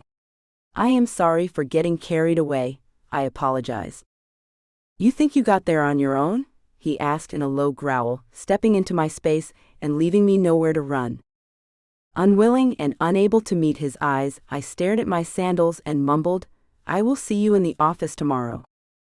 I spun around in the tight space and entered my key code. When the indicator turned green, I slipped inside my door before Gabriel could deter me. In truth, I knew he was fully capable of catching the door before it closed, or even putting in the key code. But I exhaled a ragged breath of relief when he did neither of those things. Trudging over to my bed, I was hit with vivid flashbacks of a shirtless Gabriel sprawled there before we left. Every feeling I had tried to mask came crashing down on me at once with a vengeance. Today has just been a whirlwind, I rationalized to myself as I kicked my sandals under the bed and fell on top of the bed. Between getting the news that I would be going to the first wedding this weekend, My sister's surprise visit, Leo's weird proposition, Gabriel seeing me naked, and Leo showing up, it was all too much to compartmentalize at the moment. The chaotic blur of events made it feel like a week had passed rather than 12 hours. When my mind stopped racing, I swore I could smell Gabriel on my sheets. Tortured that I could not escape him, I stood up to run away from the scent. After changing into my pajamas, a heavy wave of exhaustion hit me. Telling myself I would deal with the consequences of today when I woke up tomorrow, I climbed into bed chasing rest. Unfortunately, my thoughts were still fully enmeshed with Gabriel Huff. He had played the part of the perfect gentleman all night, making it harder to believe this was an act for either one of us. This is not real, this is not real, this is not real, I chanted to myself. Our relationship might not have been real, but the chemistry between us was undeniable. That much was clear. Gabriel had kissed me like a man starved, and I loved every bit of his intensity. I recalled the way his hands had gently moved across my body, like it was territory he wanted to explore without causing any harm. He was gentle yet commanding, and it made me want him more than anyone had a right to want another person.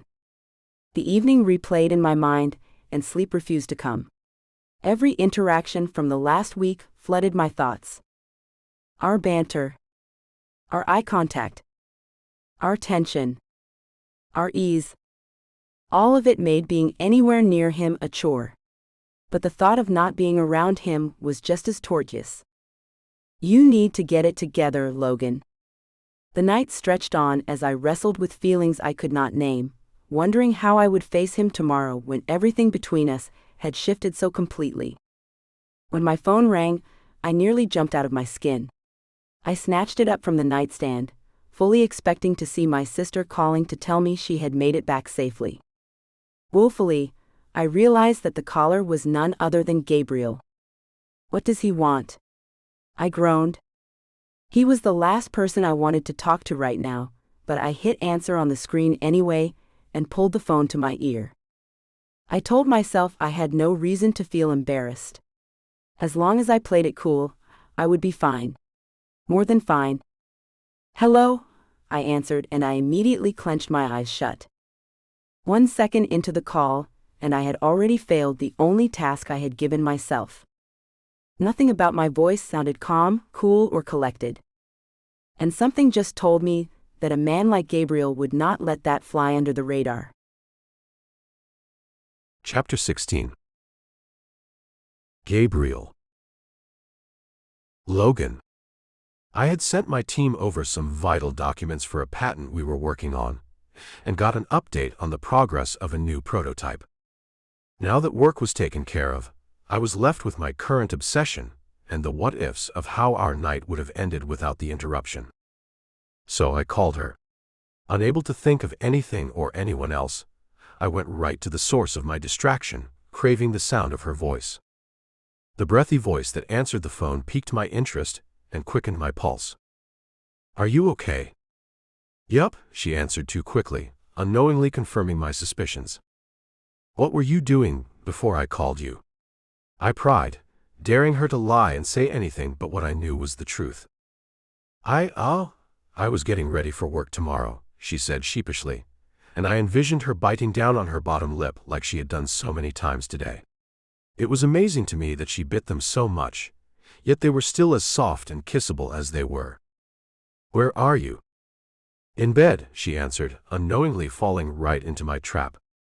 "If you are in bed, why do you sound out of breath?" I tried a different question. Logan fumbled for words on the other end of the line, while a full-out grin claimed my face. "Were you thinking about me, Lolo?" Now, I was not playing fair. I knew she was a sucker for that nickname, and I knew she would only be able to withhold the truth for so long. Silence stretched on the line for long enough that I thought she might have hung up until I heard her release a heavy sigh and say, "I am not admitting anything." "You were thinking about me, were you not?" "No," she denied right away. "You are such a bad liar, Logan." I sat forward at the desk in my home office. She tried to deflect once again.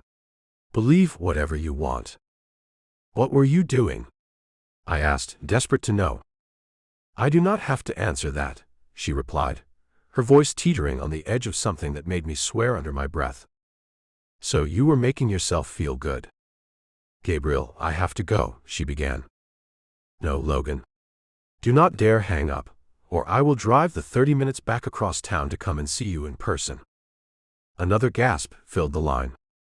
All pretenses were thrown out of the window, and she finally answered me truthfully, her voice soft and uncertain.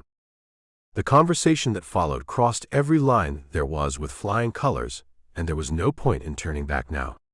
Besides, I did not want to. Stopping this, whatever this was the furthest thing from my mind.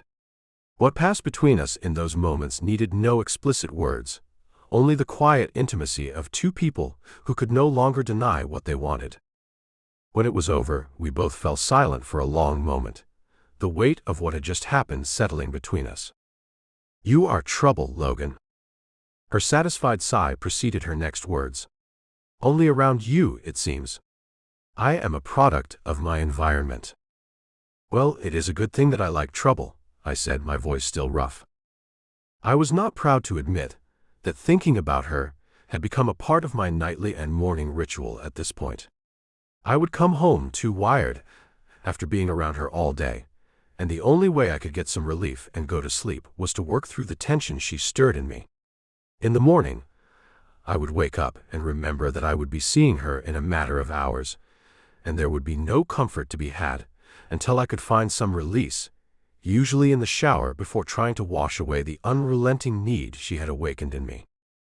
It would have been easy enough to call someone. Logan and I were not really dating, so it would not be cheating. Still, a subconscious part of me knew that I would never be completely satisfied unless it was Logan with me, responding to my touch. Are you satisfied? Logan paused. I do not think I will ever really be satisfied until something more happens between us. Say it, Logan. I want to hear you say it. I do not think I have to say anything, because it sounds like you know exactly what I mean. Throwing my head back, I stared at the vaulted ceilings in my office and attempted to talk myself out of doing the unthinkable. The unthinkable act of getting redressed and showing up at her doorstep to finish what we had started. My body responded to the thought before I could even finish processing it. You are making me consider driving back across town to correct this problem on my hands. This woman was a temptress without even trying. I wanted to be the one giving her every moment of pleasure she ever had from this moment forward. I wanted her happiness to belong to me so that there was no room for anyone else. I wanted every sigh, every breathless word, and every satisfied moment to be stamped with my name. No one else could lay claim to this. I would end them before they could ever try. Logan laughed softly. I think this is where I tell you good night.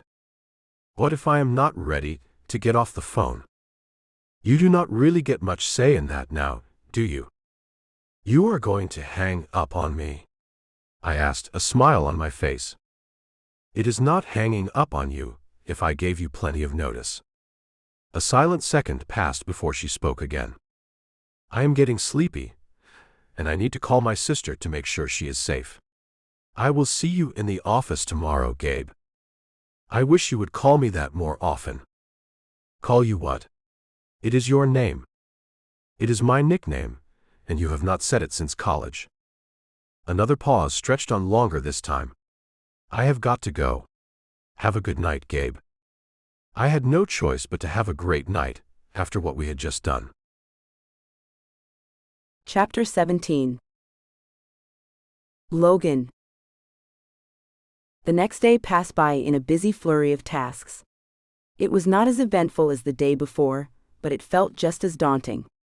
Mostly because my mind was riddled with filthy thoughts of my boss, who seemed to need me in his office every 5 seconds today. I still could not believe what we had done on the phone last night. But Gabriel clearly was not bothered.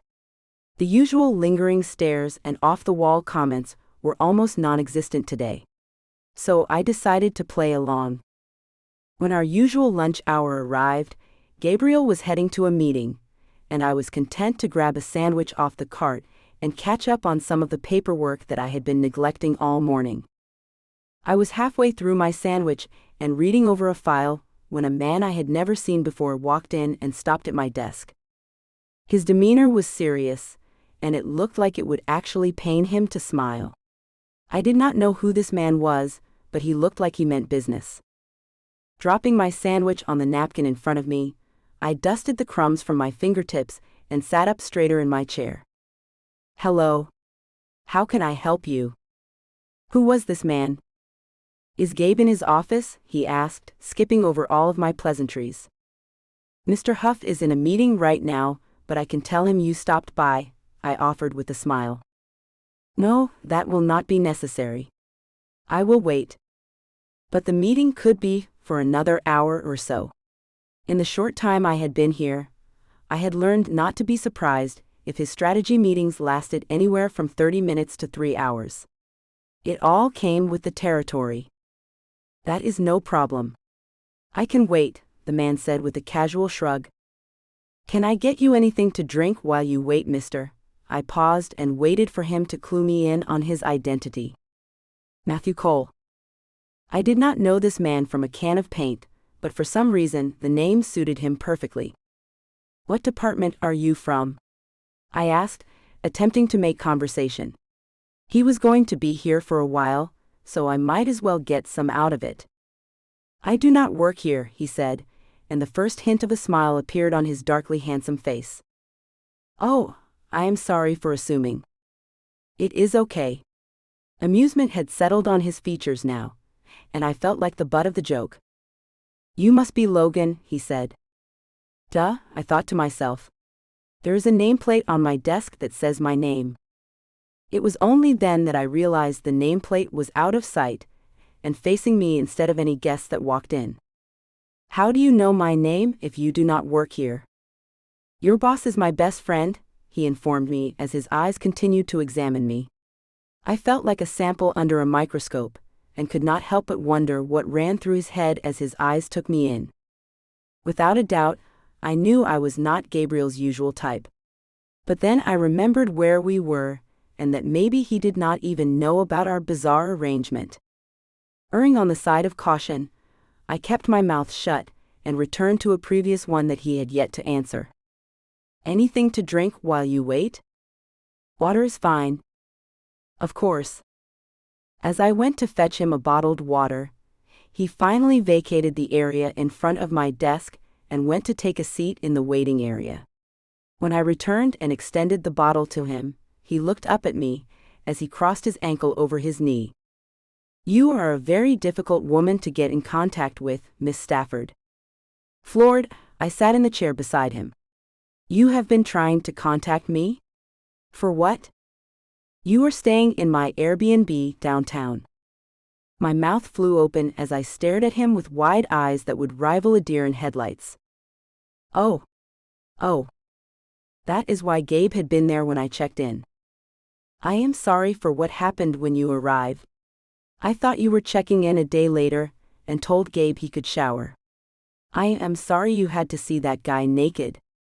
If you feel inclined to leave a bad review because of it, I cannot say I would not understand."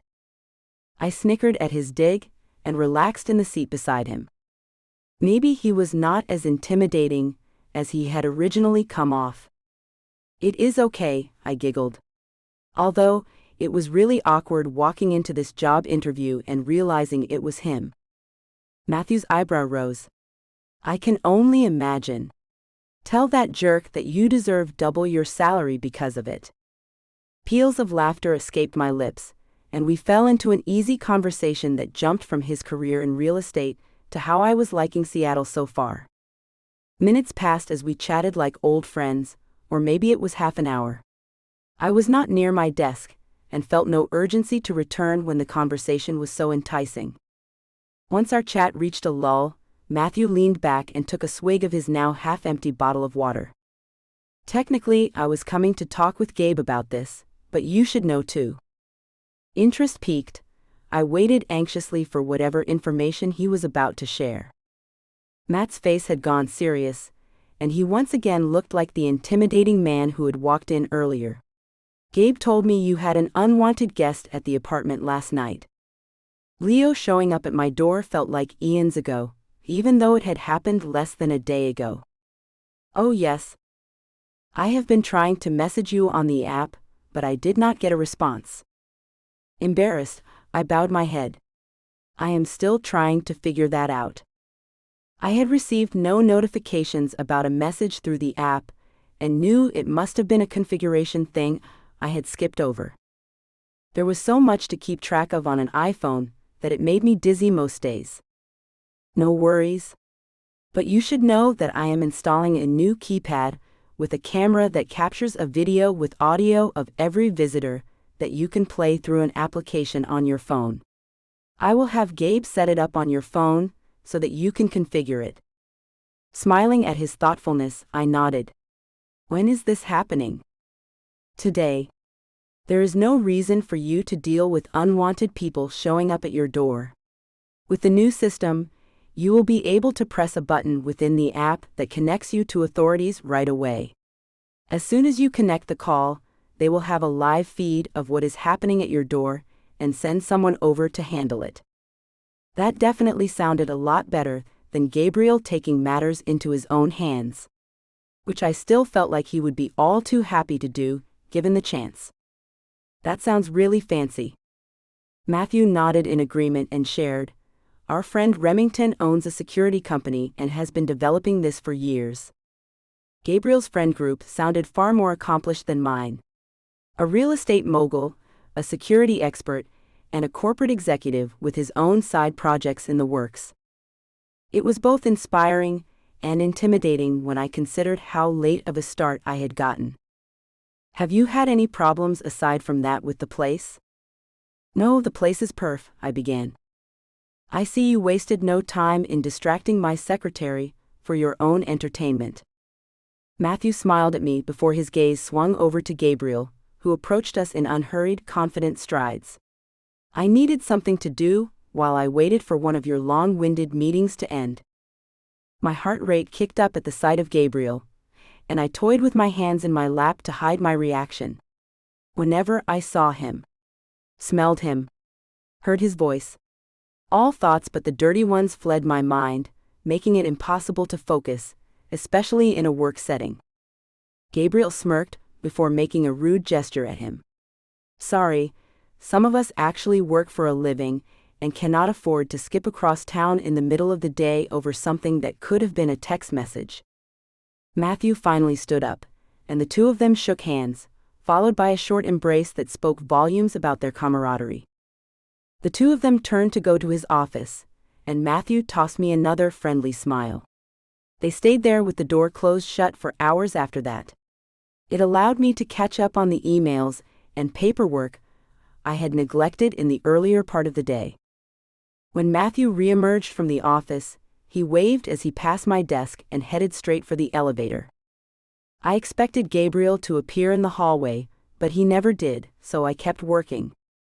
At the end of the day, I shut down my computer and tidied my desk while I thought about what I would have for dinner. No longer chained to Top Ramen as my only option, thanks to the deposit that had found its way into my account last week, I considered the options that were available on my drive home. Then again, there was no reason to go straight home. I had not made any friends yet, but that did not mean I could not explore the city on my own. Maybe I could park my car somewhere and walk around until I was too tired to do anything but go home and sleep. My desk phone rang, startling me out of my thoughts about delicious food and post-work activities. "You have reached Mr. Huff's office. This is Logan speaking. How may I help you?" Silence filled the line, making me frown at first until I heard his exhale. "Gabe." It was a pity that I knew what his breathing sounded like, but here we were. "Miss Stafford, a word in my office before you leave for the day."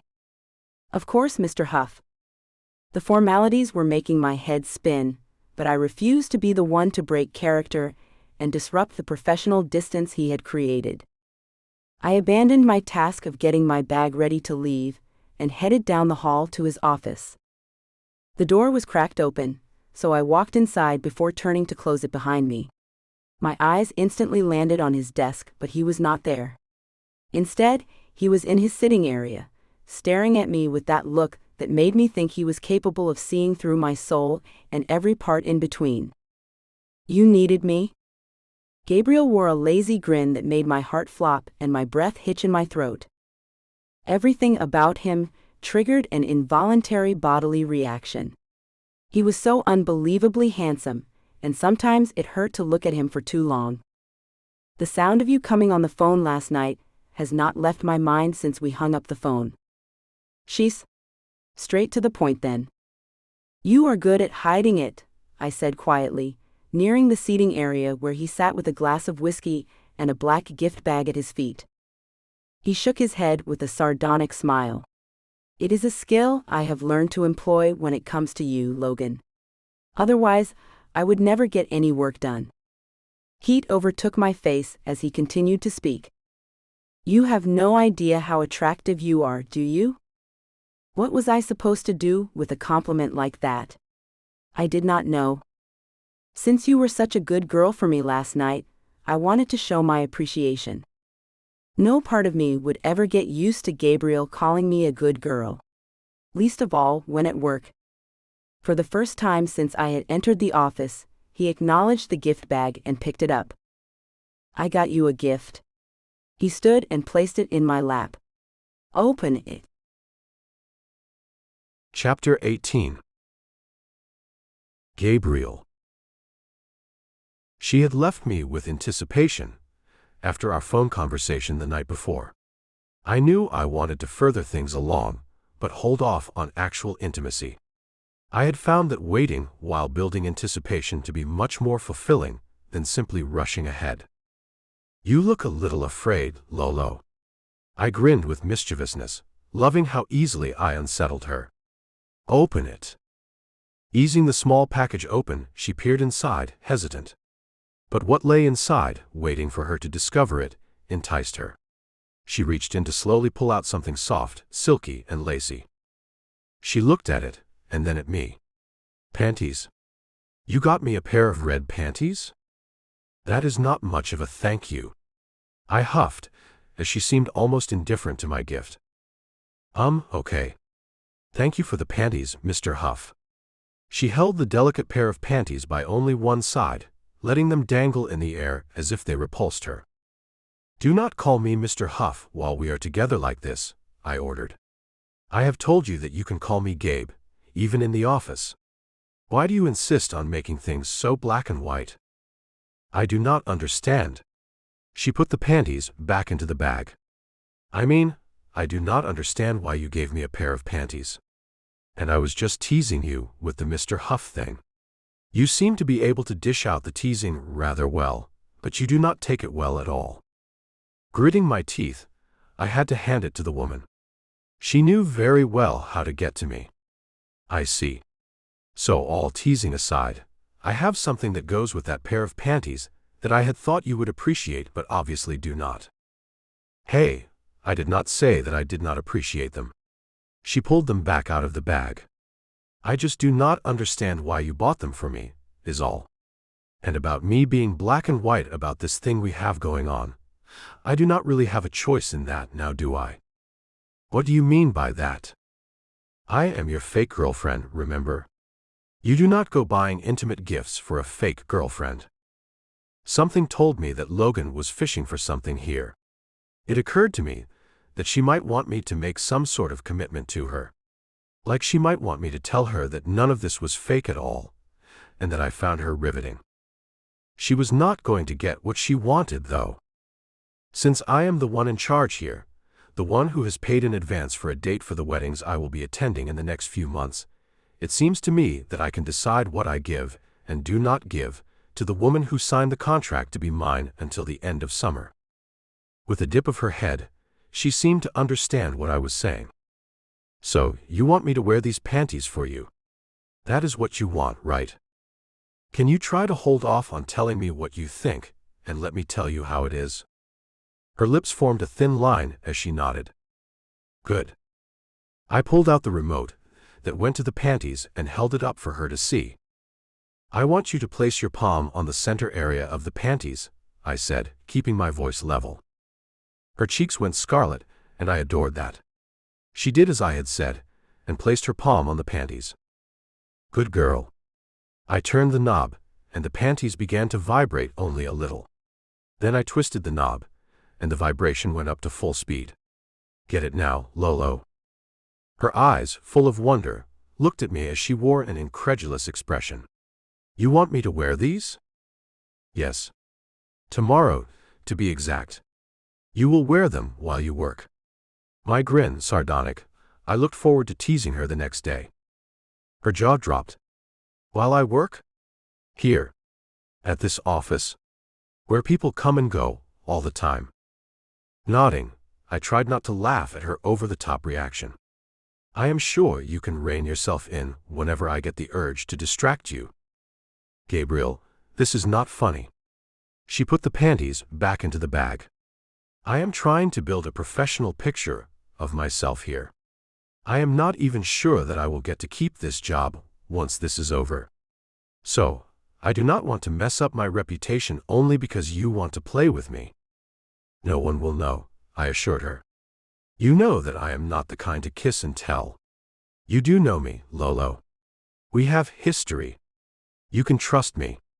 The fact that you cannot recall that makes me a little upset. I had been all in when we were in college. I was merely moments away from telling her those 3 little words I had never told any woman I had been in a romantic relationship with. But then she up and left without saying a single word about where she was going or why she was leaving. She just left. And I am trying to pick up where we left off. I could be such a fool at times. Why was I trying to go back in time in the first place? She had left me. And she would not have even come to the interview had she known it was me she would be working for. Yes, but she did take the job and the pretend girlfriend arrangement too, so that has to mean something. Her hand moved gently against my cheek. I am sorry. Here you are trying to be nice, and I am being difficult about it. I love the idea. I really do. It took me a moment to get the concept of it, but now that I have got it, I really do understand. It is going to be fun. I regarded her with an icy stare for a moment. Can I trust her? Logan should not be trusted. Not after she did what she did to me. 6 months of dating. 6 months of intense connection. 6 months of my life that left me changed in ways when she up and left without saying anything to me. The woman so stubborn one minute and submissive the next. She ran hot and cold with great ease. That was something to be worried about. When was she acting, and when was she being real? You do not have to wear them if you do not want to. Far be it from me to force you into doing anything you do not want to do. Getting up, I walked away from her, then went to the door to my office, opening it. You are dismissed. Shock filled her beautiful face. Gabe, come on. I was not going to play games with her. Not the kind she wanted anyway. This was my deal. These were my terms. She was not running the show, I was. Wear them tomorrow, or do not. I do not care anymore. Rising, she took the bag with her. I will wear them. I am sorry I stomped all over the good mood you had been in before you gave me the panties. No need to apologize. She stopped a foot away from me. Let us not leave it like this. I am going to wear the panties tomorrow. I look forward to your teasing. My heart stopped beating as I looked at her tantalizing grin. You mean that? With a slow nod, she chewed on her lower lip. I cannot stop thinking about it, actually. Like I said, sorry for being difficult about the gift. In the 10 years that had spanned since we had been together, I had to wonder about her love life. I did not want to know about it, of course, but I had to wonder. Perhaps the men she had been with did not have the same intensity that I did. Perhaps they were bland romantic partners who never tried to bring a spark of anything into their encounters. Me? I loved making sparks. Igniting fires. Turning intimacy into something unforgettable that no amount of restraint could ever diminish. But maybe that was just me. Closing the gap between us, I stopped just short of pressing my body against hers. I slid one finger along her slender jaw. "Do you want me?" Her eyes burned with desire. Like I have never wanted anything in my life. I could see fear in her eyes. "You are afraid, though." I would be lying if I said anything different.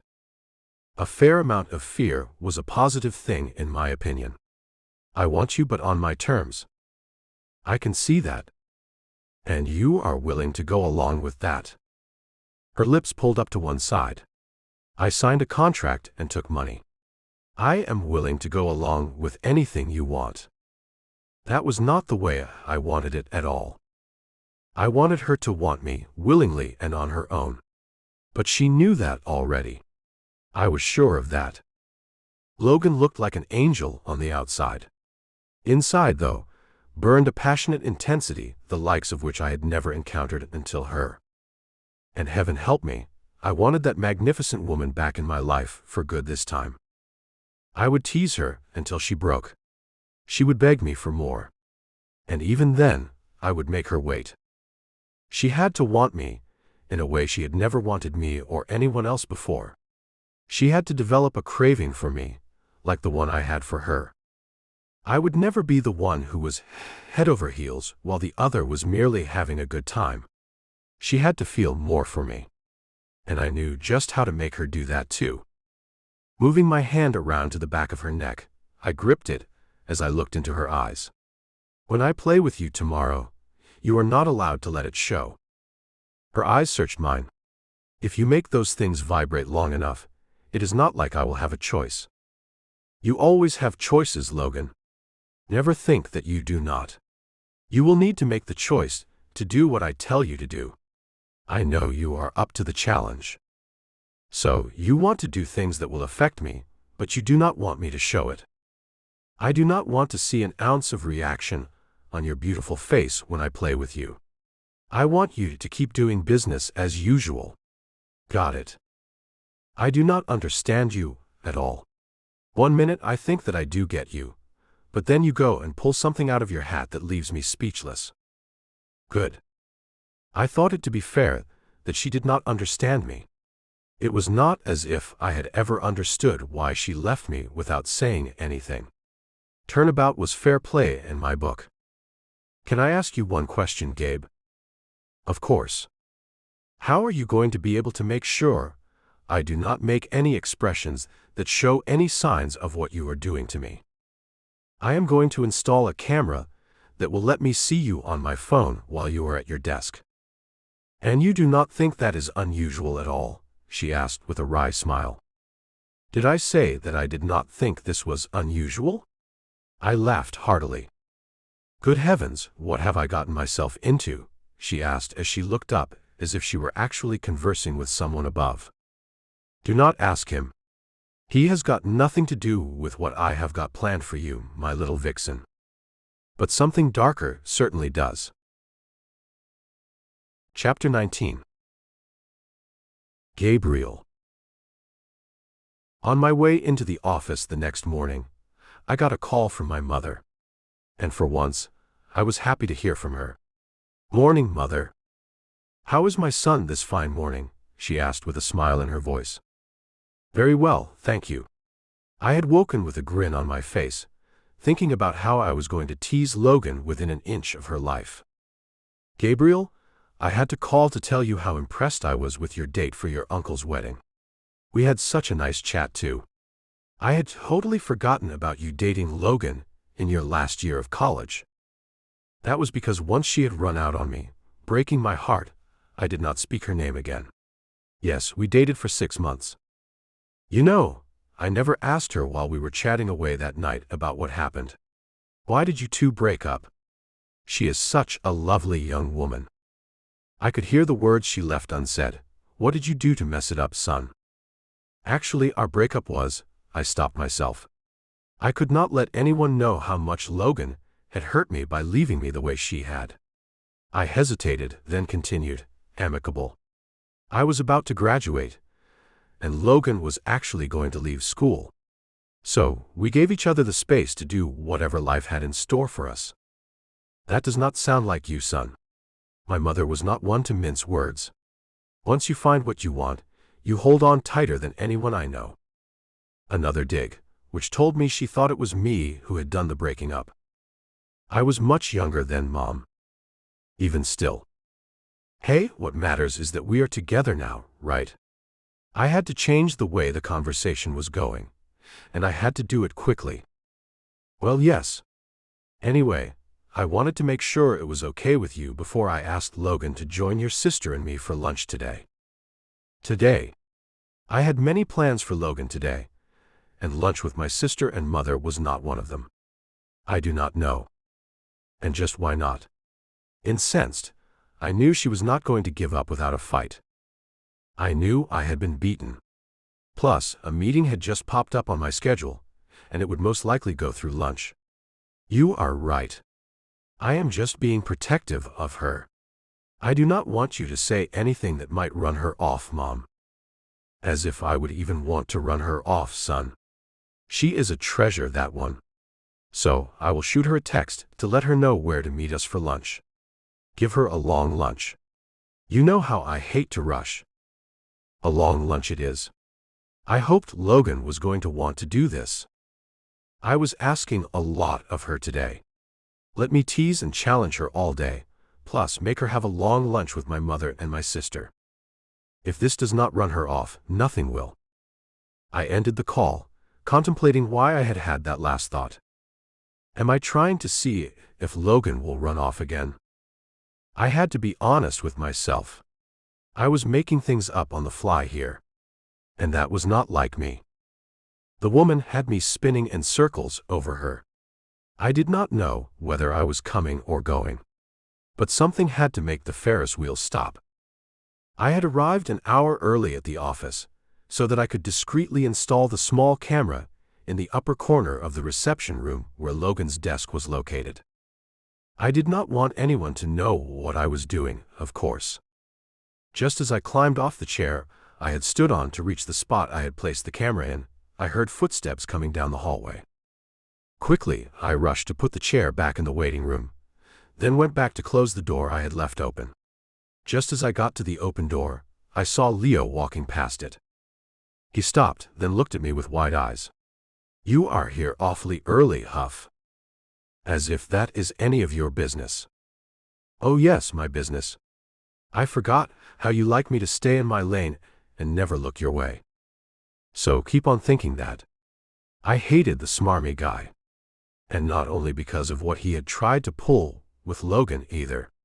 If I had any rivals, it was Leo Canton. While I would love to steer clear of you, I am afraid we will be in the same meeting that is sure to last until afternoon. I have arranged for them to bring lunch in for the meeting. Great, he is going to be there. So, you are in charge of this last-minute meeting then. I should have known he would have something to do with a meeting that was just set up today. Most people had the decency to post meetings well in advance, so that the attendees had time to prepare for them. At least, thanks to Logan being my secretary, I was always prepared for anything. Marcia had trained her well. It is a collaborative event. I am getting a jump start on the coming holiday season. It is the middle of June, Leo. I think there is plenty of time before the holidays. It began to seep in that he had thrown this little meeting in just to make sure I was not with Logan during the lunch hour. I knew that sounded crazy, but when you were dealing with a man like Leo Canton, you had to think crazy because that is how he thought. Nevertheless, our CEO thought it to be a good idea, and we have the meeting today. See you there, Huff. And try to bring your A-game. I want our bosses to know that no matter what we think of each other, we are still on the same team and play that way. As if I would ever not bring my A-game. But I did not feel like he and I were on the same team. In my opinion, Leo was on a team all by himself. Only he was the only one unaware of that fact. I closed the door to my office suite, not caring to let the man aggravate me any more than he already had. Today was supposed to be fun for me. Not long after I had gotten some pastries off the cart and returned to place them on Logan's desk, I heard her heels clicking on the marble floor as she came to the office. I had made some coffee and had already poured her a steamy mug and put it on her desk. A crystal vase of fresh daisies in the middle of her desk was my finishing touch. She opened the door, and her eyes were on me right away.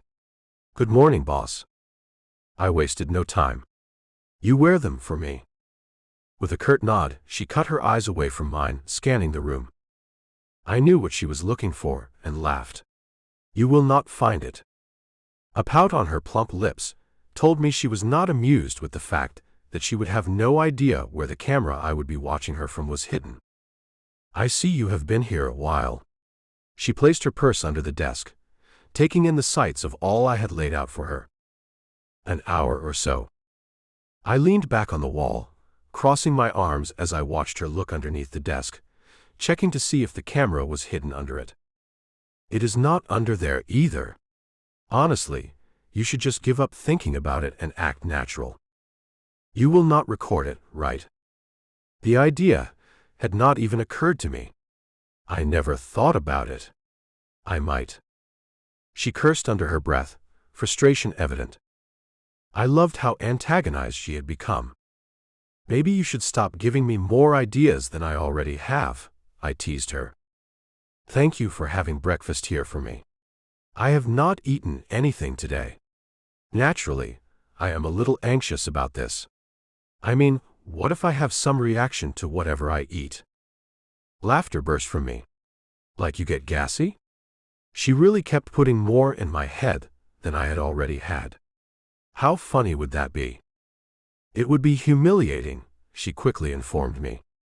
"Can you imagine?" "I could not," I said as I continued to laugh, "but now I can." Her cheeks flushed, anger filling her pretty eyes, and I loved every last bit of it. Picking up the mug of coffee, she put it right back down, then looked at me. "How about the bathroom?" "What about it? Am I safe in there?" I took one look at the coffee, then clearly understood what she was worried about. "Oh, there is nothing in there. There is only one camera, and it is in here." Looking a bit relieved, she nodded. "Okay. Well, let us just get today over with, shall we? I saw on my phone that someone set up a meeting for you that will go through lunch." "I saw that already." "Good. You are having lunch with my mother and sister anyway. She is going to text you where to meet them. And take your time. Mom does not like to feel rushed. Just try to get all your work done before you leave." Her lips quirked into a savage smile. "And how am I supposed to do that, while you do what you are going to do?" Raising one brow, I leaned in very close, then whispered in her ear, "The work will help take your mind off things, Lolo." Jerking her head away from me, she hissed, "Just go to your office and leave me alone." I had already lit the spark within her, that much was certain. "Relax. It is going to be fun." You think it is easy to relax when you know that something is about to happen to you. She needed some space, so I retreated to my office to give it to her. "You agreed to this." "I know," she said glumly. "And now, I have got to meet your mother and sister after you do all this. What a day." Spinning around on my heel, I did not like what I had heard. "Excuse me." Her eyes moved to mine. "What? You do not want to have lunch with my family?" "It is not that at all. You know I adore your sister. And since I have spent some time with your mom at your uncle's wedding, I like her too. She is not nearly as bad as you made her out to be when we were," she stopped herself. "When we were dating in college?" "Yeah." Reaching into the pocket of my slacks, I tested the remote briefly, watching for her reaction. Her hands tensed on the desk as her eyes closed momentarily. "Oh gosh," she breathed. "None of that now." She opened her eyes as soon as I stopped. Her gaze smoked with desire already. "I am not sure what you thought this would do for you. But I can tell you that you might not like the outcome." Staring at her, I was not sure what the she-devil inside her would do after a day of teasing. But I sure as heck wanted to find out. I will take my chances. Going into my office, I took a seat, then propped my cell phone up against my coffee mug, getting ready to watch the show I was about to orchestrate. I pulled the remote from my pocket, placing it on the desk. Once the app opened on my phone screen, I watched as Logan opened her laptop she had brought from home. Then she turned on her office computer, getting right to work. I waited patiently until she was all set to start on her tasks. Then I activated the device briefly, mesmerized at how she maintained her composure even as I knew the game had begun. Gosh, this woman is going to be the end of me, is she not? Chapter 20. Logan. Only once did sweat bead up on my forehead, when Gabriel gave me 3 straight minutes of intense sensation through the device he controlled. But I held back, not giving in to the overwhelming urge to let the feeling sweep through me completely. I had received the text from his mother a few hours earlier, telling me where to meet her and Claire. The time had come to leave the office and the controlled device behind me for a couple of hours. Taking my purse to the restroom with me, I changed underwear, glad that I had thought about taking something to change into if need be. If the intensity was too much for me, I was not going to simply endure it. I was going to get those things off me and put on something that man could not control. When I came back to my desk, I found a note. I read it aloud. Off to my meeting. Had more fun than you can possibly imagine, winky face. Give my mother and sister hugs from me, and have a nice lunch. Tucking the note into the top desk drawer, I could not help but smile. I had no idea what I found so attractive about the infuriating man, but I certainly found him enticing and a bit intoxicating too. I am so twisted. The restaurant was only a couple of blocks from the office, so I walked over. My umbrella, stuffed away inside my purse, was like my best friend with the wet Seattle weather. As soon as it began to mist, I quickly retrieved it, clicking the switch to let it fully open, and had it over my head only a moment before the rain began falling in sheets. The rainfall only lasted a few minutes, ending at the same time I arrived at the restaurant. I closed up my umbrella and shook the water from it before going inside. Suddenly the door opened, and out came Leo with a large box in his arms. "Hi," he said dryly. Immediately, I saw red. This man was always finding a reason to be wherever I was. That had stopped when he met Gabriel at my apartment. But now, here he was again. In my space. "Look, I do not know what you want." I trailed off. He looked at me, wearing a wry smile. "I came to pick up lunch for the meeting. My secretary had an emergency and had to leave early, so I had to come pick up the order myself." "Nice to see you, Miss Stafford. But I must run. They are waiting." My cheeks glowed red as embarrassment over my reaction taunted me. "Way to go, psycho." Heading inside, I told the hostess, "There is a reservation under Huff. Your party is already here. Come with me, Miss Stafford." Following the pleasant hostess, I asked, "How is your day going?" "It is going quite well, thank you for asking." She gestured to the table, where a bottle of red wine sat opened and already half empty, while Gabriel's mother and sister sat, smiling away at me. I felt the vibe that they had come up with something that included me, and it honestly terrified me. "Looks like you two have been here a while." "Only a half hour," his mother Eva said. Taking a seat at the small table set for 3, I apologized for not being there earlier.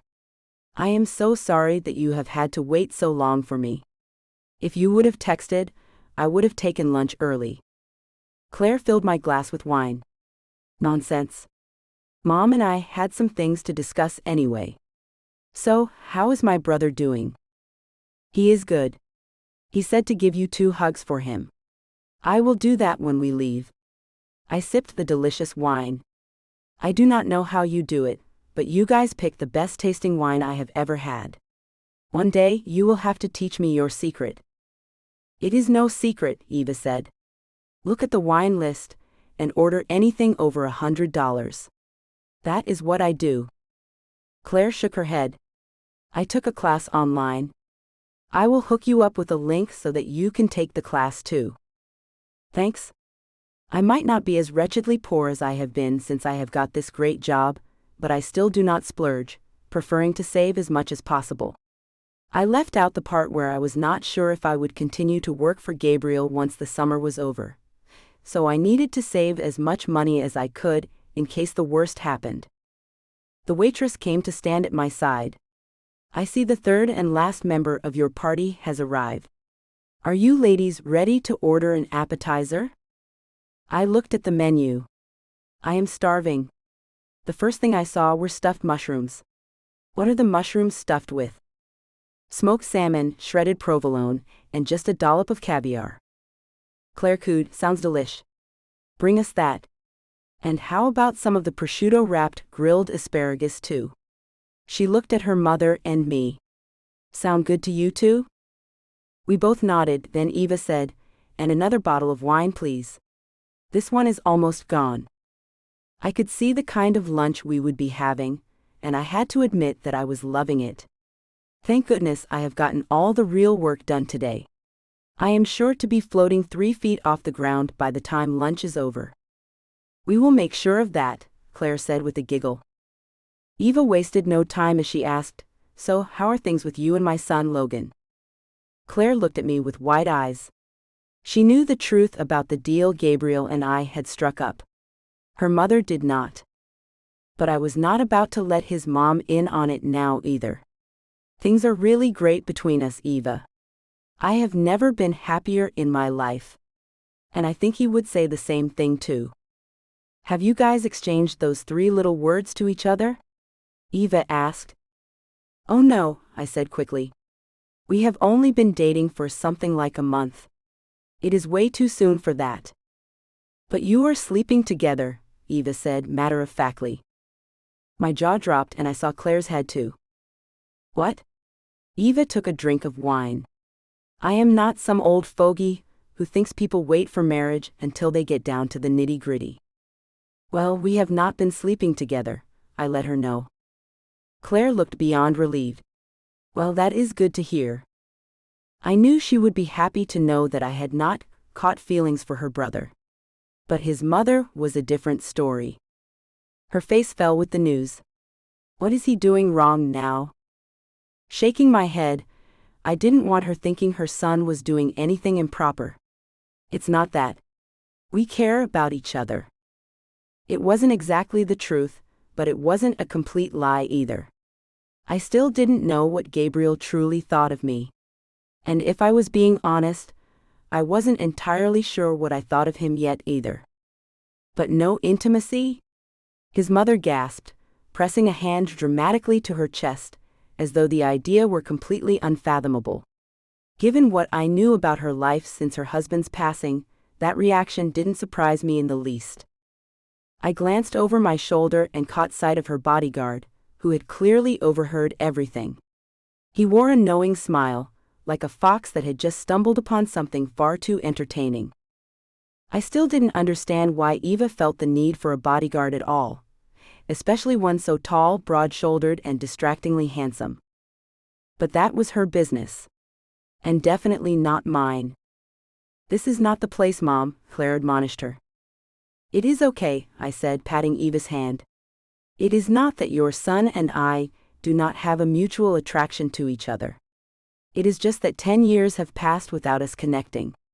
We both want to be absolutely positive that this time, the relationship will last. And waiting for the right time to move our relationship into that realm is very important to us both.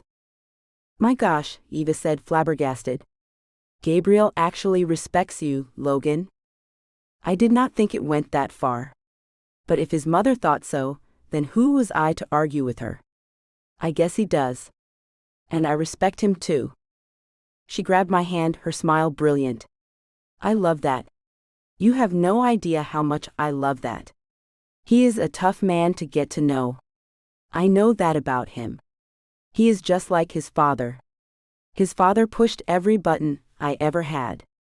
It took a lot of patience and understanding to get to the soft part of that hard-as-marble man. But I finally did it. And our life together was one for the record books. There was never a love that was as solid as ours. Claire cleared her throat. I think my marriage is pretty solid, Mom. Of course, dear. She nodded in her daughter's direction. I did not mean to slight you. I look forward to finding out if Gabriel and I find what you and your husband found, Eva. Not that I thought it would really happen. I had obviously hurt Gabriel more than I had even realized. It was not lost on me that his actions were meant to make me prove my loyalty to him. But for now, I had no idea how deep my loyalty was to the man. Claire looked at me with knitted brows, as if telling me not to lie to her mother. And I had to agree that I needed to rein that in. Oh good. Here are the appetizers now. Filling our mouths with food would limit the conversation. Claire began to talk about her kids, monopolizing the conversation to keep her mother from asking me more questions that would have me lying to her. So, Elijah came up to me the other day and asked if I was going to have another baby because my tummy was getting big. I had just eaten, and since having the kids, my stomach is definitely not as tight as it once was. I had to explain to him that it was just a food baby and not a real one. To which he asked me how I would give birth to this food baby that I was growing inside my tummy. I nearly spit out the food in my mouth, laughing at what her answer would have been. Oh no, he did not. Oh yes, he did, she confirmed. Eva only shook her head as she said, and what did he say when you told him the truth? Claire giggled. Mom, I did not tell him the truth. I told him that it would simply go away after a little while. And he believed you? Eva shook her head. What kind of kids are you raising, Claire? Gullible little beings? In her defense, I added, little Elijah might come up with some pretty weird ideas in his young mind if his mother had told him she would poop her food baby out of her butt. Eva finally laughed. Oh, you are right. And what kind of monster would he think his mother was if she said she simply flushed her food baby down the toilet? Our conversation was on the raunchy side, so I looked behind me to find Eva's bodyguard with a red face as he tried desperately not to laugh. Sorry about this, I told him. He merely shook his head without saying a word. He is a professional, Eva said. He does not judge anyone. And he is one of Gabriel's best friends too. I remembered what Matt had told me about their friend who was in the security business, and thought it must be him. Oh, Matt told me about him. I turned around to face the bodyguard. Remington? With a nod, he let me know he was indeed the man I had been told about. It is nice to meet you, Logan. When I turned back around, I found Eva looking at me with shining eyes and said, I cannot hold it in any longer. Cannot hold what in? I asked. You are just so good for my son. Ah? Thank you. So, when are you two going to just do it and tie the knot already? Oh goodness, this is not good at all. Chapter 21. Gabriel. I had been sent something from my partners on the project we had been working on, and I wanted to see if Logan had anything to input about it. Pressing the button on the intercom, I asked her to come into my office. She came in with a pad of paper and a pen. Yes. Come here and pull that chair around so you can sit next to me. I want to show you this new device that one of the partners in my side venture has come up with to remove plastics from the debris that floats in the ocean. This might really take this thing to the very top. She sat down, looking at the monitor I had pulled the picture up on. So, that thing can distinguish between plastic and other materials. He says it can. I turned on the video so that she could see it in action. I do not know how it can tell the difference between the many materials in that mess, but it seems to know what is what. She tapped her chin with the pen, not realizing that she had left the inky pen part out, and it began marking up her chin.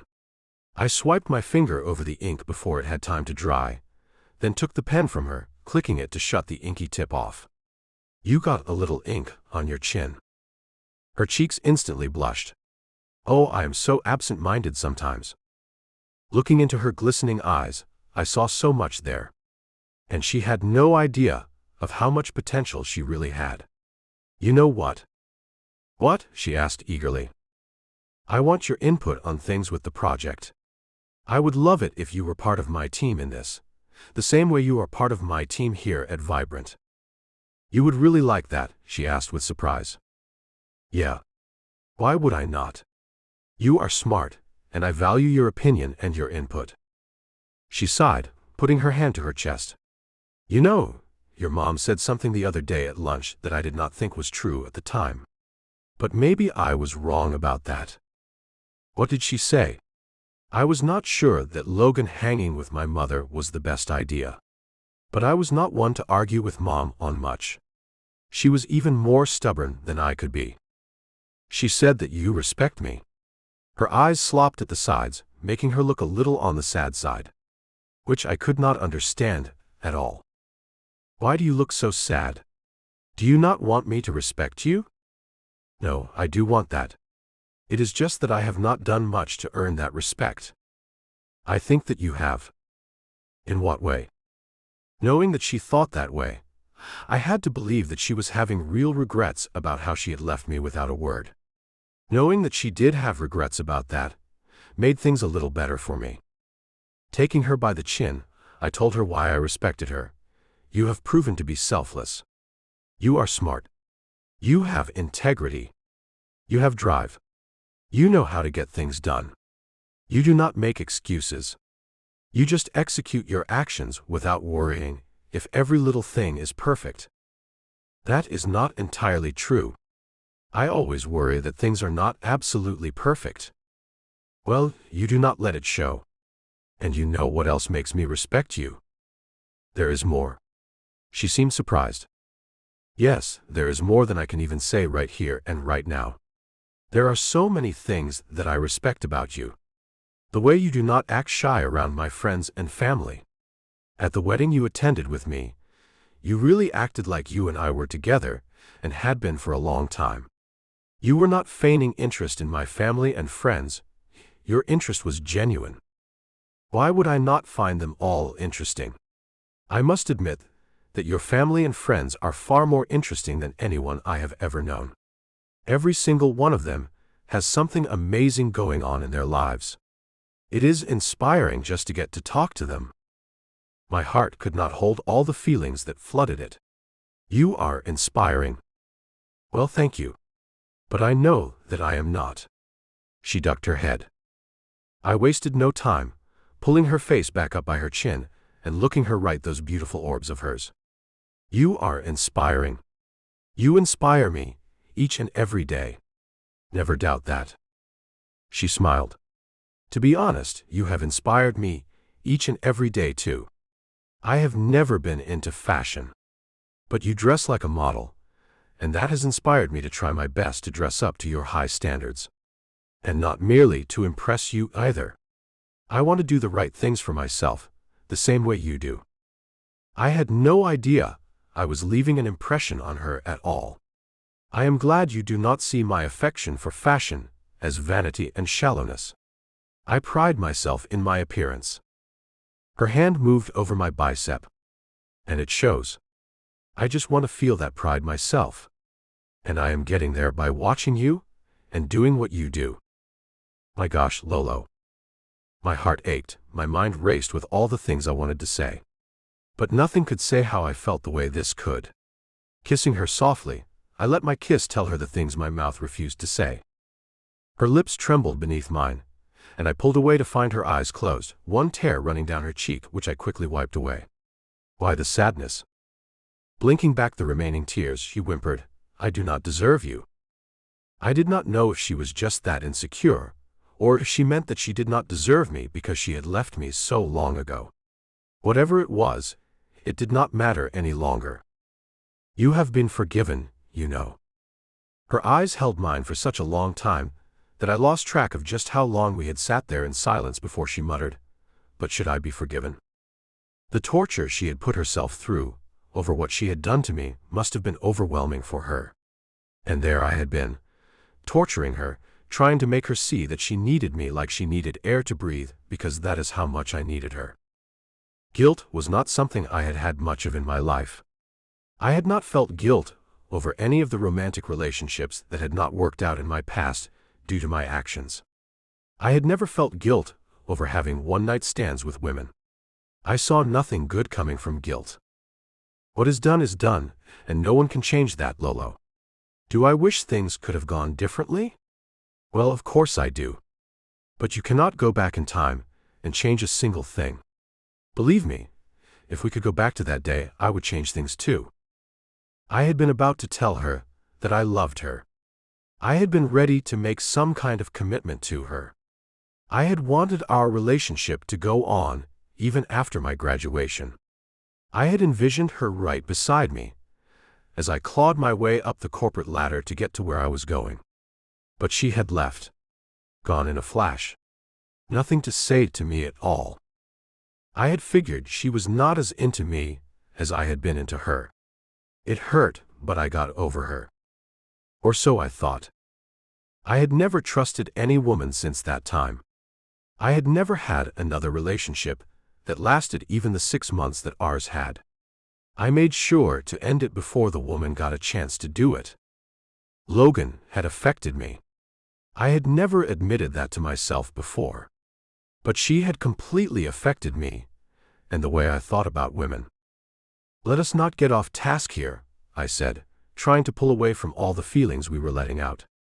Would you like to work with me on my project? Honestly, nothing would make me happier than working on this amazing project with you and your team. This will help the planet. Who would not want to be a part of this? Glad you think that way, because I also think that this could save the world. We have made a real mess of this place called Earth, and no one can clean it all up on their own. We all must do our part, or nothing will ever get better. We must leave this planet better than we found it, she said with emotion. Our children and their children's children deserve that from us. Our children, I echoed as I caressed her cheek. Again, her cheeks flushed with the words. She moved her hand to rest on top of mine. All the children of the world, Gabe. They deserve more, and it is up to us to give it to them. We thought alike. We always had. I had never met anyone like Logan Stafford, and I was sure that I would never meet anyone like her again. I am glad to have you on board, Logan. The others will like that too, I assure you. I hope so. They will. You have the same type of passion that we have. You will fit in beautifully with the rest of the team. Be sure to speak up with any ideas you might have. We love to bounce ideas around. Oh, I do not have the education and backgrounds any of you have. I will be happy to sit back and learn from you all. I will be as helpful as I can be, though. Do not count yourself out so quickly. You are smart. I did not finish college. And who says that you cannot go back to school? I have to work. There is no time for school now. That is simply not true. Never shortchange yourself like that, Lolo. With online schools, you can get that degree you are working for. Do not let your goals fall by the wayside. They are always achievable. See, there you go, inspiring me again, Gabe. She ran her arms around me, hugging me tightly. You make me feel like I can do anything. You can do anything you set your mind to. I believe in you. I think I needed to hear that. She pulled back from me, wiping her eyes. If you think that much of me, then I must really be something. She laughed as if she was only joking. But she was really something. She just had to realize that about herself. And I had to realize that she might not have left me of her own accord. Something else may have been behind it. Something like insecurity. As much as it pained me to think that she would have given up everything just to get away from me before I professed my love for her and asked her to come with me when I graduated, I had to admit to myself that just might have been the case. Suddenly, something that I had forgotten until now sprang into my mind. Oh, we have got a beach wedding to go to this weekend. Her jaw dropped as her hands went to her hips in protest. That is 2 days from now. You are right. I could not help but smile as she looked frustrated and aggravated. I will have to get a dress and shoes. She looked at me with wide eyes. And what if I had plans? Change them. You are coming to a wedding with me. A weekend thing too. So pack plenty. A whole weekend together, baby. Chapter 22. Logan.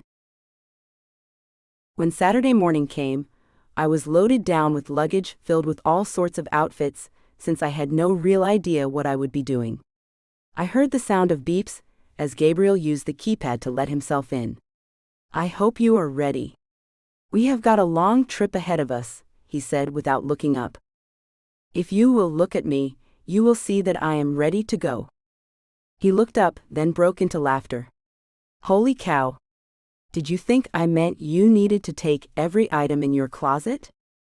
Well, since you were so close-lipped about what we will be doing, I had to pack for virtually every occasion. I lugged the stuff along as I went to the door. Thankfully, Gabriel took half the things away from me. I will carry these things. I hope this all fits in the trunk of the convertible I rented. You did what? I had thought we were going to the beach wedding destination by plane, like the rest of his family was. I rented a Porsche. I thought you might like to let the wind blow through your silky hair as we cruise down US 101 to Bandon, Oregon, where the wedding will be held. That is quite a while to let the wind blow through my hair, do you not think? I looked it up, and it is over 7 hours from here. Yes, that is right. But the views from the road will be mind-blowing. Come on now, do not keep me waiting. Hustling to get out to the small car he had rented, I was astonished when he was able to cram all the things into the trunk, which was actually in the front of the car, opposed to the back like most vehicles. Okay, it all fit. Of course it fit. He opened the passenger door. My lady. I slipped into the car, inhaling the musky leather scent of the seats. Very nice. Glad you approve.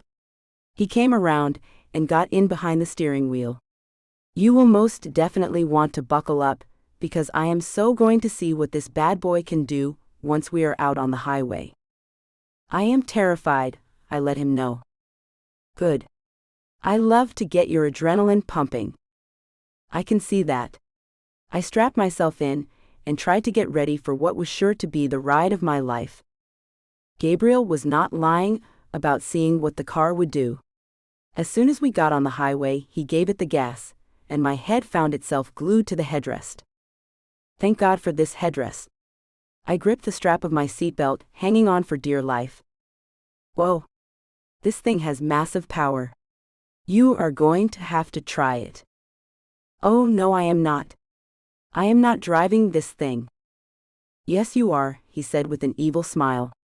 My woman shows no fear of anything. His woman? Gabriel had been sending me such mixed signals this whole time.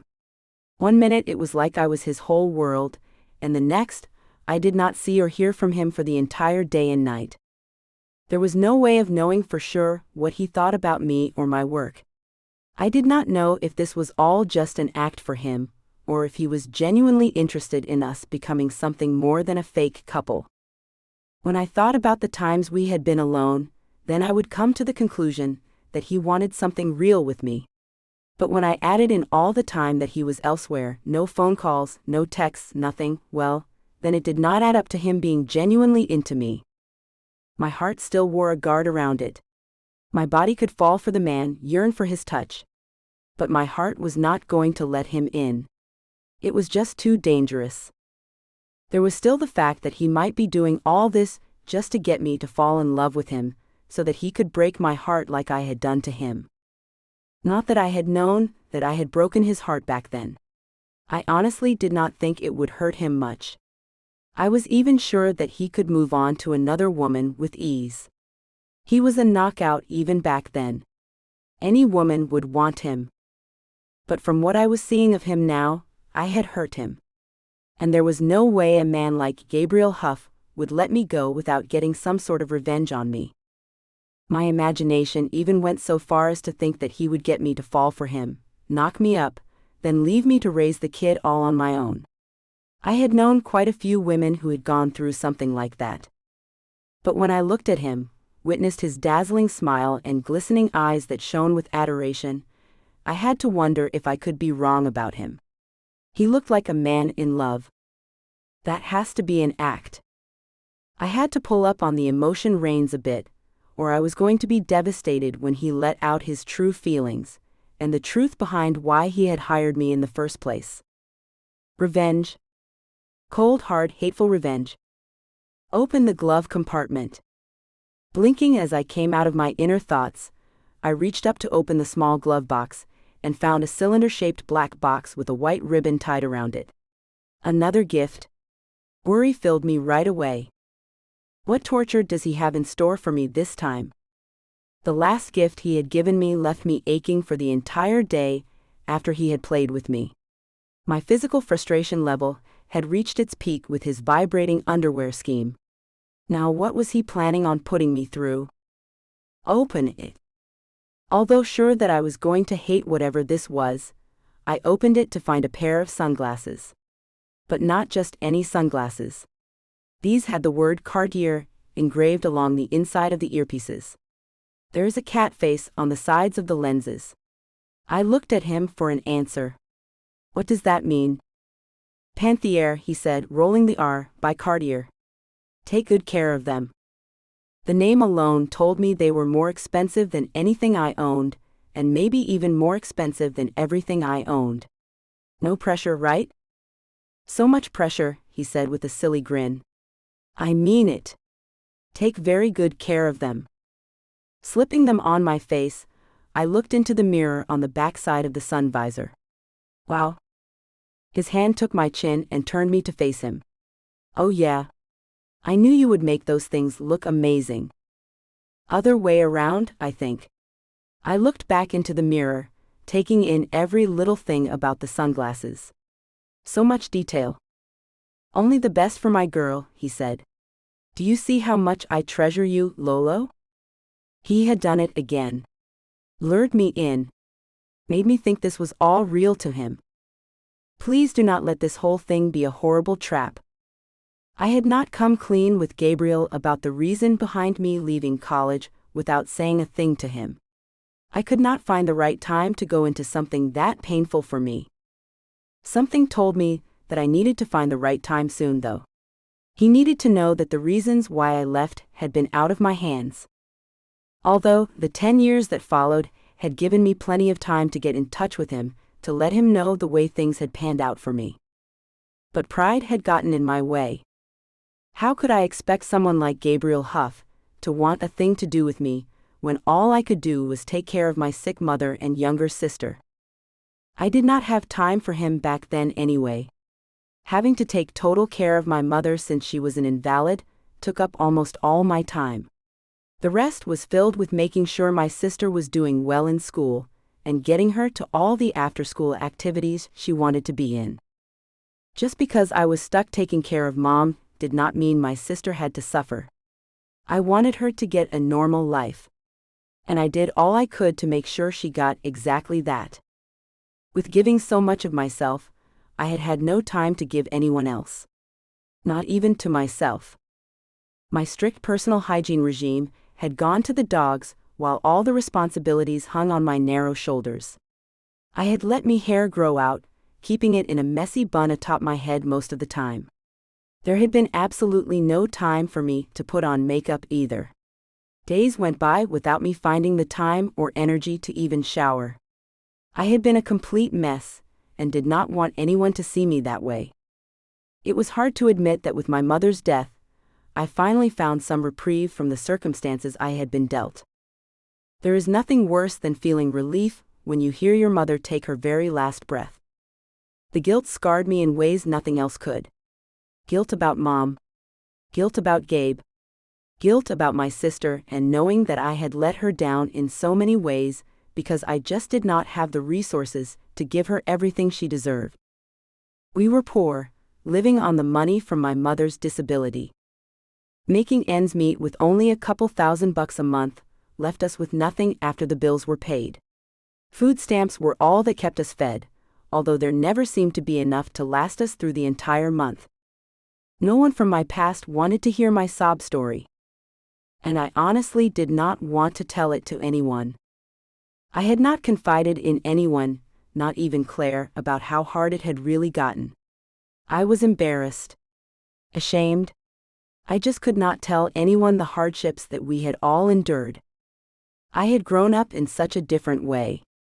Dad had made sure we were all well cared for and loved. There had been so much love in our family. But when Mom got sick, the love he had seemed to fade away, and one day he just was not home anymore. Divorce papers came in the mail for Mom, and that was the last we heard from the man who had been there for all of us. Weakness was not a thing I liked much in a person. Maybe that was why I was attracted to Gabriel. He was anything but weak. But that did leave him arrogant, and he made hasty decisions at times to do whatever he wanted. He did not take no for an answer either. Maybe I did not tell him about my mother and why I had to leave college, because I knew he would not take that. He would have wanted to save us all, and I could not let him do that. Reaching over, I stroked his bearded cheek. I know I never told you this, but I thought more of you than I had ever thought of anyone. I mean that too. The sun rose and set in you, Gabe. You were the best person I had ever known. Hands down, the absolute best person ever. He took my hand, leaving a kiss on top of it before resting it on his upper thigh. I thought the same about you, Lolo. You made my heart sing in ways I had no idea it could. No one has ever brought that reaction out in me again. I doubt anyone but you can make that happen for me. Oh my gosh. Can this be real after all? Chapter 23. Gabriel. With the 7-hour ride, there were multiple times when the conversation waned, so we could take in the gorgeous scenery the Oceanside Highway had to offer. Then Logan got on her cell phone, doing something. I thought it was checking her social media sites or emails or something. Only it turned out to be Googling the price of the sunglasses I had given her. What on earth, Gabriel? What are you talking about? I shot back. She turned her phone to me, showing the screen that had the exact picture of the glasses I had bought for her. And there was the price of them right there for her to see. I knew it was the exorbitant amount of money they cost, but pretended not to know that at all. Yeah, they look like yours. They are exactly like the ones you gave me, and the amount you must have paid is beyond ridiculous. I cannot keep them. You are going to have to take them right back to wherever you bought them. Well, I am not about to do that. I have more than enough money to cover the cost of those sunglasses, and I want you to have them. They are over $100,000, Gabriel. I do not want you to think about the price. I want you to think about the sentiment behind the gift. I think you are worth it. I smiled at her but got nothing but a blank stare in return. I know you make good money. Shaking my head, I said, I make great money. Not this great. She put the glasses back in the case they had come in. Honestly, at this point, if you told me that these were knockoffs, I would be much happier. Well, they are not knockoffs, and I wanted you to know that so you would take very good care of them. I just cannot see spending that kind of money on something so frivolous. I have got it to spend. Let me decide what is frivolous and what is not. Goodness, when did it get so hard to give a girl something nice? These things cost more than a freaking car. Please just stop. With all seriousness, she turned to me. Gabe, I know how much you make at Vibrant. What I do not know is how much you make with your side project. Because it is none of your concern. That company cannot be making any money yet. You are right. It is not making money. But there is plenty of money in the accounts for it. You do not need to worry about that. As a partner in this venture, I think I should be told about how the finances work. You are not a partner per se, I informed her. You are on my team. Like all the rest of the people on my team. There are investors. Well, yes. Of course there are investors. And some of them are on the team too. But I am the major investor and the head of the whole thing. You would not take money from that project of yours to buy me something you could not afford, would you? You know, to impress me. The urge to slam on the brakes and get out so that we could have a real argument was only put off by the mounting traffic behind me. I am not that kind of man. You should know that about me. I cannot believe you would even ask me such a thing. I am sorry. Good. So you bought these things outright? Not on a credit card that will charge you interest or anything like that. I am not about to tell you how I purchased your gift. Get over it already, and let us talk about anything else. Crossing her arms over her chest, it was obvious that she was upset by the fact that I was not nearly as thrifty as she was. But she had to learn to let it go if she was going to be my girl. I had the money to take care of her in ways she could not even imagine. And I did not want an argument every time I decided to buy her something nice. Her concern was heartfelt, though. I knew that. She was only worried about me. I took her hand, pulling it up to my lips where I kissed each knuckle. Okay, so the finances are overseen by me. You know, with the project. Her smile made my heart flip inside my chest. Thank you. You are welcome. I kissed her palm, giving her that look that said I wanted to be close to her more than I wanted anything else. So, there are investors in the project. But I am the major investor, and I have control over the funds. I did move some money around yesterday that I need to tell them about on Monday. I have never moved money before without telling them first, though. So, as my secretary, I am asking you to remind me to do that. I do not want anyone to think I am hiding anything. Her eyes narrowed. Did you borrow the money from the project to get me those glasses? I did not do that. I moved the money to a short-term investment that should produce 3 times the amount I put into it. It will take 30 days for the turnaround, but it is a sure thing and not a risk at all. How much did you use? I knew this would sound bad, but I did not want to lie. Only 150,000. She went pale. That is how much those sunglasses cost. I know that. This looks very bad, Gabe. Not if you consider the fact that I bought those glasses before I made the investment. And where did you buy them? The receipt is in my safe. I always keep receipts for anything I buy that is over $1,000. I knew I had done nothing wrong. What I did not like was Logan thinking that I would. Can we get off this subject? The hotel is 1 mile away, and I do not want to carry this line of conversation in there. Sure. She looked at me with a gleam in her eyes. I believe you, by the way. I am just kind of freaked out by having anything that costs this much in my possession. Yeah, I got that. A few minutes later, we had arrived at the hotel and were taken to our room. The bellhop threw open the door. We know that you made reservations for 2 double beds, but your mother said to make it a king instead. I hope you are happy with your suite. It was gorgeous, of course, and I did not mind the king bed. I had designs on Logan anyway. It is fine. Thank you.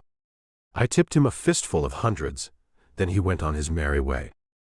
Logan was in awe of the place. She swept through the lavish room with grace. I can feel the ocean breeze through the open balcony. She made her way out onto the balcony, and I came out right behind her. Enveloping her in my arms from behind, I kissed the nape of her neck. The beauty of the Pacific Ocean is paled only by your beauty. Turning in my arms, she cooed, I bet you say that to all the girls. Does someone need to spend an hour or two in their vibrating panties? I questioned. Or will you behave all on your own, you little tease? I will behave on my own. She leaned forward, kissing my lips softly. For now, anyway. I smacked her bottom. For the entire weekend. Oh. Her cheeks went red. For the entire weekend, my gosh. She feigned a British accent. I had to laugh. Role-playing, are we? She shook her head, then spoke in her own sweet voice. No. I want to be with you as myself. We have the rehearsal to attend, and then the dinner. We need to hurry to get ready. Everyone else has been here for hours. We are the last to arrive. Because that was the way I liked it. It took me only a half hour to get ready, but Logan took much longer. I kept myself company with my cell phone, playing games while sipping on the complimentary champagne. Can you hurry? I am ready, she said from right behind me. Quickly, I put the phone into my pocket, not wanting her to see the silly game of fishdom that I played. I did not want to appear that soft in her eyes.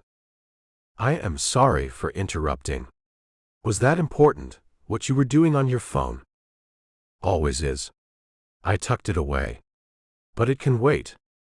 I looked her over and found myself salivating. And look at you, my little angel. She twirled in the baby blue chiffon dress. You like? I love. I could not help but pull her into my arms. How will I ever let you go tonight?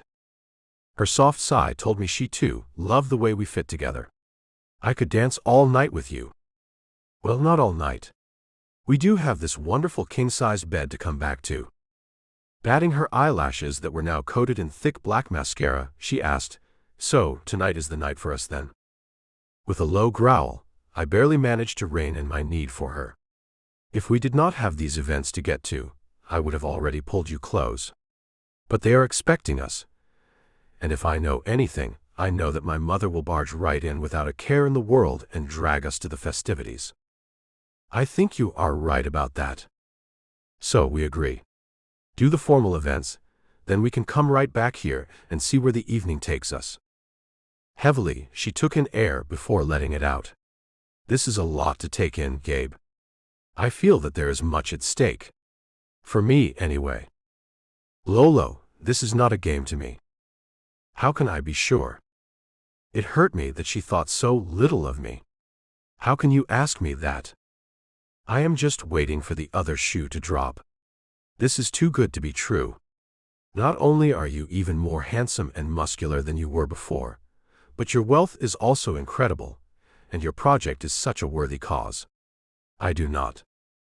I knew what she was about to say, and put my finger to her lips to stop her. You are worthy. With a slight nod, she smiled. Thank you. Now, let us go to see the mob of family and friends and pretend that we are not drawn to each other. At least for a bit. After the dinner is over, and we have spent a fair amount of time hobnobbing with everyone, we are out of there. And then it will be time for us. Us, she echoed my word. It has been such a long time since you and I have been an us. We were that once, and we can be that again. If that is something you want. Why would I not want that? I do not know. You have been on the fence. But by the end of tonight, I will make you see that I am not playing with you. Her slight smile made me shiver, and not in the good way. Her fear of what might happen could break me again. I knew it could. Holding out my arm, I refused to let fear take hold of me. Come. Looping her arm through mine, she asked, So, do I say I also work for you? No. If they ask, what should I say that I do? Tell them the truth.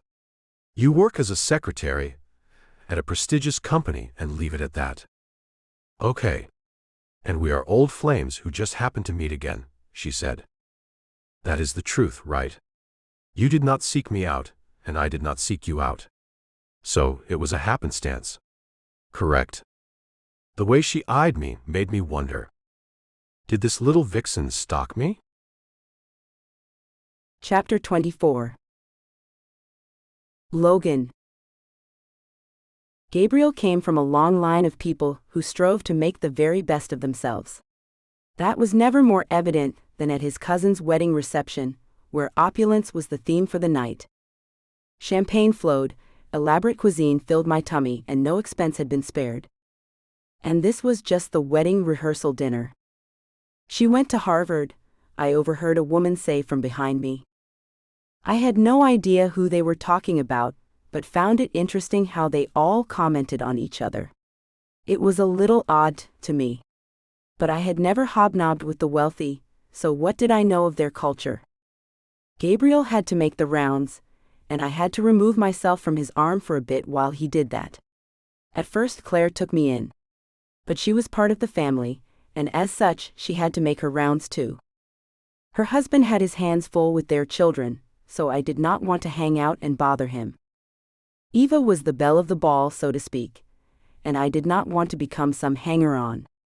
So I tried to interact with people I had never met and had nothing in common with. A tap on my shoulder had me turning around. Two pinched faces wore fake smiles. Hello. We were just saying to ourselves that we are not sure we have ever met you before. Oh yes. I am Logan Stafford. I extended my right hand, holding my glass of sparkling champagne with the other. It is a pleasure to meet you both. We are Esther and Gertrude Huff. Oh, you are Gabe's great-aunts. He told me about you two. Neither of you ever married.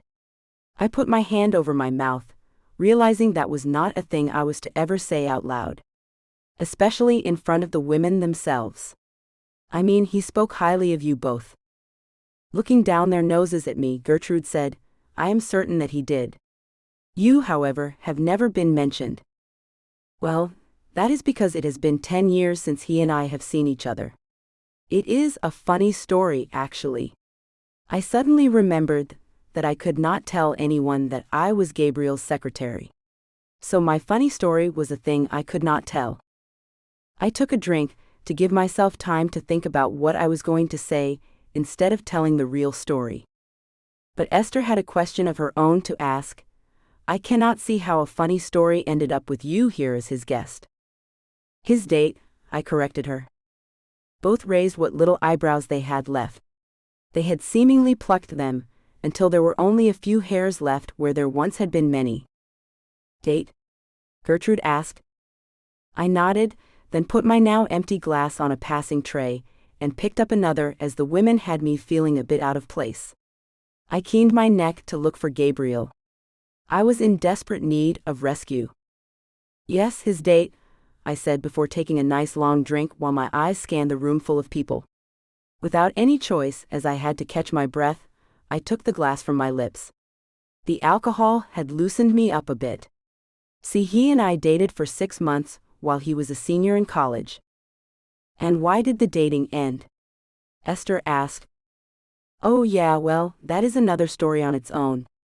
Anyway, I came to Seattle for a job interview. Oh? Gertrude asked. Is that not funny? Our nephew lives and works in Seattle. Yes, he does. I got the job as a secretary at a company there, and we ended up meeting. Not at the company he works for, I added. Just around Seattle. It is too hard to come up with logical lies while buzzed. So, you are a secretary then? Esther asked. Her expression of boredom was not lost on me. Sounds fascinating. I knew it was anything but fascinating. But for some strange reason, I kept talking. So there I was, and I saw him and he saw me, and we just kind of picked up where we had left off 10 years ago. Gertrude was still interested enough to ask, so who broke up with who back then? Well, since we had not officially broken up back then, I was not sure what to say. Plus, if Gabriel was asked some of the same questions, I did not know what he would say. So, I was in a bit of a pickle. Esther had found someone new to interrogate, thankfully. Come, sister. We have yet to meet Cousin Samantha's new young man. And he is adorable. The two waddled away from me, and I had never been more thankful for people walking away from me in my entire life. Thank you, Lord. Finally, I saw Claire and went to her side, although she was not aware of that at all as she spoke with someone. He is a dentist. I knew her husband was a dentist, so I felt like I had already caught up with the conversation. I tipped my drink, pouring the alcohol into my mouth, praying that Gabe would come sweep me off my feet and take me to the room already.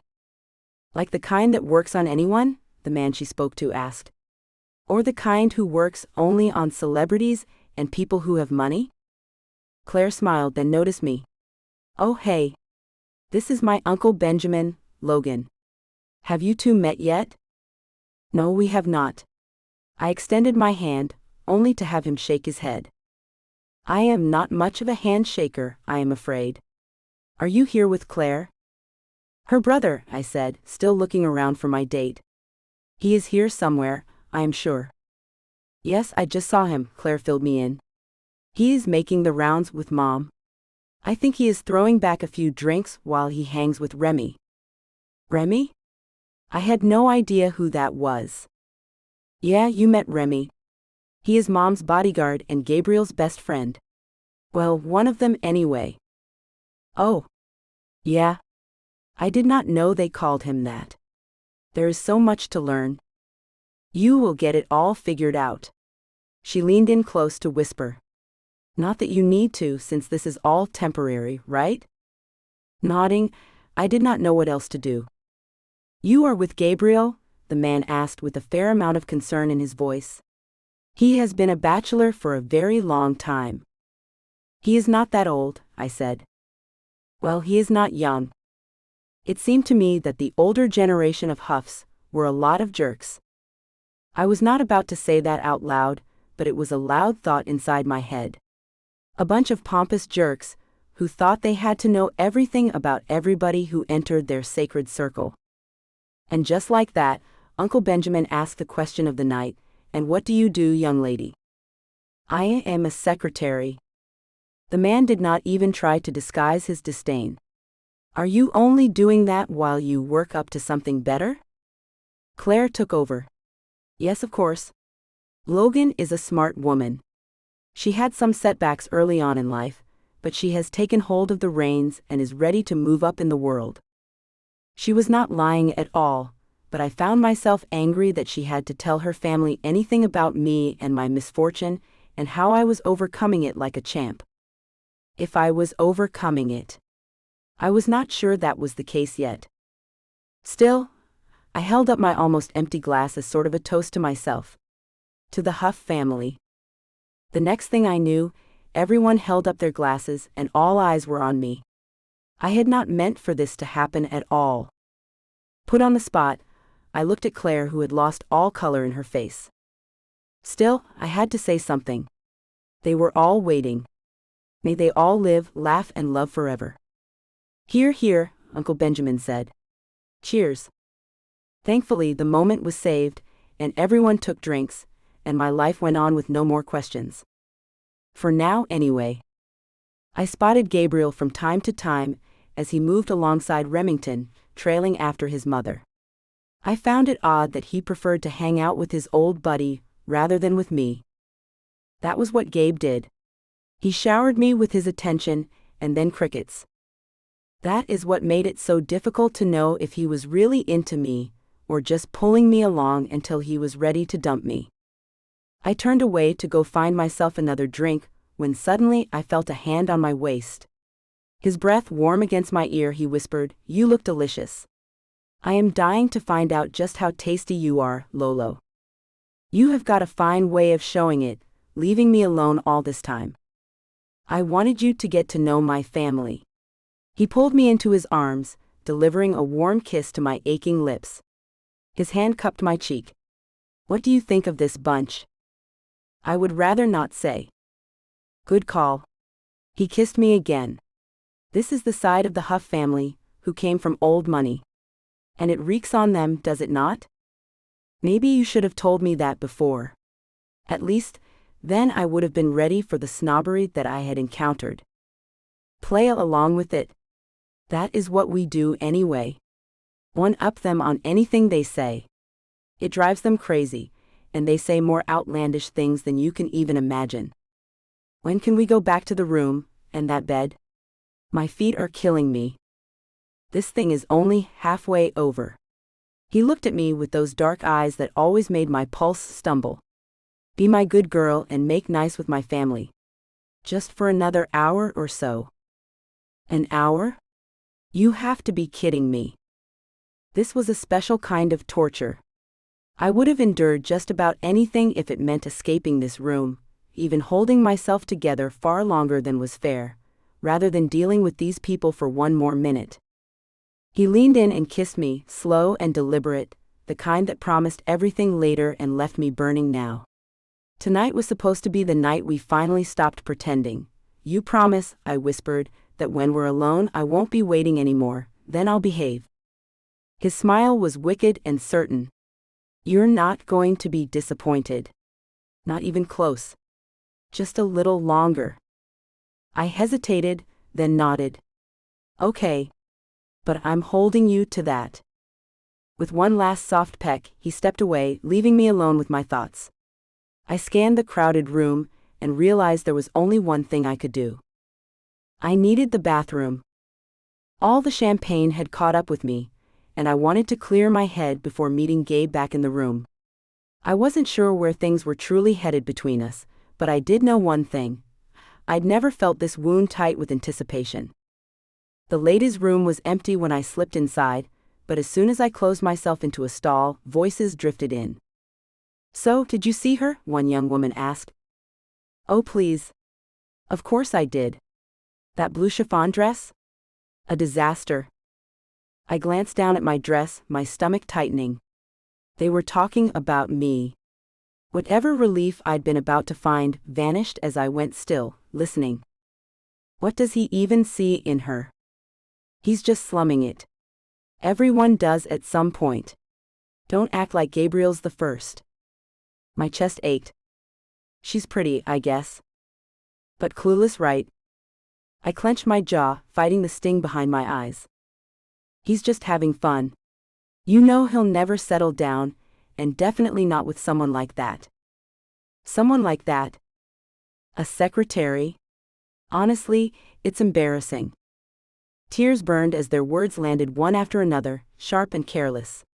I hadn't even met them, and yet they'd already decided exactly what I was worth. If this is what they think, what does everyone else think? When I heard stall doors closing, I moved quickly, slipping out before they could see me. I found Gabriel near the doorway and barely slowed. I'm not feeling well, I said, my voice tight. I'm going back to the room. I didn't wait for a response. I couldn't. I hurried away before I heard anything else that might finish breaking me. This was too much. Chapter 25. Gabriel. An hour had passed since Logan told me she was going up to the room. I had given enough time to my family.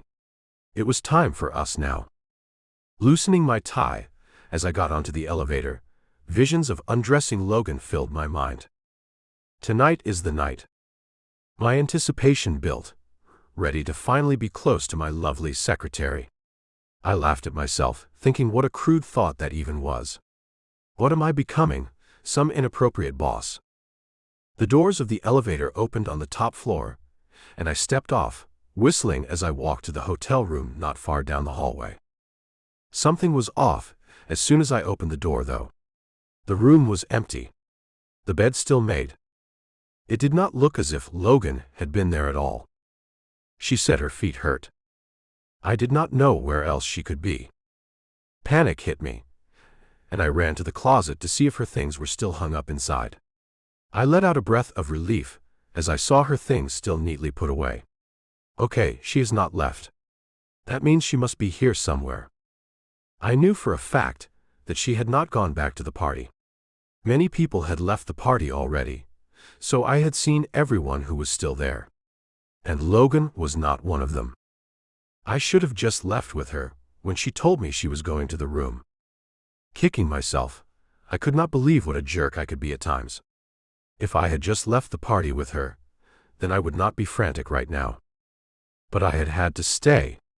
I had to keep on drinking and talking nonsense with my foolish family. Why do I keep doing things like that? Perhaps I had not fallen far from my family tree. Perhaps I was just as stuck up and stuffy as the wealthier part of the family. My sister had left the party when she saw her husband holding 2 sleeping children. She had her priorities straight. Her husband and kids came before anyone else. And that was how it should be. I had put my irritating family before Logan. That was unacceptable, and she deserved an apology. If I did not get myself together, a woman as good as Logan was sure to move away from me. I had been playing with her, as if I had the upper hand. And now, I knew that to be a ridiculous notion on my part. Obviously, Logan held all the cards. Groveling was not my thing. But I would do it, if it meant Logan would forgive me for being such a selfish fool. After a thorough search of the hotel room, I went back downstairs, through the lobby, then out to the back where the ocean lay, glistening under the moon's light. The soft sounds of waves lapping at the shore were all I heard. "Logan," I called out. My eyes scanned the area and found nothing. "Logan," I shouted. I saw something move and found an arm waving from the shoreline. "Over here." Slowing my pace, as I wanted to run to her, I did not want to appear as frantic as I had been. Taking a seat on the sand next to her, I asked, "So, why are you out here instead of in the room like you said you would be?" She leaned back on her hands, her fingers digging into the sand. "I do not know. I just did not really want to be alone. At least out here, I have the wind and water to keep me company." My heart ached for her. I had no idea you were feeling so alone. How would you realize that when you spent all of 3 minutes with me the entire night? She did not even look at me. I deserved that and knew it. Okay, you win. I am a jerk. I do not feel as if I have won anything, Gabriel. I had blown it. But you have won, Lolo. Her head swiveled, and she looked into my eyes. Do not call me that. I saw the pain in her pretty eyes, and it did something to me that I could not even understand. I am sorry. I truly am. No, you are not. How can you say that? I came looking for you, did I not? An hour after I left. I knew waiting an entire hour had been too long. I lost track of time. Oh, I am sure you did. What with the witty conversations you must have been having with your hilarious relatives. A more boring group of people I have never met. Not being used to anyone putting down my family, I felt the sting of her words. But I did not chastise her for them. They can be haughty. But I still saw no reason for her to be this put out with them. You could have simply ignored their banter, you know. Her head fell back as she looked up at the night sky. Ignore them saying things about me. Who said anything about you? I had heard no such talk. I went to the bathroom. While I was tucked away in a private stall, a couple of your female family members, 2 of the younger ones, came inside, and they were talking about me in an extremely negative way. You cannot let anything anyone says bother you. You know who you are. I know who you are. My mother and sister know who you are. That is all that really matters. You would think so. But that is not true at all. See, I have got a bit of an insecurity issue anyway. So, when I hear people saying the exact same things that I am trying not to think about myself, it hits hard. Tell me what they said, and I will tell you why none of it is true. She would not look at me, as she continued to look at the sky. Oh, let us see. They said that I am just a secretary, and you are just slumming with me. Well, you know that is not true. She turned to look at me, and sat up straight. A tear ran down her cheek. How do I know that is not true? Have I not treated you like my girl? You have given me gifts. One over-the-top gift, and the other was merely for you to play with my body. Like a dagger through the heart, her words hit hard. I bought the first gift with you in mind. I thought it would bring you pleasure. By not letting me enjoy it. She laughed. By frustrating me to no end. That is your idea of bringing me pleasure. All of a sudden, I knew I had been wrong for doing what I did that day. I am sorry. I was not thinking rationally. I hesitated, not wanting to admit why I had done that. Her eyes wide, she asked, What? Tell me. I just wanted to make you need me the way I need you. Blinking slowly, she seemed to be deciding if she was going to believe me or not. You are a complicated man. So I have been told. Your mother says you are just like your father. We were cut from the same cloth. I could not deny that I had idolized my father. He was my hero in so many ways. When he passed, it took a lot out of me. Yes, I can imagine it did. Can you forgive a fool for following in his father's footsteps? So, you learned how to avoid the woman you brought as your date from him. It is how we do things. We split up and make the rounds. But you are right. I should have kept you on my arm, introduced you to my family, instead of leaving you to do that on your own. I thought you would be able to handle them better than you did. And so now you see me as weak, she said glumly. No. I did not say that. I did not live up to your high standards, and I really do not think that I will ever be able to do that. We should just give this up already. It will never work. We are from very different worlds, you and I. You have no idea how different. Only because you refuse to talk about what you have been doing these last 10 years, is why that is. Her head fell, her eyes closed. I do not like to talk about that. I can tell. And that is exactly why I have not pushed you about it. But it is not fair that you want so much from me, when you refuse to do the same. Fair? She asked as she looked at me with narrowed eyes. You do not know a thing about fair. Your life is a fairy tale, Gabriel. So tell me what kind of life yours is, Lolo. Confide in me. You can trust me, and you know that. Shaking her head, she said, I know no such thing. I knew the young man that you were. But I have no idea who you are now. The old Gabe would not have left me to myself more than he spent time with me. The old Gabe was not anywhere near as busy as I am now. It is not that I do not want to spend time with you. Save it. I work in the same office with you. You stay inside your office or in meetings. Sometimes, I do not see you except when you walk through the reception area, and you are so busy on the phone that you do not even say a word to me or even look my way. I had been playing it all wrong with her, and could clearly see that now. Look, I will be honest with you. I had to take a deep breath to gather the courage to tell her what I had been doing. That would be a first, Gabe. Yes, I know. Honesty is always the best policy.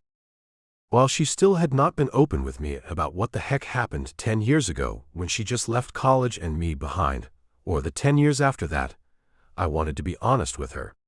Maybe that would let her know that she could be honest with me too. Okay. I have been purposely keeping myself from you so that you would come to me and beg for my attention and affection. Well, is that not refreshing? It is the honest truth, Lolo. I am not ever going to beg you for anything. I have got too much pride. See, that is it right there. I pointed at her, wagging my finger. When you love someone, you have to let pride go. You have to give them every little bit of yourself. Because if you do not, then your love will crumble.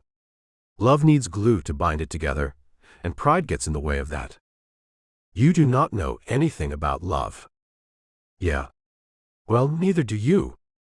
Finally, she looked at me without the jaded expression she had been wearing.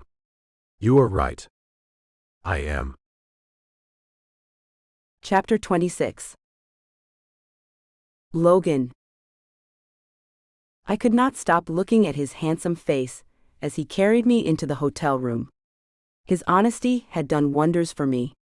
He had admitted to playing games with me and why he had played them. It was not like I could blame him, though. I had not been completely honest with him either. But I did not feel as if I was playing games. Softly, he laid me down on the bed. Leaning over me, he kissed my lips. I am going to show you how much you mean to me. I am going to show you how much you have always meant to me.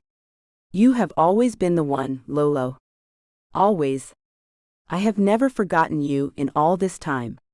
I do not think that I can forget you. Clutching the collar of his starched white shirt, I kept him close to me. I have never forgotten you either, Gabe. Our mouths met and somehow we removed each other's clothes, then settled in the middle of the huge bed, tangled up in each other. My body warm from his touch.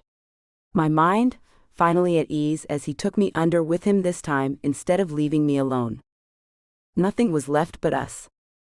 They gave themselves to the moment, losing the night in each other's arms. What followed needed no words, only the quiet dark and each other.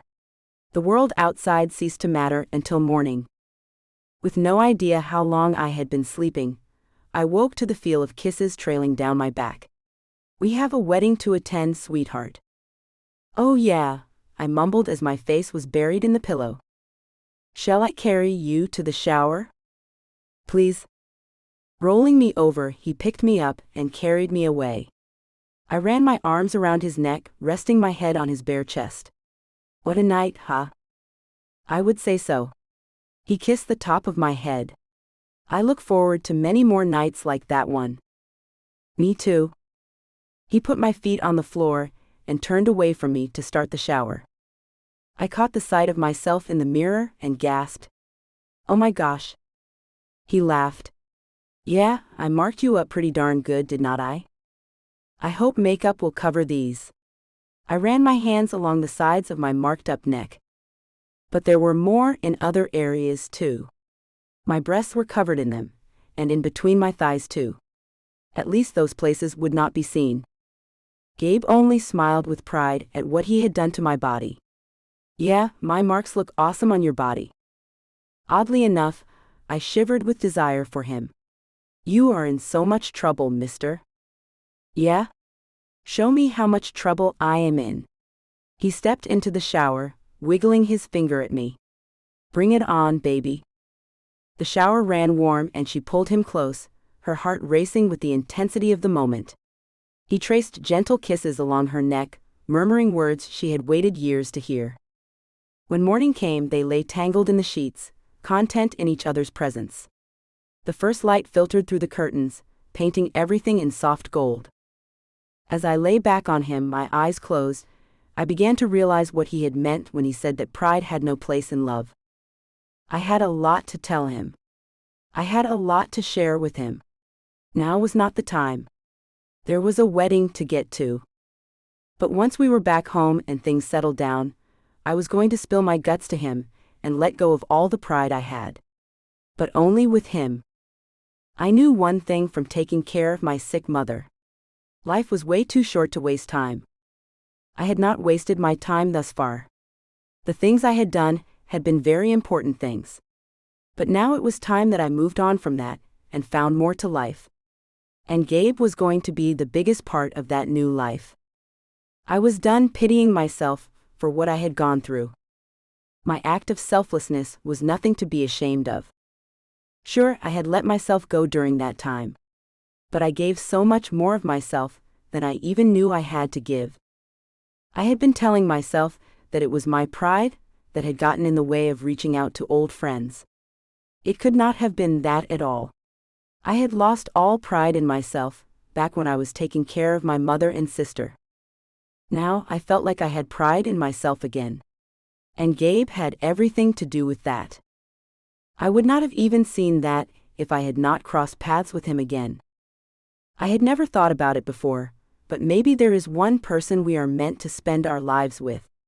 Maybe I was made for Gabe, and he was made for me. Gosh, can this be it? Can this be our happily ever after? Chapter 27.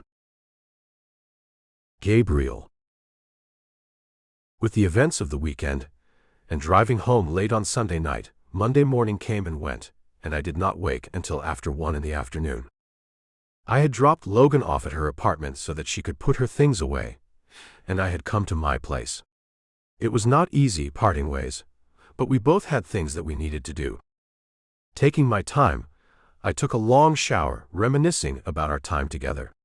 I had never felt so free.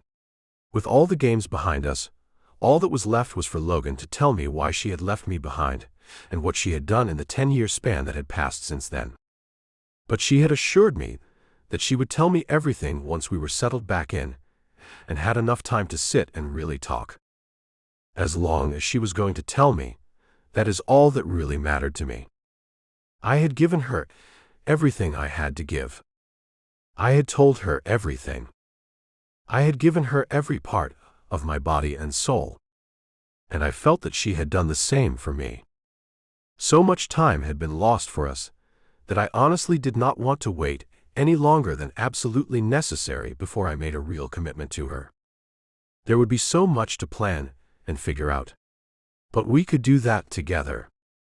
I was done limiting the time I spent with her. From now on, she would have my undivided attention. Nothing would take precedence over her and the relationship we were sure to build together. Love was a word that had kept popping up in my mind. I was sure that I would tell her those 3 little words as soon as today. But first, I had to get myself ready to even go into the office. I had told her to go in whenever she got ready and not to rush. Whatever had to be done could be done during the week. Nothing was that pressing after all. Now that I had her working with me at Vibrant, and on the side project too, we would have so much more time together. And I loved that idea more than I knew I would. We would be a real team. The team of us. Once I had gotten myself dressed, I went to get my phone off the nightstand. I had put it on Do Not Disturb so that I could get some real sleep, since I had had very little the entire weekend. What I found were a lot of missed calls from some of the investors in the side project and a couple of texts from Remy. I decided to call Remy first. He answered on the first ring. "Hey, have you seen any news today? I just got ready for the day." "Why? What is up?" "You are going to want to sit down for this." I did not like the way that sounded at all. "Is Logan okay?" That was all I could imagine that would upset me enough to have to sit down for hearing it. That creep Leo has done some pretty shady things to her. If he did anything to hurt her, I swear I will find him. She is fine. I mean, as far as I know, she is fine. Remy cleared his throat. She is not at work, though. But Matt checked to see if anyone has come or gone from her apartment, and the last time the lock was activated was early this morning around 5. I am assuming that is when you dropped her off. Am I right? I did not like this line of questioning at all. Yeah. I am going to call her real quick. Wait. Why? Something is much more important than her right now, he said. I was tired of people assuming they knew what was important to me. Nothing is more important to me than she is. Got that? What happened between you two? I mean, I know you guys were together all weekend long. Everyone was highly aware of that fact. But now you are saying she is the most important thing to you. I do not get it. When did some woman override your business? So, it is my business that is the big news.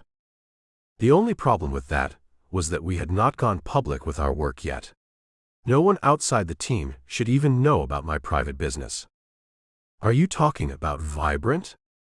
I am not talking about your real job, Gabriel. So, it was the side project that was in the news. But that could not be. I know you know about the side project, and so does Matt, but other than the team, it is not common knowledge, nor is it meant to be. You know how things like this work. We do not want anyone to get the jump on us by stealing our ideas. That ship has sailed. My heart sank as my temper flared. What does that mean? Someone has leaked information about what you guys have been working on. And what is worse, is that the other members of your team believe that it is you who leaked that valuable information. I grabbed the remote and clicked it, then turned on the news channel. My face was splashed across the screen. What is going on? That is what I would like to know, Gabriel. Care to talk? My mind ran amok with who was really behind this, since I certainly was not. I have got to call the other investors. I did move some money around before I left for the weekend, and was going to tell them about that today. But this thing about me leaking information is nonsense. Who else would know these things? He asked. I did not want to even think it. I will talk to you later. Ending that call, I called Kyle, the investor who was into the project nearly as much as I was. He answered gruffly, What have you done, Huff? Nothing. That is not what it looks like. The media got information from someone. We have given lie detectors to everyone on the team, including myself. You are the only one left. That was not entirely true. I had let Logan in on everything. But I was not going to bring her name into it yet. I will take a lie detector test if you want. Good. You will be asked more than just the questions about the leaked information. We know you stole $150,000 from the main account too. Care to explain? I opened my mouth, ready to tell him everything. But he was not done yet as he said, "Everyone saw what you took the money for, Huff. Do not even bother lying to me. You yourself put the pictures up on social media for all to see. Really? Buying your girl of the week a pair of sunglasses that cost, I still cannot believe this, $150,000. The same amount you took. You are lower than low. Do you even realize that? This project meant something not only to us, but to the whole world. And you messed it all up over a woman. This is a jailable offense, you know." "I did not do any of it," I said between clenched teeth. "Turn yourself in, man. Do not make the cops chase you down." We had taken pictures on the beach after the wedding, and Logan had worn the sunglasses. We had posted the pictures on everything. But I had not stolen any money to pay for them. I can prove that I bought the glasses with my own money. Sure you can. Another call came in, and I saw Matt's name on the screen. Immediately, I thought about Logan being in his apartment. "Look, I will call you back." "You jerk. Turn yourself into the cops." Ending the call, I took Matt's call. "Hey. I just got an alert that Logan used the keypad to open the door. It is the first time the door has been opened since 5 this morning." "Okay. I am going over there." "Hang on," Matt said. "I am pulling up the surveillance footage on my phone. You remember that I had Remy's company install a camera in the hallway so that we could see who came and went from that apartment after that Leo jerk stopped by unannounced and uninvited, right?" "Yeah." I sat down on the sofa, relieved that he could see what was going on with Logan. "I suppose you have heard the news." "Who has not?" He was quiet for a moment, then said, "Dang. The cops are there. They are asking her some questions, is what it looks like. Shoot, she let one of them inside the apartment." "Goodness." I jumped up. "I have got to go over there." "I would not do that if I were you, man. The cops are looking for you. I cannot figure out how come they have not come to your place yet." "Me neither." Glad I still had the rental car, I grabbed the key fob and took off. "I cannot stay here." "Well, do not go to Logan." "Not yet." "Care to explain what is going on?" "I did nothing wrong. Someone has leaked the information, but it was not me. And the missing money can be accounted for. I had to get my ducks in a row before I went to the others on my team to let them know who had done what. It amazed me how things had gotten so out of hand so quickly. All that told me was that someone close had done this. I did not want to even think it, but there really was only one person who was new to the project. Replaying the time that I had told Logan about the project, I recalled that we were in my office. I had brought up the website on my computer, but the website was not something published and available to anyone unless you were a team member. Logan did see the web address, though. Could she have memorized it? That was all she would need to get on the website and get the information that would destroy the whole thing. Why would she do that? What would that accomplish for her? Money. Someone could have paid her to get the information. But who and why? I had to wonder if she had been a part of this from the beginning. Had she come to the interview knowing she would get the job because of our past together? If Logan was behind this, she was the biggest liar I had ever met. My heart clenched like a fist had grabbed it and squeezed it as hard as it could. I had to pull the car over it to catch my breath. This cannot be true. I had found love with her again. Things were about to skyrocket for us. She would not do this to me. But how did I really know? I had not seen or heard from her in 10 years. I did not know her at all anymore. I thought I had been playing games with her, but she might have been playing the meanest game ever with me. I had no idea what I had done to her to deserve this. I had fallen in love with her back then, and I was in love with her now. I could not see anything wrong with that. Suddenly, a thought hit me like a brick.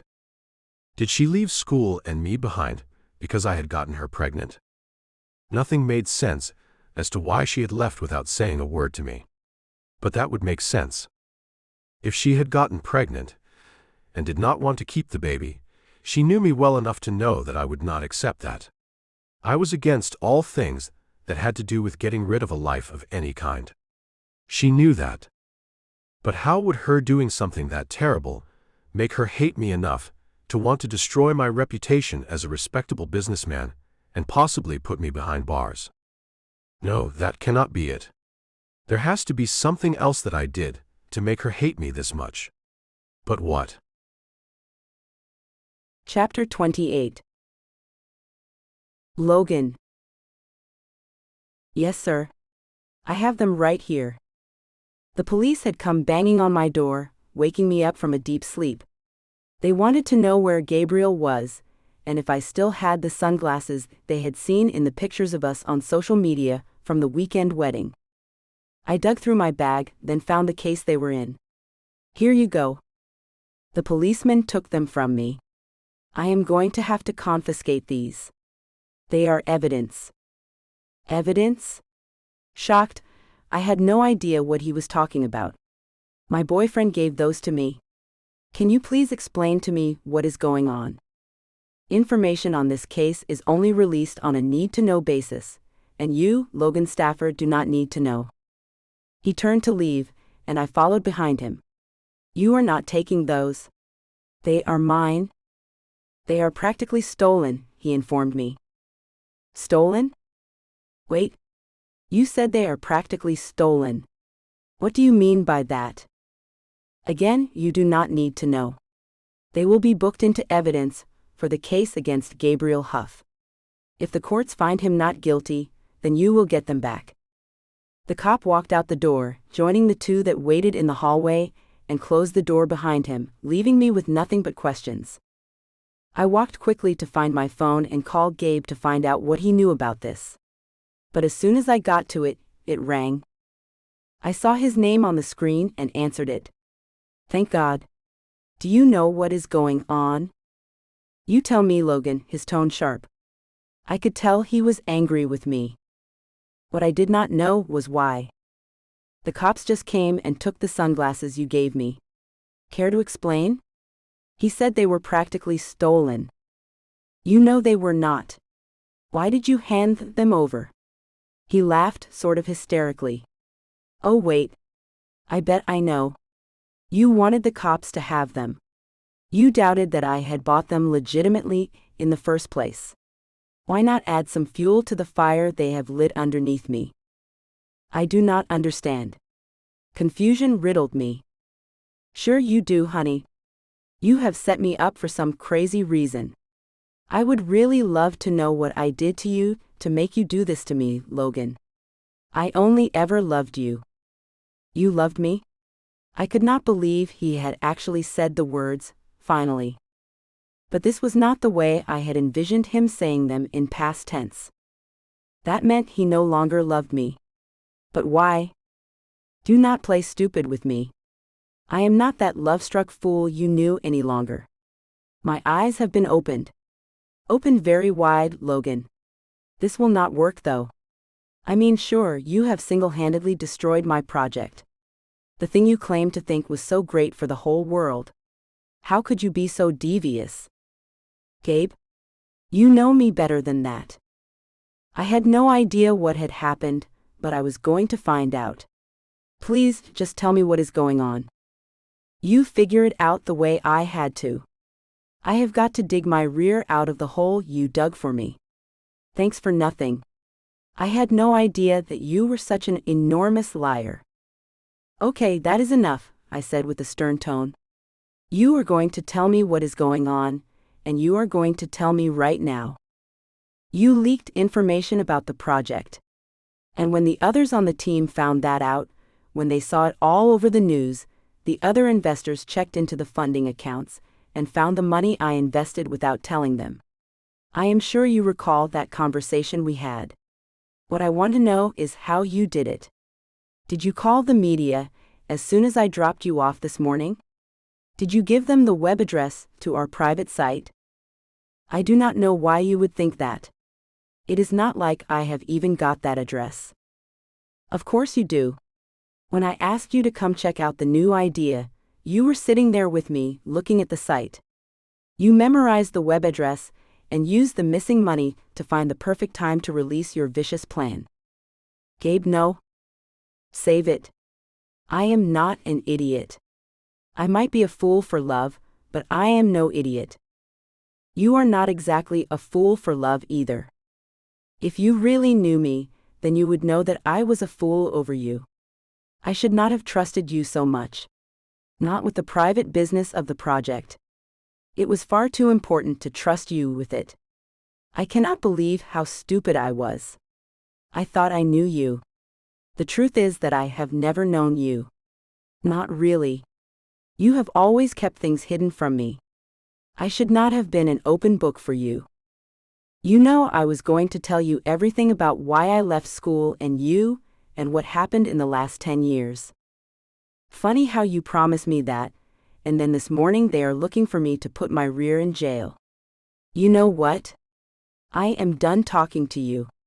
For all I know, you are trying to figure out right now how to use every word I have just said against me. He ended the call, and I was left breathless. Crumpling to the floor, I had no idea what to do now. I had done nothing wrong. But he thought I was the one behind everything. Crawling across the floor, I got the television remote and turned on the television to see if anything on the news would let me in on what was happening. The first thing I saw was Gabe's handsome face on the screen as the reporter said, "As we have been reporting all morning, Gabriel Huff is wanted in connection with the leak of valuable information and embezzlement from a startup company that he was a part of here in Seattle. He is believed to still be in the city, and anyone who turns him in or gives information on his whereabouts will be given a reward by the same company he works for at the present, Vibrant." I could not believe that even Vibrant wanted him put behind bars. He had done nothing to harm that company. He had done nothing to harm his project either. I was sure of that. But who would want to destroy Gabe? He thought it was me. But that could not be further from the truth. Leaning back on the sofa, I sat on the wood floor, trying to figure out when it had all turned south for us. I had accused him of taking money from the project to buy the sunglasses to impress me. So there was that. But how could he think I was behind the leak just because of that? I did not have access to the website though. Not that I knew how to prove that fact. I had not called or contacted anyone from the media, and my smartphone could prove that. I looked at the landline phone that sat on the counter and wondered if there were records that could show that I did not use that phone to contact the media either. Crushed, what hurt the most was that Gabe did not trust me. The fact that he thought I was capable of something like this destroyed me. Everything I had done had led him to distrust me. I should have just told him everything when I saw him again. His sister knew a lot though. Maybe she would tell him some of the things I had told her, and he would begin to see that I was not proud of what had become of me, and that that was the only reason I had kept everything to myself. I picked my phone back up from where I had placed it on the floor next to me. I called Claire, but the call went straight to voicemail. I was not sure if she was avoiding talking to me or just busy. Does his whole family think I did this? There would be no evidence that I did anything. I had that to stand on. I had done nothing wrong, and given time, Gabe would find that out. But the cops were looking for him. And if he was put in jail, then I had no idea what would happen. Gabe was smart. Too smart to let the cops catch him. All we needed was time to find out who had really done this. I had no idea if Gabe had any enemies or not. Only someone who wanted to see him completely destroyed would do something this low. All his previous romantic partners came to mind. From what Claire said, Gabe had turned into quite the ladies' man since he had graduated from college. When I came into the scene, one of his previous girlfriends could have gotten angry and pulled this stunt. That was not beyond the realm of imagination. But did any of them have access or much knowledge of his secret project? And how was I to find that out? Although crushed, I knew it was up to me to try to clear Gabriel's name. Even though he blamed me and had no faith in me, I honestly had no one to blame for that but myself. I could not let him take the blame for this. Not when I knew for a fact that he had not done it. Or do I know that? I had not known Gabe for 10 long years. Who was I to say that he was not capable of doing something like this? I did know what he made at Vibrant, and it was not enough to afford to buy me those sunglasses. So where did the money to pay for them come from? How would Gabriel profit from leaking information about the project though? Unless someone paid him for it. Maybe the investment he said he had taken the money from the project for was not an investment at all. He had said it was guaranteed to make 3 times the amount of the initial investment. Was that all a lie? Did he steal the money only to try to impress me with an expensive gift? Did he make a deal with someone to sell information merely so he could shower me with even more expensive gifts? And why would he do that anyway? I did not want his money or any gifts. I was happy with very little. He did think my thriftiness was silly though. From the family members of his that I had met, and that had been a lot with all the weddings he had taken me to, I saw that money meant a great deal to most of them. Was there a greedy gene in the Huff family? Did Gabriel take after his father in that way too? I had no way of knowing, unless I got more information. But who would want to spill their guts about everything Gabriel Huff did, and why he did it? Who would even know him that well? Gabe was not exactly an open book. I had the feeling that what he had confessed to me during our weekend together was not something he did often, if at all. He loved me. I knew that much. If that love was as true as the love I had for him, then he would calm down and see that I would not have done this to him. But he would have to have faith, and I had no idea how much faith the man had. All I knew was that I could not sit back and do nothing. I had to act.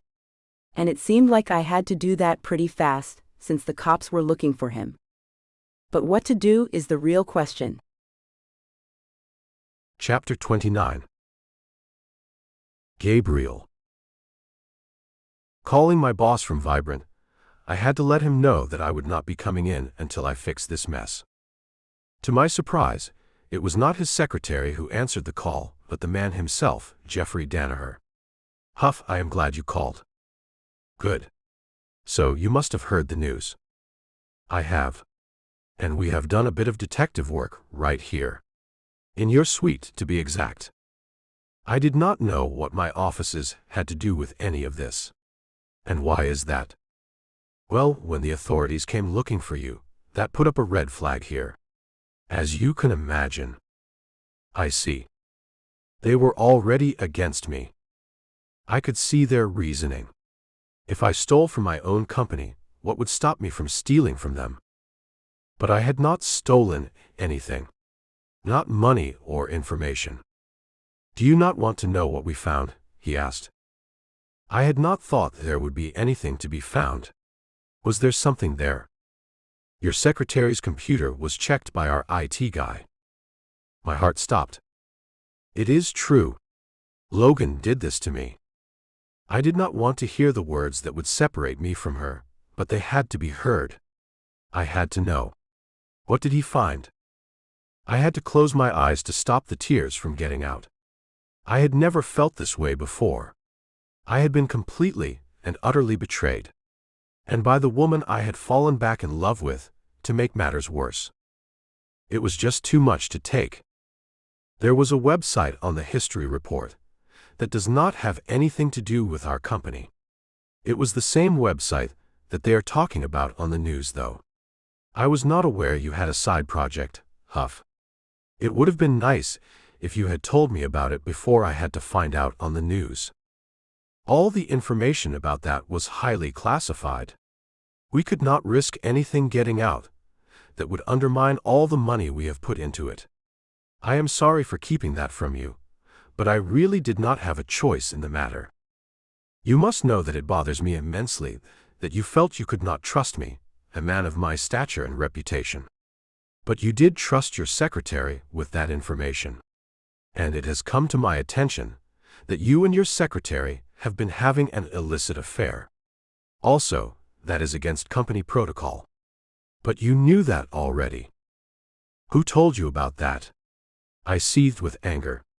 My fist balled up, wanting to punch anything I could. You put it all over social media this weekend. Do you not remember doing that, Huff? Logan and I both had posted pictures from the weekend.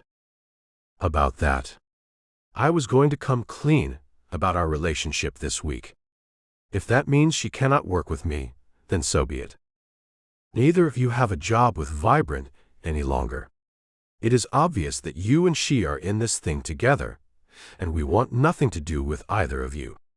The fact that you used company computers to do your dirty work only makes things worse. Wait, are you saying that she came into the office and used her computer to leak the website to the media? I am not saying that. But the computer's history does show that the website was pulled up on the secretary's computer. It should say the date and time it was pulled up. You will have to get in contact with the police to find that out, Huff. Your things will be mailed to you. You are not allowed back in this building unless you are cleared of all charges.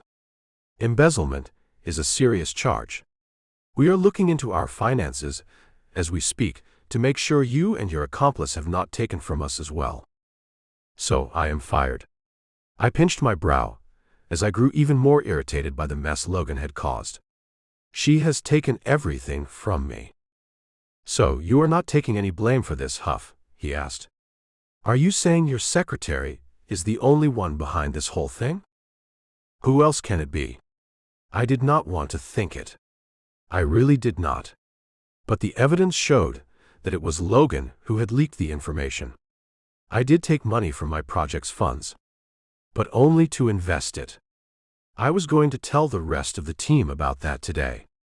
But then this leak occurred and chaos has broken loose, and I am being accused of much more than I did. I can prove the investment. And once I have the date and time from the computer's history, I can prove my secretary made the leak.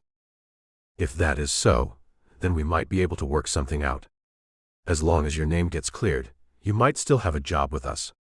But we would have to put you on probation, since you had a personal relationship with a member of Vibrant's staff. Yeah, I will take my punishment. It is nothing compared to how I am already punishing myself over this. I have made some huge mistakes. The biggest was falling in love with Logan again. Chapter 30. Logan. I had just gotten dressed and was about to leave the apartment to make my way to the office to see if I could find the receipt for the sunglasses Gabe had bought me. At least, with the receipt he had said he put in his safe, I would have some evidence that he had made a legal purchase. I was not sure if that would be enough to get the cops to ease up on him or not, but it was definitely worth a try. My cell phone dinged, and I saw that Gabe had sent me a text. I opened it and read it out loud. I cannot believe you really did this to me. They found evidence on your company computer of the private website that was leaked to the media. My boss at Vibrant thought the two of us were in cahoots and has fired us both. But you know that is not the truth. You did all of this. And only you can fix it. Otherwise, I will go to jail once they find me. I do not know what I ever did to you to deserve this, but I am sorry for it. If that helps at all. I never want to see you again. You can imagine why that is, since I cannot trust my judgment where you are concerned. I loved you. What am I saying? I love you. I truly do. You have broken me in ways that you can never imagine, and the wounds you have caused me will never heal. If you ever cared for me at all, you will confess your crimes so that I can move on with my life. I lost it all then. My composure evaporated. Not only was the man I loved hurt to the point of being nearly destroyed, but we also both had lost our jobs. Someone had set us both up. But who? Who hated us that much to ruin our lives? I had no way of knowing. And now that I knew we had been fired, I could not even go to the office to find the receipt. This is a complete fiasco. I fell on the bed, crying my heart out. It felt like my life was over. I did not have a clue what to do. I did not know how to fix things for Gabe. Sniffling, I sat up and thought about what he had written. He wanted me to take the blame.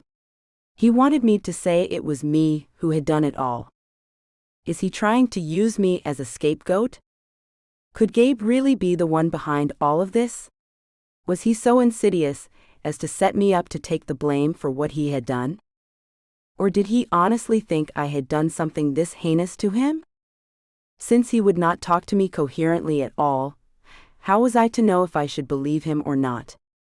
I knew I had not done anything wrong. And even if I did make a fake confession, that would never stand up in court since I had no details of what had really happened. Gabe had said my computer at the office had evidence of the leak on it. So it had to have been someone with access to our suite of offices. But who has access to it? Gabe might know. But I knew he would not tell me since he thought it was me. Or he was using me as a scapegoat. He was not going to help me out at all, either way. All I knew for sure was that neither of us had trust in the other at this time. And maybe that trust would never come back. I had no choice. I had to find out the truth. It would either set us both free, or prove Gabriel to be the real culprit behind everything. Gosh, please do not let the man I love be some devious monster who would do this to me. Scene break.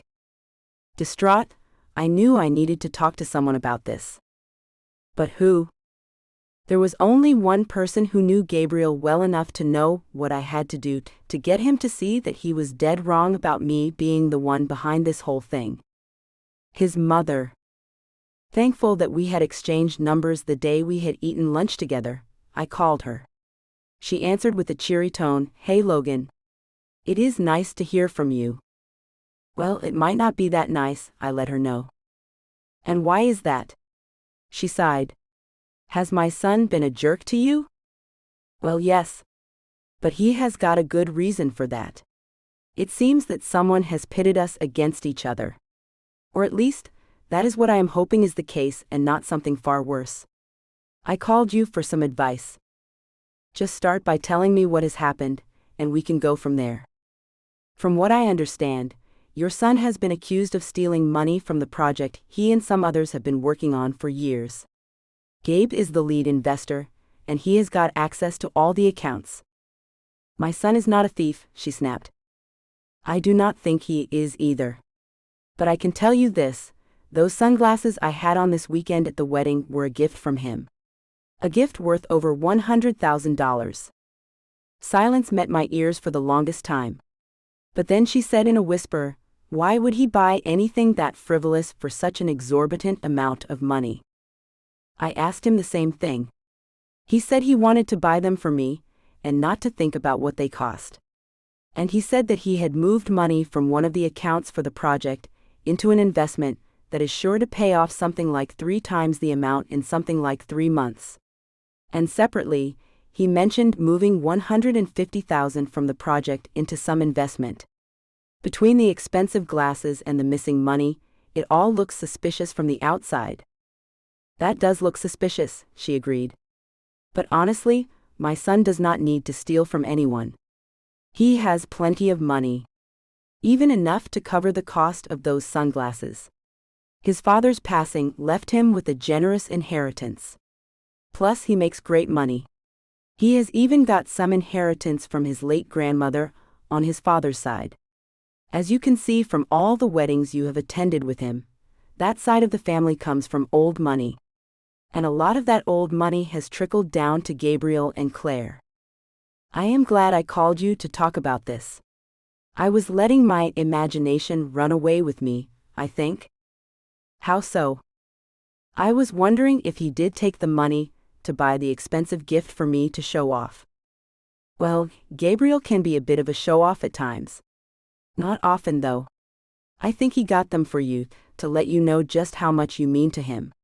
He has not had many girlfriends whom he has lavished with gifts the way he has done with you. But there is more. I knew I had to tell her what else had gone down with Gabe's project. More than the missing money? She asked with surprise. Yes, more than the missing money. If Gabriel is telling the truth, which I am sure he is, that money can be located if the other investors would just let him tell them where he invested it. Then that can be cleared up, cannot it? She asked. I think it can. But the cops are looking for Gabriel. What? Shock filled her voice. The police are after my son? This is inconceivable. I agree.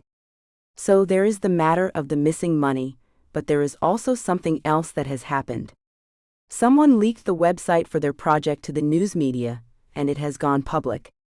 Gabe said it would be very bad if that happened. It would give others the information they have worked so hard for and spent so much money on. They think Gabe leaked the information. And he thinks that I did it. How could you have leaked the information that he must have kept private? She asked with concern. He showed me the website right before we left for the wedding trip. He asked me if I would like to be a part of the project. He thinks that I saw the web address and memorized it, which I did not do. Then he should believe you. Did you talk to him about that? I did talk to him. And he does not believe me. But he has got good reason to question what I have said. See, someone from Vibrant went to check out my computer at work and found that the website had been visited on my computer. Well, did you look at it from there? No. I have never pulled up that site on my own. I honestly cannot recall the web address at all. But with the evidence on my work computer, what else is Gabriel to think? Who else could have gotten to that computer, Logan? I do not know. I would assume the cleaning staff could get to it. There is a password to that computer. Yes, the cleaning staff does get into the suite of offices, but they do not have the passwords to get into any computers in there. Do you keep the password written somewhere inside the office or on the desk? Darn. I had not thought about that. There is a list of passwords that I use for all sorts of things at work. It is inside a notebook which is stored in a locked section of my desk. But I would suppose that someone could figure out how to get into it if they had enough time. And then try the passwords one at a time until they found the right one to get into the computer. So there you have it. Someone else did that. Now, all we need to figure out is how they got the secret web address in the first place. I would think that would be next to impossible. She clucked her tongue. Honey, when someone wants something bad enough, they will find a way to get what they want. Has anyone acted suspicious around either of you lately? Not really. I could not think of anyone who had acted weird around us. You need to find proof that someone else was in that office this weekend while you and Gabriel were out of town. You are right. But how am I going to do that? I cannot go to the office. Why not? She asked with confusion in her voice. Oh, I left that part out, did not I? I suppose that you did. Gabe and I have been fired. The boss thinks that we are in on this thing together, and he does not trust either of us anymore. So I cannot simply go into the office. For all I know, they have already rekeyed the number on the keypad to get into the suite. They might not have yet. You should still go and try to see what you can find out. Or are the police after you too? No, they are not. They were here earlier, and I gave them the sunglasses they asked for. They said they were evidence in the case they are building against Gabriel. So no one is making a case against you then? She asked. Not that I know of. I cannot see why you were fired then. That is not fair at all, is it? Not really. But I would not work for anyone but Gabe anyway. I do not care for the other people in charge around that place. And why is that? Well, most of them are pretty rude and treat their secretaries like trash.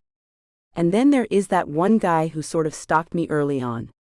Until Gabe set him straight. Since then, he has backed off. But I would not want to work for him, or with him in any capacity. Well, you said that you called me for advice, and here's what I have for you. Good. I knew you were the right one to ask about this.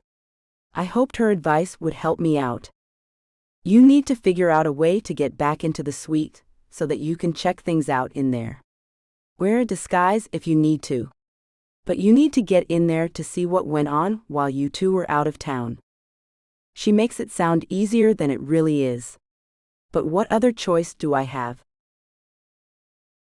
Chapter 31. Gabriel.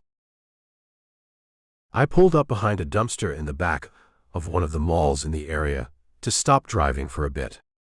My cell rang, and I saw that it was Matt calling. Hey, I said as I answered the call. Hey, I am going to text you the address to one of my Airbnbs and the code to get into the house. It is on the outskirts of town, and no one will know to look for you there. I am going to grab some groceries and head over there too. That way, you can get off the road and have somewhere you can use as a base while you plan what to do next. Relief spread like wildfire inside me. Thank you, buddy. You are the best. I will see you in about an hour. Just get there, and do not make yourself stand out at all. Cover your head anytime you get out of the car. Since your pretty face is everywhere right now, just about anyone could turn you into the cops. Yeah, I understand you, buddy. I will be there, waiting for you. The text came in as soon as he ended the call, and I headed out of town. Hopefully, I would find some peace out there. He had said the place was on the outskirts of town, but it was all the way out of town and in the forest. Thick trees hid the small cabin, and that made me feel extremely safe. I was not there long before Matt showed up with a couple of bags of groceries. Hey man, I got you the essentials. I am not sure how long you will have to hole up here, but I have got your back. He began putting the things away as I came to sit at the small bar that separated the living area from the kitchen. The only thing that is going to fix this situation for me is if Logan admits that she is the one behind the leak. I can justify the money my partners think is missing, but I cannot justify the information leak that could cost us everything we have invested. So, you really think that Logan did that? He looked skeptical. Who else could have done it, Matt? I was not going to waste time trying to pin this on someone else when I knew for a fact that she had been the only one to see the web address just before we left town. She saw the site. I showed it to her. Did she write anything down when she was looking at it with you? No. I guess she just memorized the address. How long is it? I do not know. Kind of long, I guess. It is not impossible that she could have memorized it for a short time, and then wrote it down once she was away from me. But why would she do something like that? Did she even know you had a side project that you had been working on for years? Not until I told her about it. I asked her if she would help me with it. She was eager to help too. And now I know why she was so eager. He shook his head. I cannot see it. She did not know you had anything secret going on in the first place. Things have been going well between you. There is no motive, Gabe. None at all. Not on her own, Matt. Someone who did have suspicions about the project must have paid her to do this. That is a real stretch, man. I mean, that would take a lot of gambling for that whole thing to work. First, this person who hired her would have had to be watching for you to hire someone. And once you put up the ad, then they would have had to get Logan a decent resume to land the job. And you told me yourself that her resume was terrible. It did. She has got no experience in anything. Cannot you see that anyone who would go this route would have doctored her resume to make it glisten so you would hire her? I think that they knew of our past relationship and that I would hire her because of it. Did she ever tell you how she found out about the job in the first place? No. I thought that made my suspicions even more concrete. Why would not she have told me that? Maybe she just saw the ad in Indeed, and no one told her about the job. Plus, are you sure she would have even applied for the job if she had known that you would be her boss? She did act surprised when she saw me that day. Gosh, could she really be that good of an actress? Maybe you should ask her how she found out about the job before you go accusing her of anything. I have already accused her. His face fell. No. Man. That is so stupid. Gosh, Gabe. That woman is good for you. You must know that by now. She brings out the best in you, you silly fool. I know she does. That was the plan this whole time. Cannot you see that? Just ask her who told her about your secretary job, you fool, he shouted as he threw his hands in the air. Goodness. Why would you go accusing her of anything? Well, there really is no one else who had access to that information. I had to admit that he was making me rethink things. Maybe I should have asked that question. But it is too late now. It is never too late to try and make things right with the woman who makes you a better man. I hated that he was right. Forget you, Matt. Forget you, Huff. Swallow your pride and call that woman. I cannot do that. And just why not? He took a beer from a box of them and slid it to me. Here, drink this and calm down. I screwed the lid off and took a long drink before answering him. I love her, Matt. I do not want her to be the one who did this. But I have no other suspects. It has to be her. And if I let her talk to me, she will tell me things that I will not be able to handle because I love that woman with all my heart and would do anything for her. Anything, Matt. Even help her cover up what she has done. And I cannot let myself do that. It has got to be someone else. You are focusing on the easiest scenario. Logan was the last one to see that website, and she was the last one given an opportunity to memorize it or whatever. Matt, my boss at Vibrant, found the website in the history on her work computer. Now, you tell me that it was not her who leaked that information. I know that looks bad, he agreed. But this happened last night when she was with you. I dropped her off, remember? It was you who saw her go into the apartment. And the time you said you saw her adds up to the time I dropped her off. But she could have gone out another way. A window, Gabe, he scoffed. The apartment is on the 3rd floor. Okay. What if she did not go inside when I dropped her off? What if she ran to the office and did the deed she was hired to do? That is like a mile from the apartment building. But would not there be someone guarding the building who would have seen her? There is an old guy guarding it. But what if he was sleeping? She has got the code to get into the building and then into the suite of offices. I would love to have another suspect to consider. I do not want this to be her doing. I really do not. If you knew the exact time that you dropped her off, then we would have a better idea if she had enough time to commit the crime or not. I had no idea what time I had actually dropped her off. It was late. The drive had been long. I was exhausted. She seemed to be exhausted too. I did watch her walk into the apartment building, though. I left as soon as I knew she was safely inside. I should have called her to make sure she had gotten into the apartment okay. But I was just so tired that I drove home, almost on autopilot, and then went straight to bed where I crashed out hard. He took a long drink from his bottle of beer, seemingly contemplating things. Finally, he shook his head. We need more information. If you would just call her, he trailed off. I snapped, I cannot. I will believe anything she says, because I desperately want to. If you had any idea how I feel about her, You would not even ask me to talk to her. This is the hardest thing I have ever done. Can you explain to me what happened between you two back in college? Like, why did you guys break up anyway? She left. One day, out of the blue, she was just gone. She was roommates with my sister, and even she did not know where she had gone or why she had gone.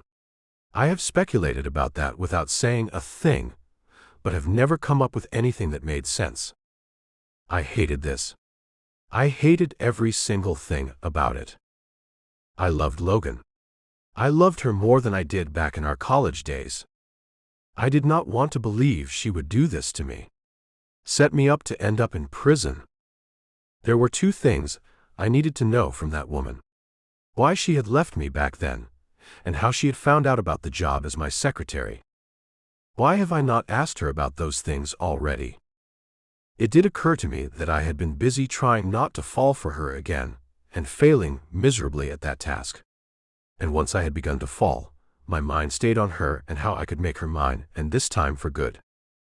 I felt a hand plop down on my shoulder, and turned to find that Matt had come around the small bar to stand next to me. Call her. I can see the angst on your face. Your shoulders are slumped in a way I have never seen on you before.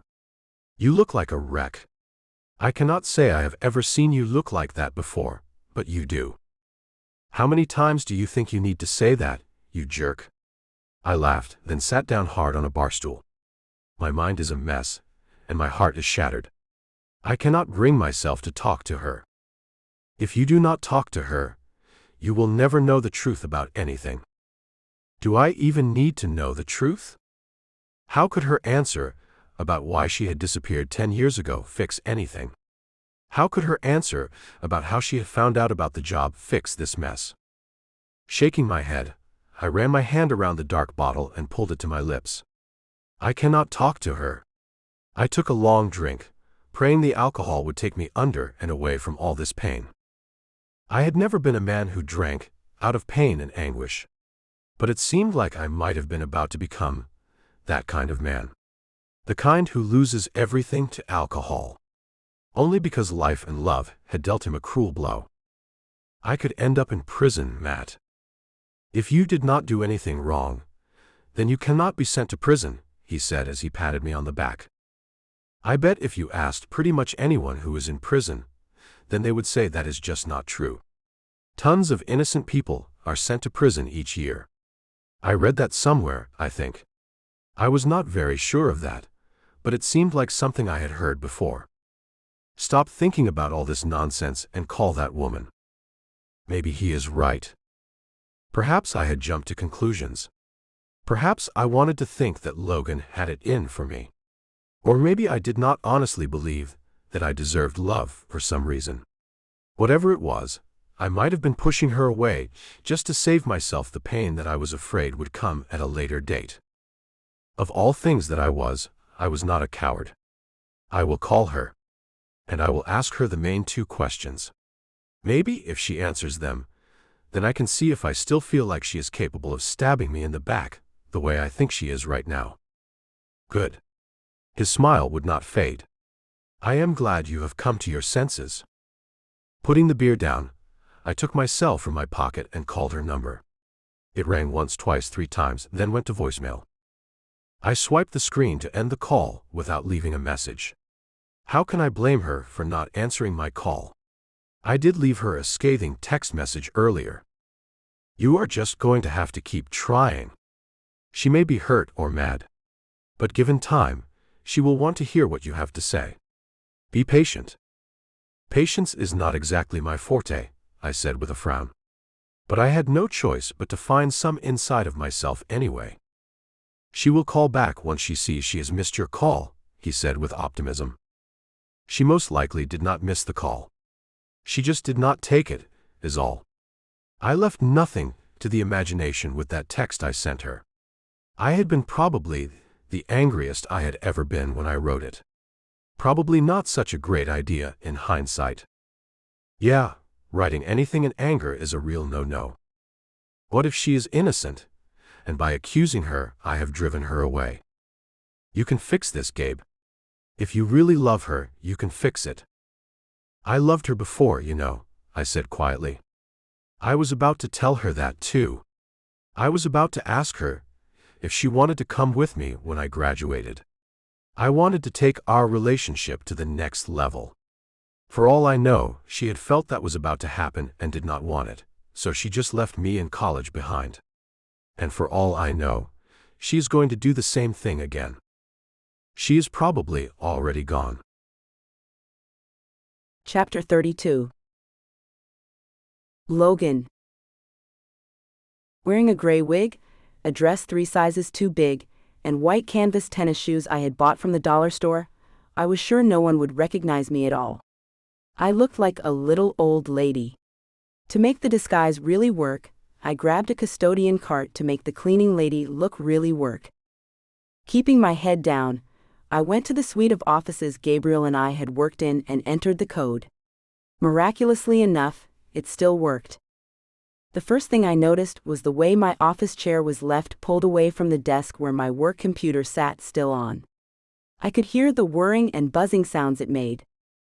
The drawer with my notepad that had the passwords written inside of it was locked. I unlocked it with my key, which I had brought with me, and found everything exactly the same as I had left them. Picking up the notebook, I turned to the page with the passwords and found it still intact. I looked around, unsure of what to look for next as I had gotten nowhere with my things. Ah, the receipt for the sunglasses. Gabe said it was in the safe in his office. I made my way to the office, leaving the cleaning cart behind in the reception area where my desk was. Tapping in the code, I unlocked the door and went inside. Scanning the room as I looked for the safe, I saw a picture of the Mona Lisa that seemed out of place. Just as I had thought, the picture hid the safe, and amazingly enough, I entered Gabriel's birthday and it opened. The receipt on top was the one he had placed in there last, and it was the one for the sunglasses. That crazy man actually paid that exorbitant amount for those glasses. They are gorgeous. But $150,000 worth of gorgeous? I am not sure about that nonsense. Taking the receipt with me, I tucked it away in the pocket of my dress before closing and locking the safe back up. Suddenly, I heard someone come into the reception area, and I ran like lightning to close and lock the door to Gabe's office so that no one would notice that it was open. The next thing I heard was the sound of someone punching in the code to open his office door, and I had to hide. Fast. Under the desk made the most sense, and I clambered to get underneath it, pulling the chair back in just in the nick of time. I heard the door open. Light spilled across the floor before the overhead light came on. Peering out from under the desk, I saw the legs of a ladder that someone propped against the wall right behind Gabe's desk. And then I saw feet go up the ladder. The shoes were highly polished black business shoes. This is no one from the cleaning staff, that is for sure. With the person, which I was pretty sure was a man from the shoes and gray slacks that I could see, up on the ladder, I was sure they were not looking down and leaned up to see who it was. I nearly gasped out loud when I saw Leo standing on the ladder. He had some type of tool in his hand, and then I realized he had taken down something from the trim that ran along the top of the wall. It was small, and he tucked it into the pocket of his slacks before climbing back down the ladder. I quickly leaned back to stay hidden. What is that smarmy man doing in here? I knew I could not jump out and ask him anything. First of all, no one knew I was in there. Second of all, he had always given me the creeps. I had no idea if he would attack me or what he would do. And I was not about to find that out either. So I stayed hidden and absolutely silent until he left the room. And then I climbed out and went to the door that he had locked behind him. I could not risk opening it until I heard him leave the suite altogether. It was not long before I heard the beeps of him tapping in the code to lock the outer door, and then I went out to the reception area. The trash receptacle was out of place. It had been snug up against the side of my desk. And now it was moved about an inch away from where it had been. I went to see if he had put something in there, and found the small black device he had stuffed into his pocket. It was under a few wadded-up papers, but I knew I had not put anything like that in there. I picked it up and put it into my pocket with the receipt. And then I turned to leave the office. I did not have much, but I had 2 things, and that would have to be enough. Just before I got to the door, I stopped and looked up at the top of the wall, recalling something that Gabe had done. The vibrating panties. He had hidden a camera in the reception room somewhere, so that he could make sure I did not have any physical reaction to what he was doing to me with his remote-controlled panties.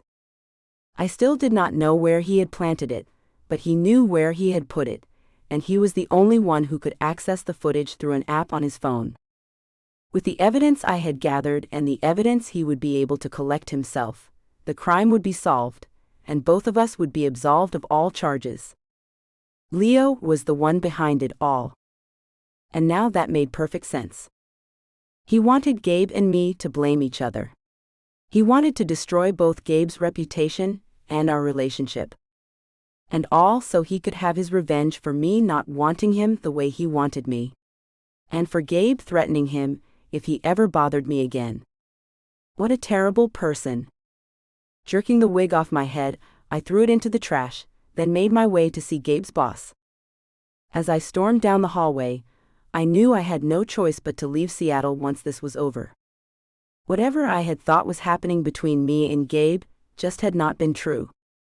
If he had fallen for me the way I had fallen for him, he would not have accused me of betraying him. He and I just were not meant to be. The pain had not faded any though. I was sure it would stay with me for a very long time. I did love the man. But I could not be with someone who would so quickly accuse me of something so heinous. For Gabriel to think that I would want to see him go to prison just made me sick. If he thought that of me, then there was no way real love could ever be in his heart. Maybe he just could not trust women. I did not know the real answer to why he would think that of me. And I was going to have to accept that I might never know or understand why he was the way he was. He would get his job back. I was sure that meant more to him than I did anyway. His project was a loss though, unfortunately. Nothing could fix that. It would be a small consolation, but at least Leo would be fired, and he would be the one who would possibly face prison time for all he had done. Marching into the reception area, I bypassed the secretary, who jumped up to try to stop me from entering her boss's office. "You cannot go in there, Miss Stafford. You should not even be in this building." I had never met the big boss of Vibrant. But I recognized the man from the pictures in the main lobby, as soon as he rose like an eagle from his huge leather chair behind his dauntingly dark redwood desk. "What is the meaning of this?" he thundered. "I have evidence to prove that neither Gabriel nor I did anything wrong." I pulled out the receipt and the little thing I was sure was a camera and placed them on his desk. "The receipt is for the sunglasses Gabriel bought me as a gift. He can explain everything about the money that they think went missing from the account for the project he is a part of. He did move the money, but it was to make an investment, that is a sure thing." "I do not want to hear any excuses," the man said sternly. "You need to get off the premises." He looked at his secretary, who had come in after me.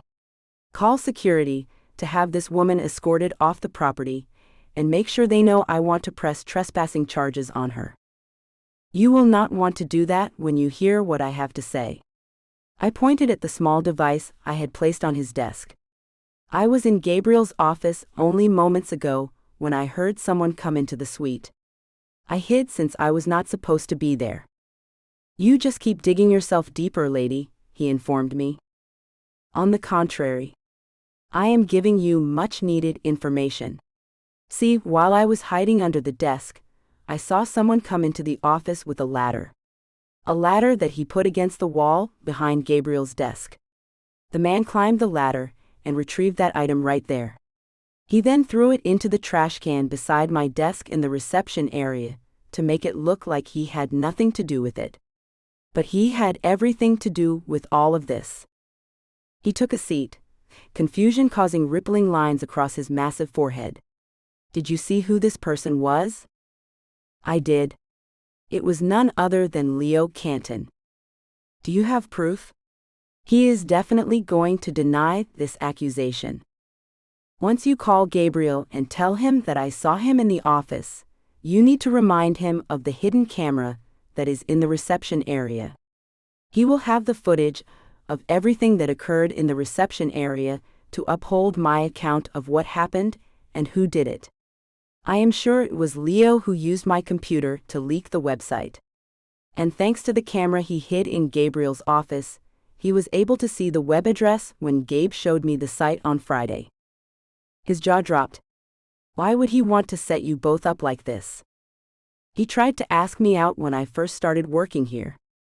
And I would have nothing to do with him. But he showed up at my apartment when Gabriel was over. I had not given Leo my address. So that was super stocky of him. Gabriel told him to leave me alone or he would beat him up or something like that.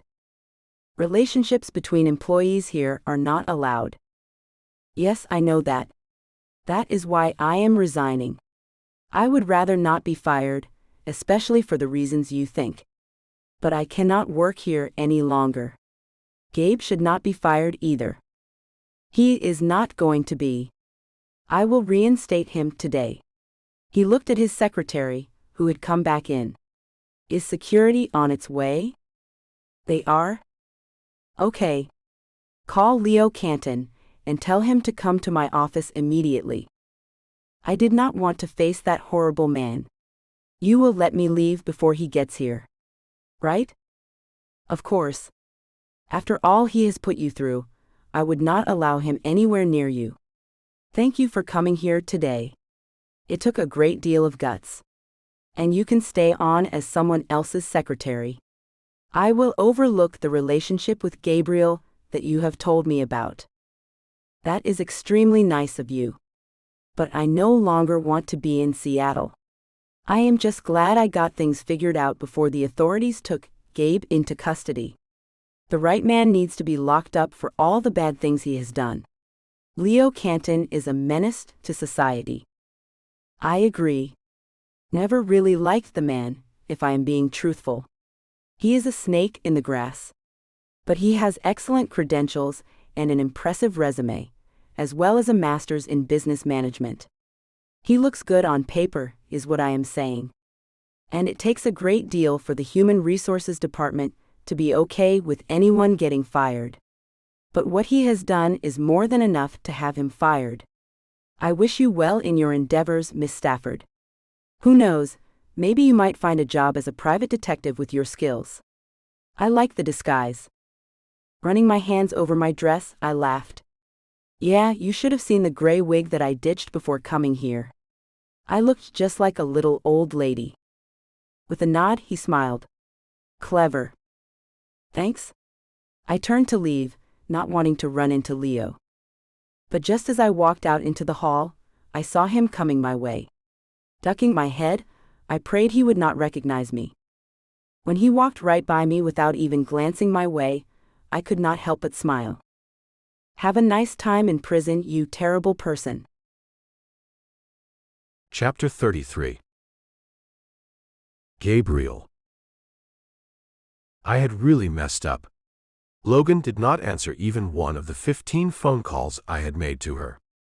Do not give up, Gabe, Matt said as we sat on the sofa, him channel surfing for the ultimate movie for us to watch, and me trying not to completely throw in the towel. But it was not easy. I know her, man. If she was going to answer, she would have done it by now. It has only been like an hour and a half. Give her some time. My phone sat on the sofa next to me. I stared at it, willing her to call me. So when my phone rang, naturally, I jumped up and yelled, "It is her. It is her." Grabbing the phone, I did not even look at the screen as I swiped it. I am so sorry. Why is that? I heard a male voice ask. Looking at the phone, I saw it was not Logan at all.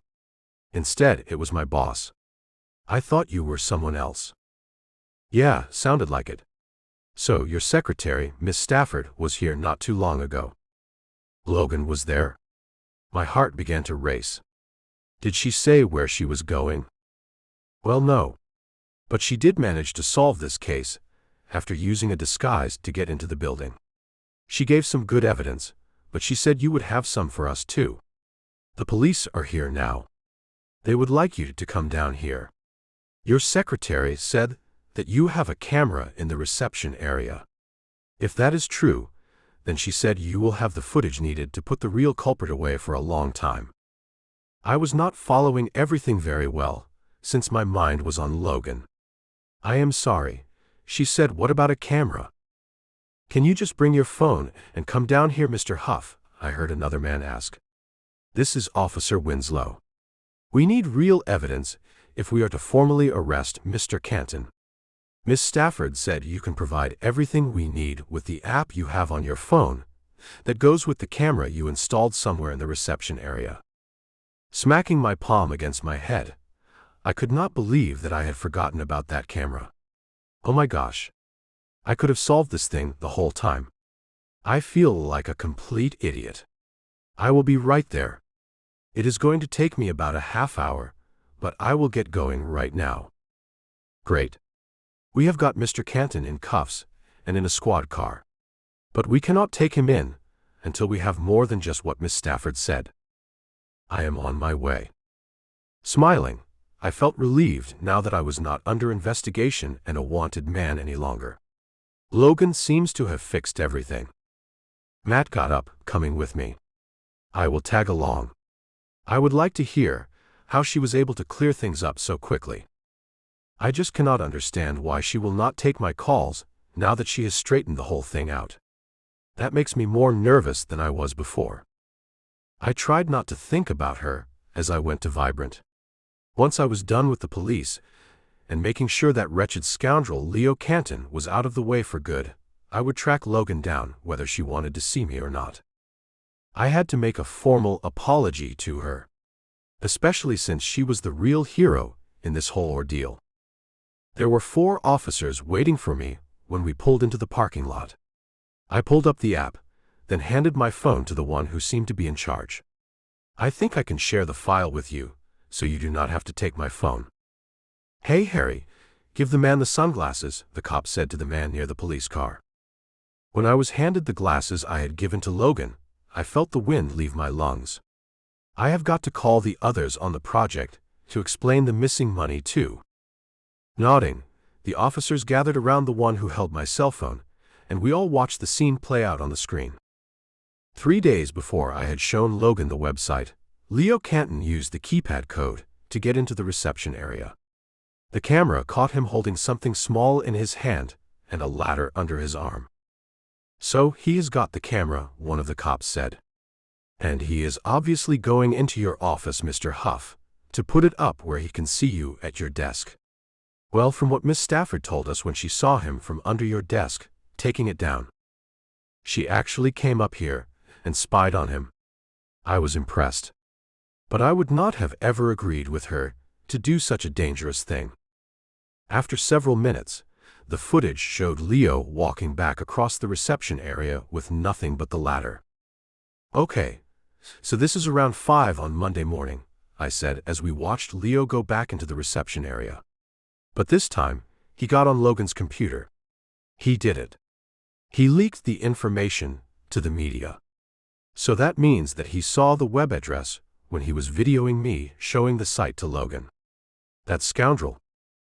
The footage went on to show what had happened earlier in the day, when Logan dressed up like some old lady and went into the suite.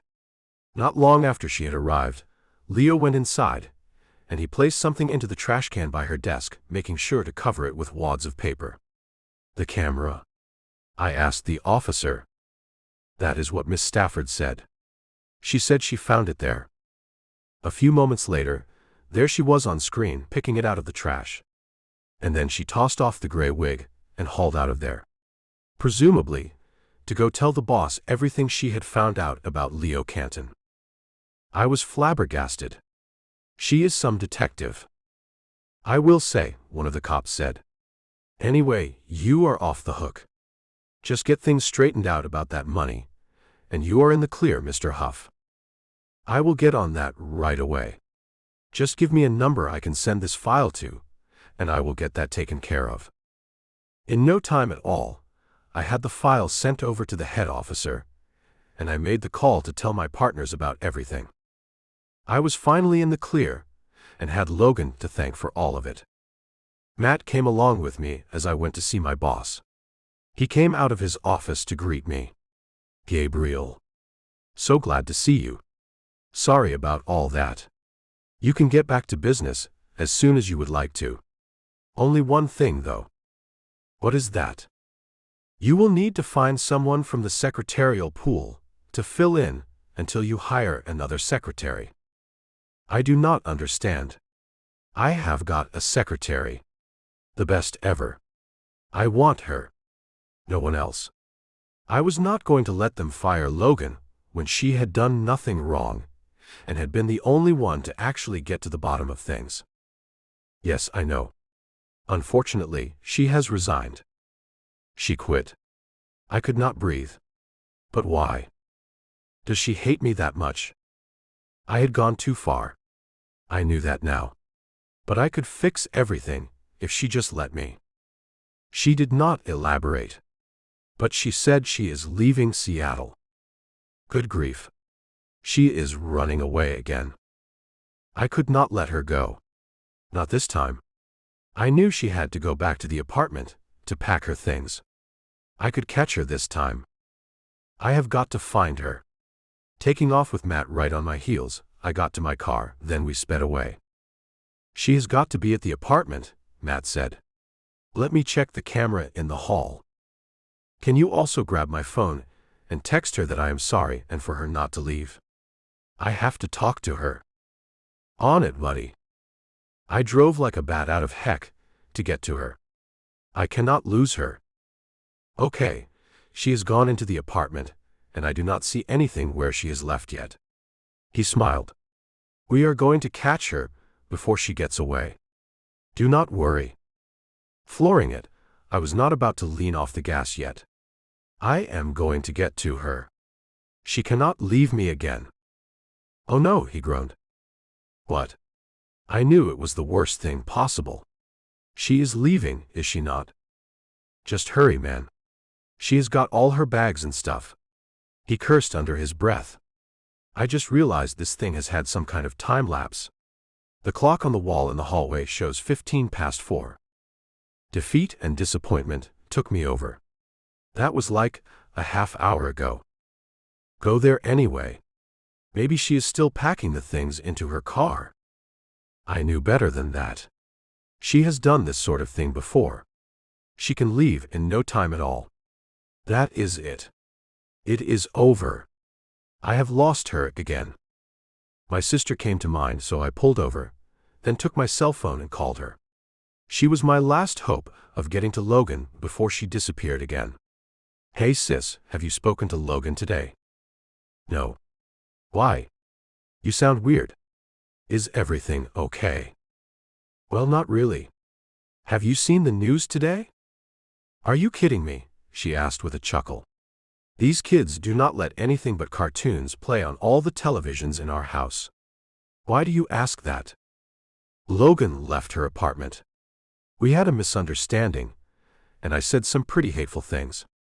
I am afraid she has taken off. I can call her and see what is up. I will call you back after I talk to her. Hey, tell her that I love her and that I cannot lose her again." "You what?" she said with a gasp. "Oh, Gabe. This was supposed to be all fake with you two. I knew you both would end up hurting each other. Way to go. Darn it. Now I have lost my friend again. Why can you not just let her be? You do not think she loves me?" She was quiet for a moment, then finally said, "Yeah, I know she does. But you know how she is. She is afraid of love, Gabe. Have you not figured that out yet? She just leaves before things can get too serious. I doubt she will take my calls. She is not taking mine either." It all felt hopeless. "You really think she is afraid of love?" "Listen, I know she did not tell you about why she left before. So I will. Her mother got very sick. She had been sick before, but her husband was caring for her. One day, he just left, and she had no choice but to ask Logan to go home to take care of her. That is why she has not worked in 10 years. She had to stay home to care for her mother, get her to the doctor's visits. And Logan also had to make sure her little sister stayed in school and got good grades and all that. She did not want to tell anyone about any of it. But I got it out of her, a little bit at a time.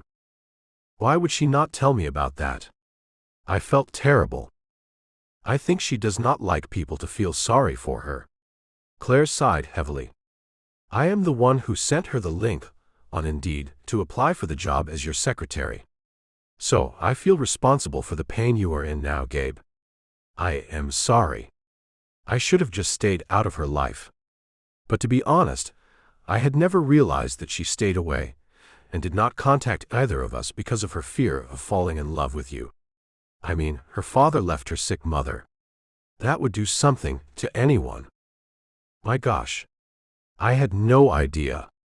I feel so bad for her. And that is exactly what she did not want, Gabe. She does not want pity. She just wanted a chance to have a good job, even if only for a little while so that she could have something decent on her resume. I hope she finds something soon. If you get a call from someone who says she put you down as a recommendation, you will give her a good reference, right? She is too smart to do that. She will not want me to know where she is. She would know that I would track her down. I have not said it to her, but she knows that I love her. I know she knows that. Hey, if it helps at all, I know she is in love with you too. Otherwise, she would not have left. Who knows, maybe she will contact one of us. But it will not be today. You can bet on that. Yeah. My heart had been shattered before, but now it was pulverized into hamburger meat. If you hear from her at all, please let me know. I will. I love you, big brother. You be safe. There are more fish in the sea, you know. Well, I do not think there is another fish for me. Bye. I did not say a word, as I took Matt back to get his car. There was nothing to say. Logan was gone, and a large part of me went with her. How could I have been so blind? Chapter 34. Logan. Tears clouded my vision as I drove out of Seattle. I did not know where I was going. My sister was in college a couple of hours away, but she lived in the dorms, and I could not stay with her. I had some money now, thanks to the hefty bonus Gabe had given me to be his pretend girlfriend. So this time around, money was not the problem. Knowing where to go was. By now, Gabe would have been told what had really happened. He would know that I had not done anything but fix the whole problem. He had called many times. And he had even texted. But I had not read it, and I was not going to. There was nothing he could say to make me stay anyway. It had been proven what he really thought about me. If he knew me, if he truly cared about me, he would have known that I would never do anything to put him in jail or ruin his reputation. Sure, he could tell me how sorry he was. And if I knew nothing else about Gabriel Huff, it was that he would shower me with apology gifts. Not that I needed him to give me anything. It was better this way. Who knew how it would have ended between us? I just knew it would end eventually.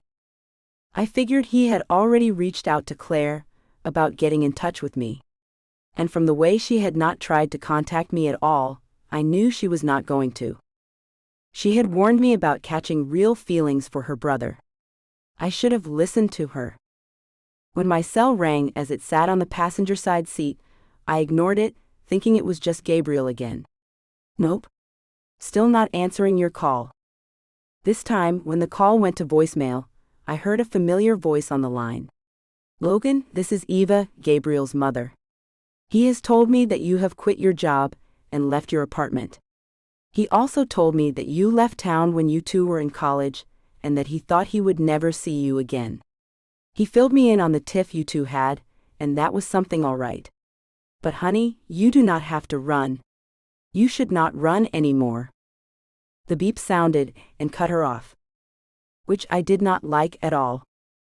I could ignore Gabe forever if I had to.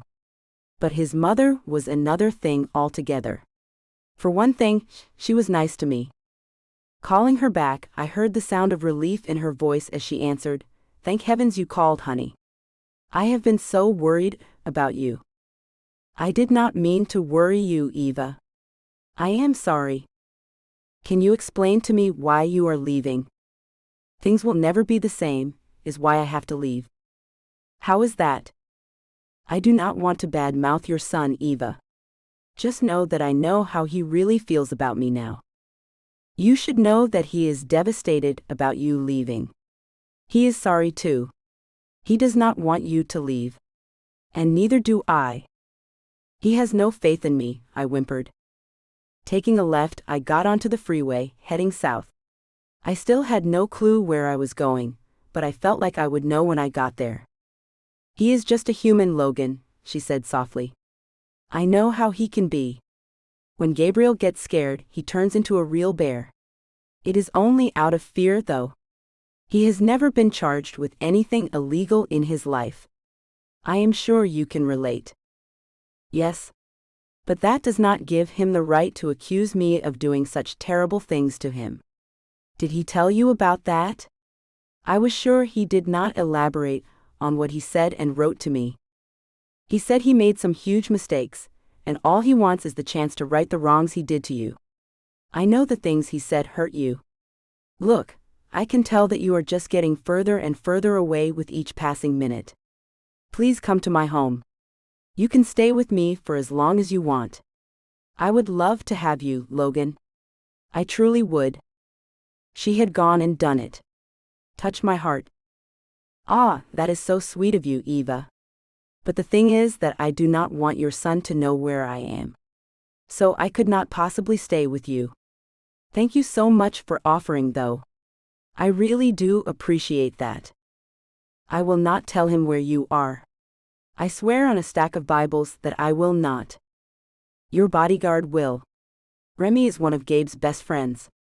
He will rat me out quickly too. And I cannot see Gabe right now. Not ever, really.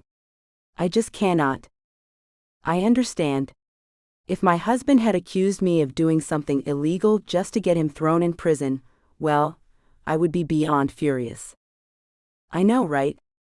I am right to be angry with him. But I had not admitted that I had mistrusted him as well. And I was not sure I should say anything to his mother about that. Of course, you are right to be angry at him. But anger wears off. It goes away. When you really love each other, like I know you and Gabriel do. Wait a minute. Did he tell you that he loves me? I slowed down a bit. If he had actually said the words to his mother, that might have made a difference to me somehow. Do you think that I cannot tell when two people are in love? I should have known he had not told his mother that he loved me. Not that it would matter. I was not looking for love. I did not even want love from any man. Why? Well, it could not last. It could not be real. My father seemed to be in love with my mother. He seemed to love me and my sister. And look what he did. No, I could not do that to myself. My mother had been sick before he disappeared. But after he left, she was a shell of her former self. I blamed what he did for her giving up on life. I was not going down that rabbit hole. I was smarter than that. You know, Eva, I am just not as sure as you are about that whole love thing. You can trust me. I know love when I see it. And I have never seen my son look at anyone the way he looks at you. If Gabe really loved me, he would not have turned on me so quickly. But I did not want to argue with his mother. I sped up, knowing that I had to get away from Seattle as fast as I could. Parts of me were softening up for some weird reason. Maybe it was the motherly advice that I had not had in many years, I was not sure. But there was something inside telling me to take Eva up on her generous offer. Which I could not do. I sense that you are still on the fence about staying with me, Logan. I tell you what, I will give Remington a week off. He will not be here to rat you out, as you say. I am really not going to give up on you, Logan. You should know that about me. Once I set my mind to something, it will happen. So stop driving away and start driving to my home. I will text you the address, so the GPS on your phone will bring you right to me. Remington will know that you are sending him away because I am coming over. No, he will not. I will send him on a little vacation. His girlfriend will love that. I did not even know he had a girlfriend. Of course he does. She is quite adorable too. There was still so much that I did not know about the people in Gabe's life. But what did I care? I was not going to stay in Seattle. At the moment, I did not know where I was going to go to make another fresh start. So why not hole up in Eva's home for a week until I form a plan and decide where I wanted to be? I can only stay for a week, I told her. You are welcome to stay as long as you want. If all you want to stay is a week, then that is your choice. Thank you for understanding. I was not about to give up on leaving. I just cannot, Eva. Cannot what, darling? Be around for too long. I have got to find my own way. Of course you do. Just come home and let me take care of you for a bit. I will help you find your footing. Home? She said to come home. She said she would take care of me. Is that something I even want? Unsure of what Claire had told her mother, I felt like I should let her know my story. Eva, I lost my mom about a month ago. I thought something like that had happened. I am so sorry, Logan. Come home and we will talk all about everything. And you can count on me to be discreet. This will be our little secret. I promise you that. As long as you swear to me that Gabriel will not come to your home. She laughed, interrupting me. Oh my? He never comes over. He is much too busy. Plus, he hates me getting into his business. Which she was totally doing right now. And I kind of liked the fact that she was overstepping the boundaries that Gabe was attempting to set for her. It might be nice to be a part of something that Gabriel did not approve of. Should I pick up something for dinner? I have a chef. What should I tell him to make us? Not one to impose, I said. He can make whatever was already planned. I am sure I will love it. I had no idea you had a chef, Eva. There's a full staff here. But you are not to worry. None of the staff is allowed to even speak to Gabriel. And that is because he made it that way. He is not thrilled with the way I have decided to live since the death of my husband. Not that I give a care about what my son thinks. I had to laugh as I took the next exit to turn around. I was going back to Seattle. But only for a week, and it was highly doubtful that I would leave Eva's house at all during that entire time. I would leave Seattle. I knew that for certain. What I did not know was where I would go. But within a week's time, I could figure that out. I am turning back, Eva. I heard her clapping her hands. Oh, thank you, Logan. I will get rid of Remington right away. And I will leave one of the garage doors open for you to park your car in. We do not want anyone to figure out that you are here. It felt as if she was on my side. I honestly could not remember the last time I had felt that way. Mom had needed me. But I did not have the luxury of needing her. I had not been able to need anyone in 10 years. Having Eva made me feel special. Is this a mistake? With a shrug, I kept driving back the way I had come. Mistake or not, the fact was that I did not have any idea where I wanted to go. Eva made it sound like she lived a life I could not even imagine. A personal chef and a fully staffed home sounded pretty amazing to me. Gabriel had put me through distress over what Leo had done. I felt like I needed some serious rest and relaxation. Who better than Eva to fulfill that need for me? She had it all. And she wanted me there. That was a great deal more than what Gabriel wanted. He had not even asked me to spend the night with him at his place when we came back from the weekend wedding. He had dropped me off, leaving me alone. What kind of man does that to a woman he is supposed to care about? It began to become more obvious that Gabriel Huff had just as many issues about love as I did. He did not want to give his heart away, and neither did I. My cell rang again as I drove back to Seattle. It was him. Again. I let it go to voicemail. He could deal with it for all I cared. He had accused me of the worst things ever. And only now that I had solved the case, which the police had not even tried to solve, did he want to talk to me again. No thanks. I had better things to do than let that man make his lame apologies, and then fall right back into the place where we had left off. How long was he planning to keep stringing me along anyway? The expensive gift he had given me had to have been something he thought would keep me around to see how much more I could get. If he had really meant the gift to tell me something more, his dropping me off at my apartment at 5 a.m. did not scream that sentiment. There was only one thing I knew for sure. I am done with Gabriel Huff, and that is that. Chapter 35. Gabriel. A week of unanswered calls to Logan told me that I had really messed up this time. The thing was that I was beyond worried about her. I had even left texts that said as much. Not that she even cared to respond to any of them, simply to let me know that she was okay and alive. And that made me furious. It was not as if I had not had some pretty valid reasons for accusing her of leaking the information about our secret project, which we were still working on, despite the fact that competitors now knew our intentions and the things we had found out along the way. The fact remained that our inventions were a necessity for the whole planet, and that meant more than profits to all of us who had put in time and money. Once I had shown the paperwork for the investment I had made, using the money they had thought I had stolen, apologies were given and we moved forward. Everyone was back on track, except Logan. The girl was stubborn beyond anything I had ever witnessed before. What was worse was how stubborn my heart was when it came to that woman. It would not let her go.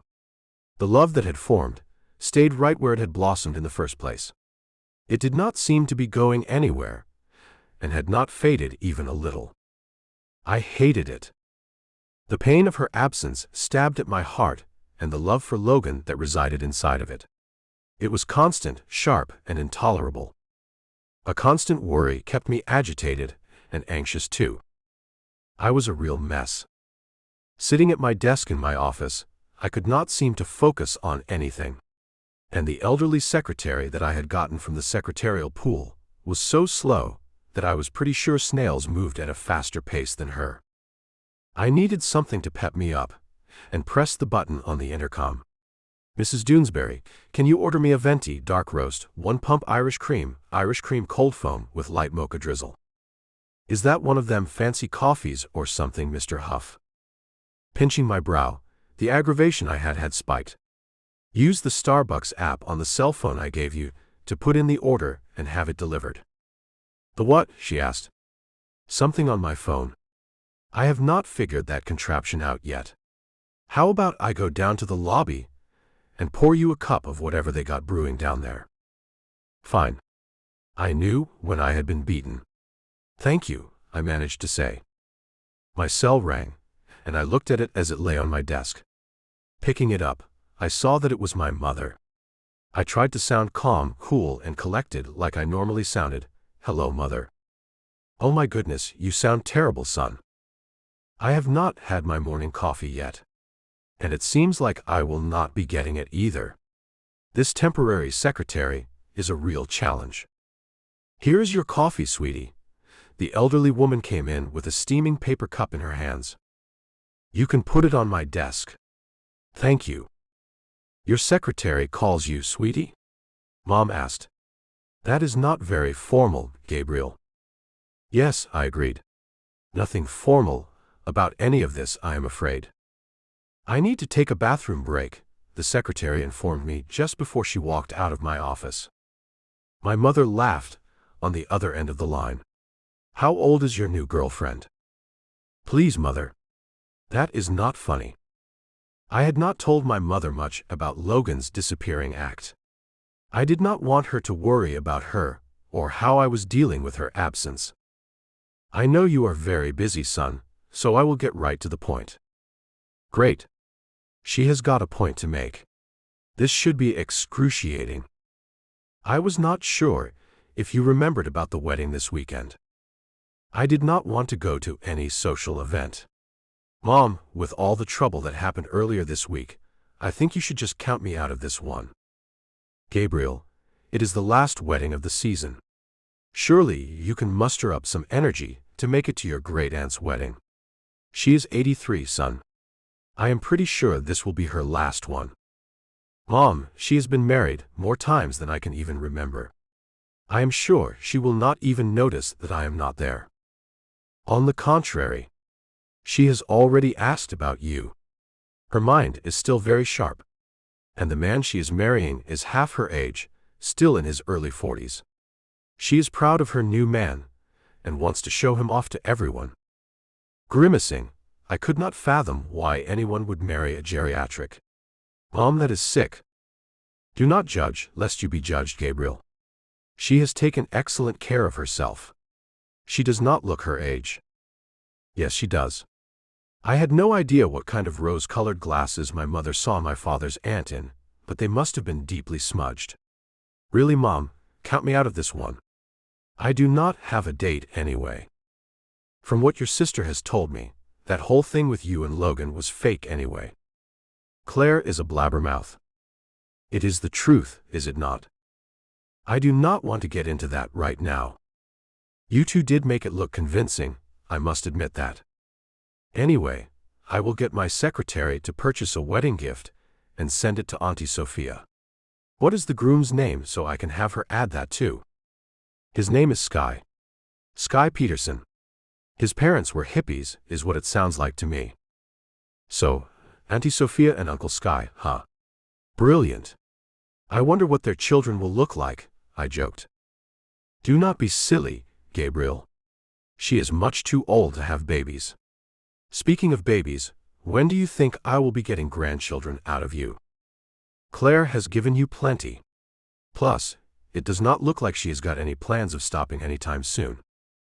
You know, she told me that they are thinking about trying for another one very soon. I just love babies. Aha. I was not in the mood to talk about babies. It was not as if I was in the place to have any. Logan had seen to that. Do not put the chore of finding a gift for your great-aunt off on that old lady's son. I will find something appropriate. But I will not take no for an answer. You are coming to that wedding. It is here in town anyway.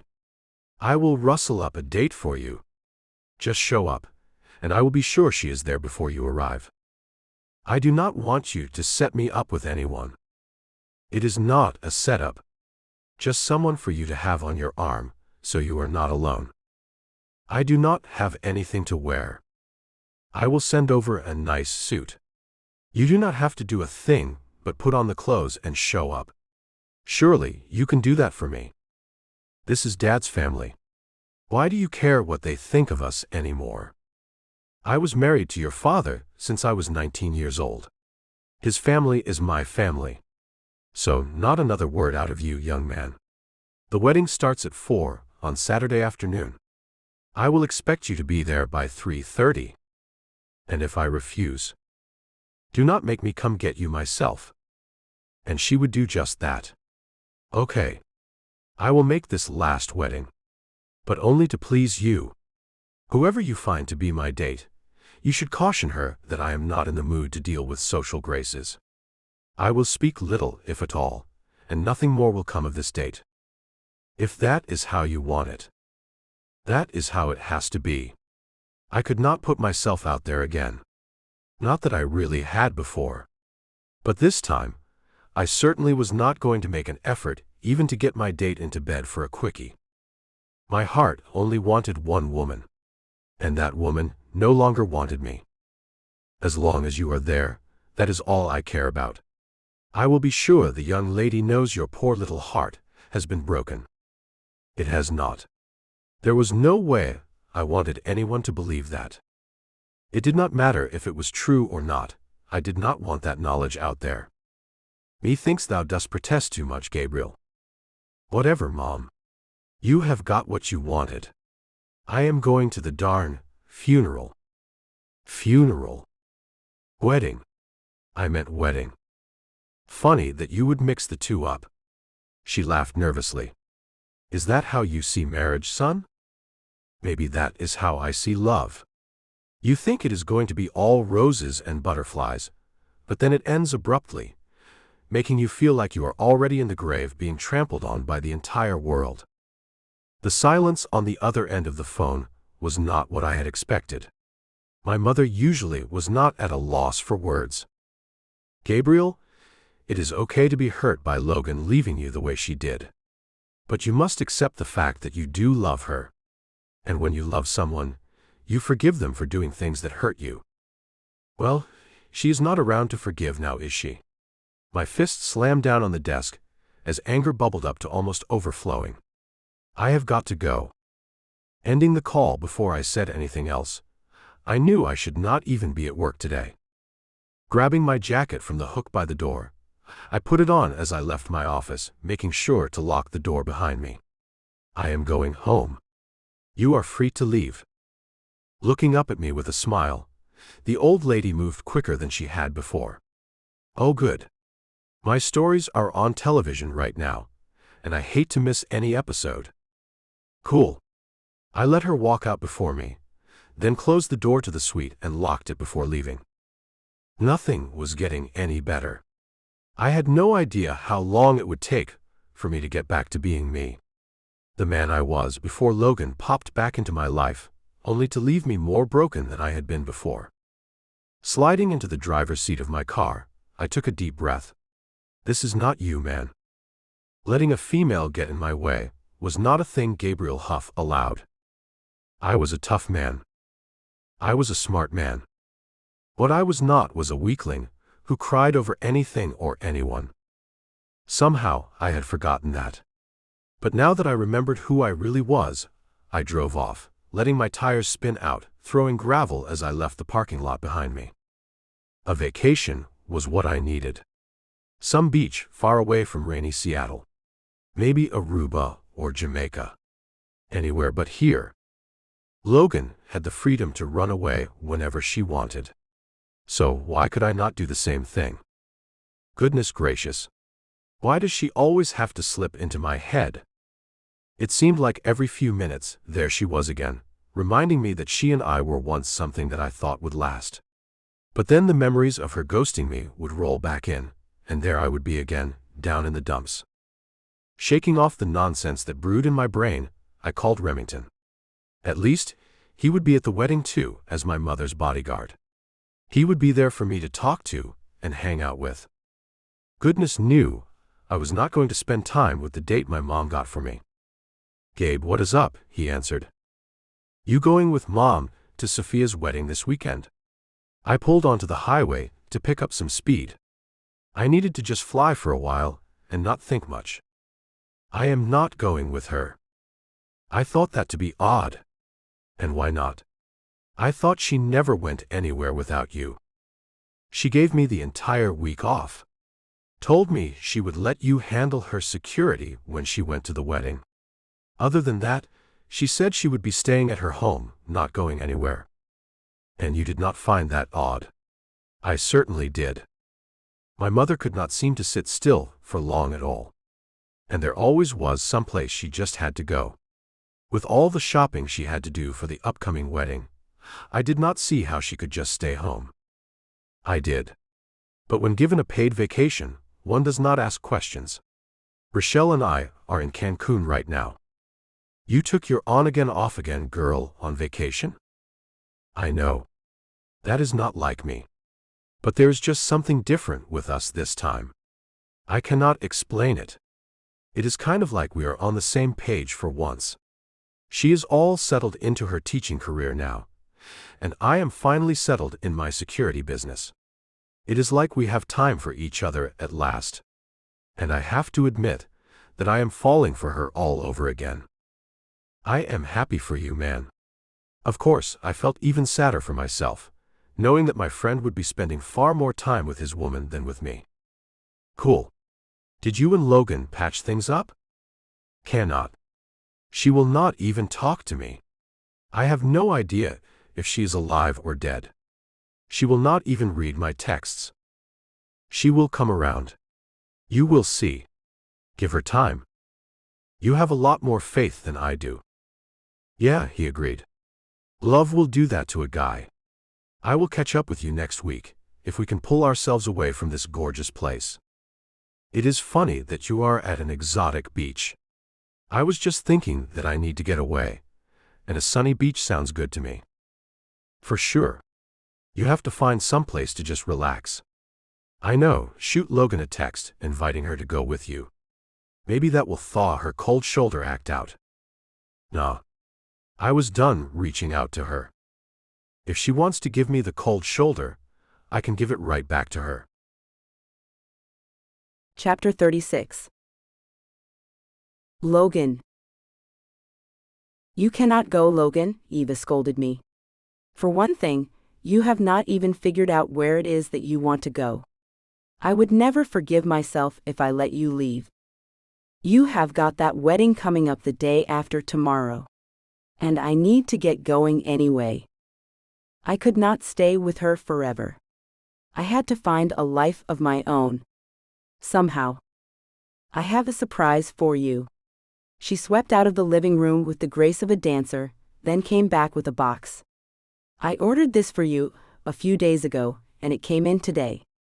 I have finally found out how to order things online, so I do not have to traipse through all the shops to find exactly what I want. Opening the box, I found a gorgeous dress. The tag had been cut off, so I could not tell how much she had spent on it. But the packaging was from Saks Fifth Avenue, so I knew it had cost her a chunk. Eva, you should not have. Pulling it out of the box, I could not believe the detail in the dress. Eva was quick to give me the rundown on the dress. So, this is a Zimmerman.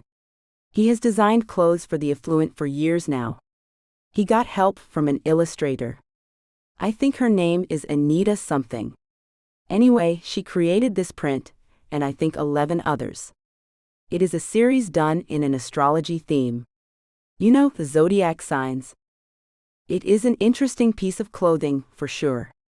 I could not believe how lightweight it was, and the fabric felt like silk. I fell in love with the ruched bodice. Do you not like it? It will cling to your body, showing off your curves in ways that will catch the eye of every man in your vicinity. Not that I want to catch anyone's eye. But the dress is beyond belief. I held it up to me. It looks like it will fit too. I have a seamstress on staff who will make sure it is tailored to you, Logan. Oh, I am sure that will not be necessary, Eva. You have already done so much for me. I do not want to put anyone out. Nonsense, she said with a wave of her hand. You must have it fitted to your body. I love the whimsy of the handkerchief skirt, with the different lengths of the many layers. And the cascading embellished fringe reminds me of autumn leaves falling through the air. Oh, I almost forgot. The shoes. Jumping up, she ran off to retrieve them. How did I get so lucky? I asked myself out loud. A voice that I recognized came from behind me. So you have been hiding out at my mother's. Spinning around, I found Claire frowning at me. Why would you not come to me, Logan? Pain filled her eyes. Immediately, I felt terrible for not calling her to tell her where I was. Claire, I am so sorry. My brain has been scattered this entire week. So scattered that you could not find a moment to at least text me that you were here? To be honest, I was afraid that if you knew where I was, you would tell your brother, and I do not want to see him. I was on my way out of town when your mother called me. She came to me, touching the fabric of the dress I still held. Mom got you this? She did. She is very generous. I could not help but smile. I adore her. When she asked me to come and stay with her, I just could not find it in me to turn her down. Disappointing her seems to be a thing I just cannot do. Eva came back in with the shoebox. "Oh, Claire, good you are here. I have got something for you to wear to the wedding too. Wait here, I will be right back. I did all my shopping for this wedding online, so everything must be tailored to fit us. But Mabel is ready and waiting in my dressing room for us." "I hope my dress is as sensual as yours," Claire said with a grin. "I highly doubt that though. I do not know why she thinks I am going to the wedding. It is not like I can do that. I am sure your brother will be there." I put the dress back into the box, but it was hard to pull my eyes away from the beautiful thing. Who knows if he will be there or not? He is super mopey right now. I did not want to hear a thing about that man. Anyway, he might be there, and I will not go. I actually need to leave town. I agreed to stay for a week, and tomorrow is the end of the week. Mom does not seem to think that way. She did buy you the dress and shoes, and she intends for you to go to Auntie Sophia's wedding. Maybe she was thinking that you would not be leaving until Sunday. The wedding is on Saturday. Technically, that is the end of the week. She knows I cannot be around your brother. Why do you keep calling him that? You can drop the act, Logan. I know you two fell for each other. I told you that might happen if you played boyfriend and girlfriend all summer long. Well, you are the one who sent me the application for a job that you knew I would get, fully aware that I would have to work under your brother. So do not act like you did not have a hand in this, Claire. Her eyes grew as big as saucers. You think I set things up so you could hurt my brother again? He hurt me too, you know. And he would love to tell you how sorry he is. But you will not take his calls. Do you have any idea how juvenile you are being? Juvenile? I thought that was a bit much. For not wanting to be with a man who believes I would do things to put him in prison? For wanting a man who trusts me? I do not think I am being childish at all. Well, let me tell you that you are wrong. Eva came back in just long enough to say, "Come on, you two. We have to get these dresses fitted. I told you to go to my dressing room." For now, our conversation was over. But what Claire had said brewed inside of me. She came to walk by my side as we followed her mother. "Were you ever going to tell me what happened?" "I do not know. You should have confided in me when all that stuff was going on. Do you have any idea how bad I felt when I found out about everything? I thought we were friends. I thought we were best friends. You are my only friend, Claire." Why do you think that is, Logan?" Stopping dead in my tracks, I let her know why that was. Because my father ran out on my sick mother. I had to leave college and all my dreams of the future behind in a split second. You have no idea of the hardships I have endured. Want to know how terrible it feels to experience relief when your mother passes away as you watch her take her last breath? No, I expect that you would not. I spun around, wanting nothing more than to leave. But soft words halted my hasty retreat. "Logan, do not run away." Eva's words stopped me once again. Turning back with eyes full of tears, I gasped, "I am sorry. I cannot do this. I cannot live a normal life. I wish you could understand, Eva. I wish you all could. I am broken beyond repair." Claire and Eva exchanged a look, then both came to me, making a circle out of the three of us, and hugged me. Their embrace made me warm inside. I could not explain what that was. I did not want to feel anything. I just wanted to leave. But they gave off some sort of gravitational pull that kept me with them. Eva said quietly, "You have a family who loves you, Logan. Do not run away from us. I know you have suffered, but that is over now. Nothing lasts forever, that much is true. But good things and bad things happen in every life. Yet we still continue to live. The bad never outweighs the good. No more running, honey. Promise me. This is your home, right here in Seattle. Do not let what your father or your mother's illness and death did make you run from life and love until you are too old to make any changes. I do not deserve you guys, I said as I wept openly. Claire kissed my cheek. You deserve to be happy, the same way everyone else does. You are still my best friend. After all these years, I still love you the same way I did back in college when we were roommates. When love is true, it never dies. Your mother is always with you, Logan, Eva said. She would never want you to take yourself away from everyone. And my father? I asked. I wanted to know why he had done what he did. No one ever seemed to know why, though. Eva shook her head slowly. Honey, sometimes people become overwhelmed with life. Grief and loss might be things some people cannot take. Just because your father ran away from life does not mean that you have to do the same thing. She was right, and deep down I knew that. How can I change? It was not like I knew how to make myself stop. Admitting your feelings helps, Claire said. I have just told you that I am still your best friend, and that I love you and have loved you for years. And you have not said a thing back to me about how you feel. Taking a deep breath, I thought about what I felt.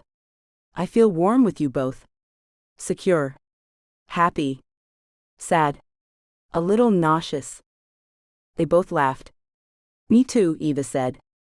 I am afraid you will leave us. And that makes my tummy hurt a bit. We do not want to lose you, Logan, Claire said. None of us do. He hates me.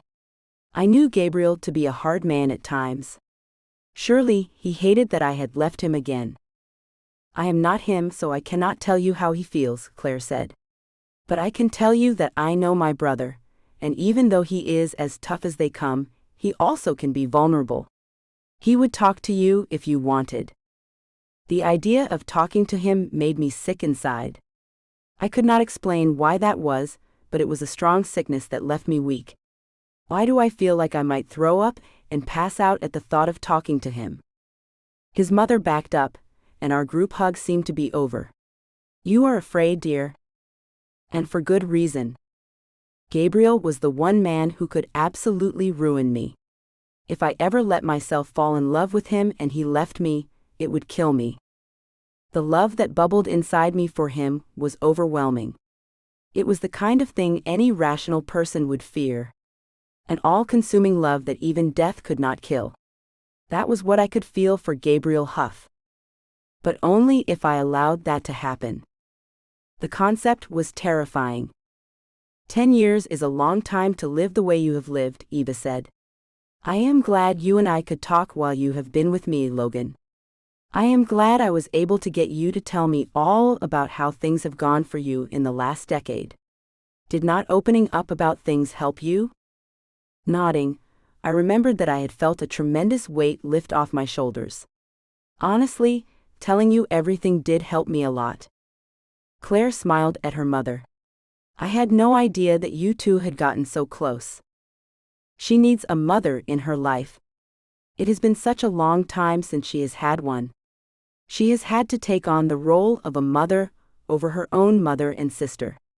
I cannot imagine the pressure she has been under all this time. I am just happy that I can be here for her. Her eyes turned to mine. And I hope you will allow me to always be a giant part of your life, sweetheart. It would devastate me to lose you. I mean that too. She wiped tears away. Who am I kidding? I am not going to lose you, because I will always come looking for you. There is nowhere that you can hide from me. And that is even if you and my son do not end up together. You are a part of this family, no matter what. I am? I did not know what to say. I did not know how to act. Even if I cannot find it in me to trust Gabe again? Even if you cannot find it in you to trust my son again. I love you, Logan. Unconditionally. How come I am not afraid of her love, but I am terrified of his? Chapter 37. Gabriel. The wedding was not the place I wanted to be at all. I would have given $1 million to get out of going. But Mother was not budging on things. "Mother," I called out as I entered the foyer of my great-aunt's mansion where the wedding was being held. She turned to me with a smile and outstretched arms. "Gabriel, I am so glad you are here." Obliging her with a hug, I could not muster the same positive energy she gave off. "Anything for you, Mom." My eyes caught something moving down the massive staircase behind my mother. At first, I saw long legs that ended in high heels. Something danced around those feminine legs, like leaves blowing in a gentle breeze. An uneven hem made the layers of lustrous fabric dance around the upper thighs of this yet-to-be-seen woman with the perfect body. A shudder ran through me, as I thought I had seen that form before. But it could not be. Finally, her entire body came into view. Her head down, her eyes on the stairs, her hand on the rail, making sure she did not fall. She must have felt my gaze on her, and turned her face to mine. No words escaped her plump pink lips as she looked at me. My mouth stayed closed, not daring to allow myself to be the first to talk. "She is here." "Oh, look. Your date has arrived, Gabriel. I will leave you two alone. I have got to get to the usher so he can seat me. You two should come along within a few minutes. No time to gab, I am afraid. Has my mother been harboring this little fugitive?" Obviously, Logan had been staying with my mother. The expensive dress and shoes revealed that much. I moved to the bottom of the stairs and bent my arm so she could put her hand in the crook of my elbow. Neither of us spoke, but our eyes held contact. With a nod, she placed her hand inside my elbow. Electricity shot right through me. But I gave no expression to say as much. We walked, side by side, to the main ballroom, where all my great-aunt's weddings had been held.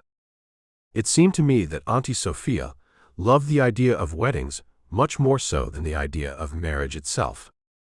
We came to the usher, who stood waiting. "Friends of the bride or the groom?" "The bride," I said softly. "Follow me, please." He led us to a small sofa, a love seat for a couple amongst the many single chairs in the vast room. Logan did not blink an eye as she took a seat. I sat beside her, the seat so small that our outer thighs touched. Folding her hands in her lap, she looked ahead. A tiny piece of glitter lay on her cheek, where some eyeshadow had drifted. Without thinking, I ran my finger over her soft skin to catch it up. I saw no reason to let the glitter detract from otherwise perfection. Her eyes cut to the side to see what I was doing. I showed her the tip of my finger, then she turned away again. Using the handkerchief that I had tucked into the inside pocket of my suit jacket, I wiped the glitter away. For what seemed like a very long time, we sat there, side by side, not talking at all.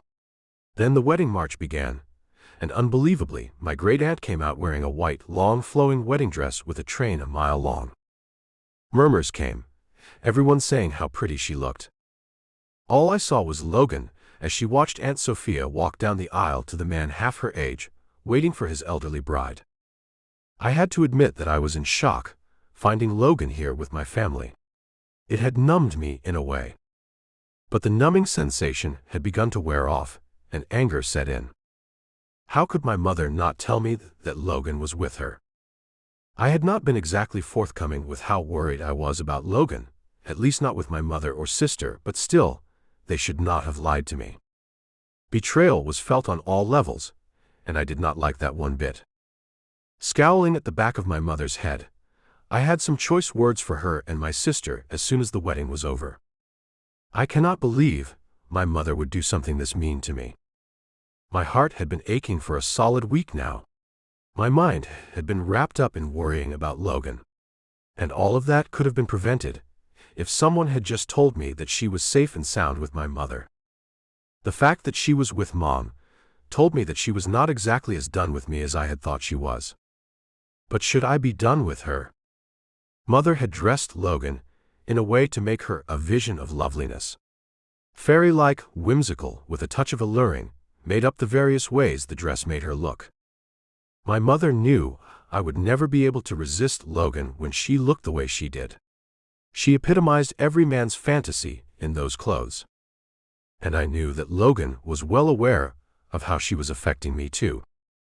She sat there, looking forward, not even cutting her eyes to look my way as the ceremony went on. It was not as if watching my elderly aunt marry a much younger man was so enthralling that she could not pull her eyes away from that tragic scene. She was ignoring me, purposely. And there I was, openly staring at her. Turning my head sharply to face forward, I had to get a hold of myself. Two could play the cold shoulder game. I did not want to be the one falling all over myself for her, even if she was the most gorgeous woman in the entire room. So what if she smelled like heaven, mixed with a touch of sin? Who cared if her skin looked as satin-like as her dress did? Not me. That was for sure. Just because she made every ounce of my manhood stand erect did not mean I had to act on my attraction and beg her to give me another chance. After all, now that she had hidden out at my mother's for an entire week, she had some explaining and apologizing to do herself. It was not as one-sided as I had thought. We both had things to be sorry for. We both had to bend if this was ever going to work. Not just me. Suddenly, I found my eyes on her again. Her mouth closed but not tightly the way mine was.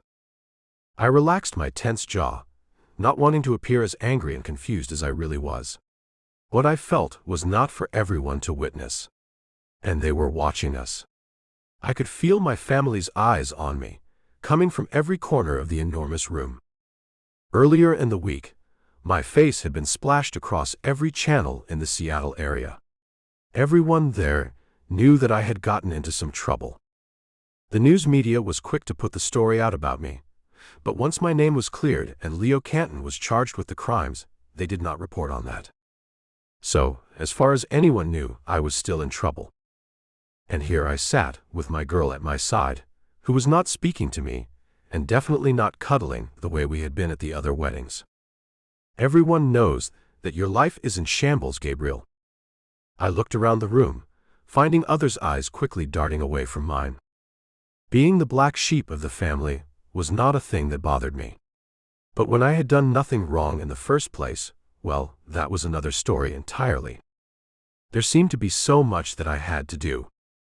I needed to tell everyone what had really happened. But to do that, I would have to do the thing that I knew Logan hated the most. I would have to leave her side to go hobnob with everyone else. If I was going to make things right with Logan, I would have to put her first. It did not matter what my family thought of me. What really mattered was getting Logan back. Back in my life.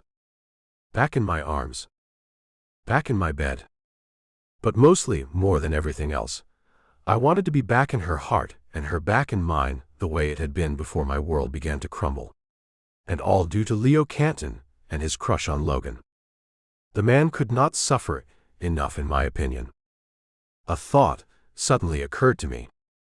Leo could be charged with stalking Logan too, if I hired an investigator to get evidence of that. I wanted that man put away for a very long time. I had been inside my own head through the whole ceremony. I realized that when everyone began clapping and cheering, as my aunt's new husband bent her backward and kissed her.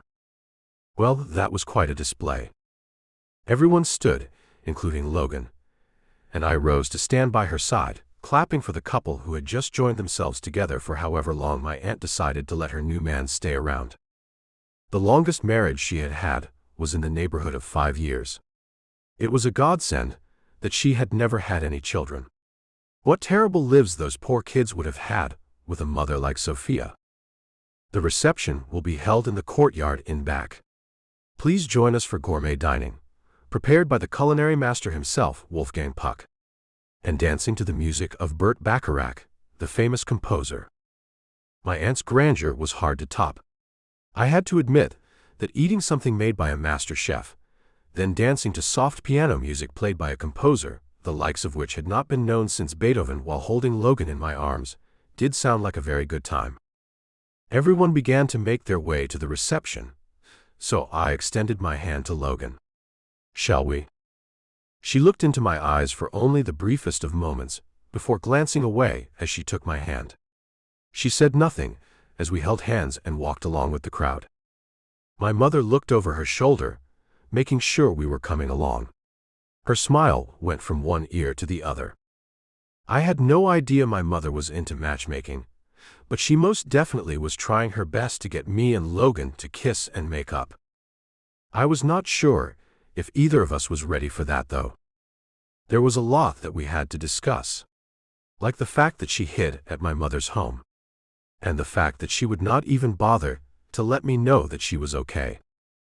To me, not knowing where she was or if she was all right was the absolute worst thing she could do to me. If we were going to be together, doing things like that had to stop. When we walked outside, I found 2 long tables lining the outer area of the courtyard. One table ran along the front, and only my aunt and her new hubby sat there. It was much like some royal event where the newlyweds were the king and queen, and we were their noble guests. An auspicious occasion, and my aunt well knew that too. She stood, gesturing to the tables. "Please find your nameplate and take your seats." My mother had gotten far ahead of us, and I watched as she moved a couple of the nameplates around. Then she looked back at me and waved us over. I led Logan to her, and Mom smiled as she said, "I found your seats, my darlings." By the way she had moved the nameplates around, I knew that Logan and I had not been seated together. When Mother took her place next to me, I knew her seat had been between us, separating us. Probably in case Logan and I were arguing and needed to be separated. As that was not the case, since Logan had not said a single word to me since I had seen her, Mom had figured it would be okay for us to sit by each other. But when I looked at Logan and saw a frown on her face, I was just about to get into it with her, but arguing right now was not the right thing to do. Holding my tongue, I knew this was not the place nor the time for us to go into all the wrongs we had done to each other. If Logan thought for half a second that I was going to let her off the hook for all she had done to me, she was dead wrong. I could make my apologies, but she would have to make hers too. Pulling the chair out for her, Logan took her seat, her eyes staring straight ahead. So I did something to jostle her just a bit. Kissing the top of her head, I smiled as I felt her shiver. "That is right, baby, you know you want me." Chapter 38. Logan. That scoundrel.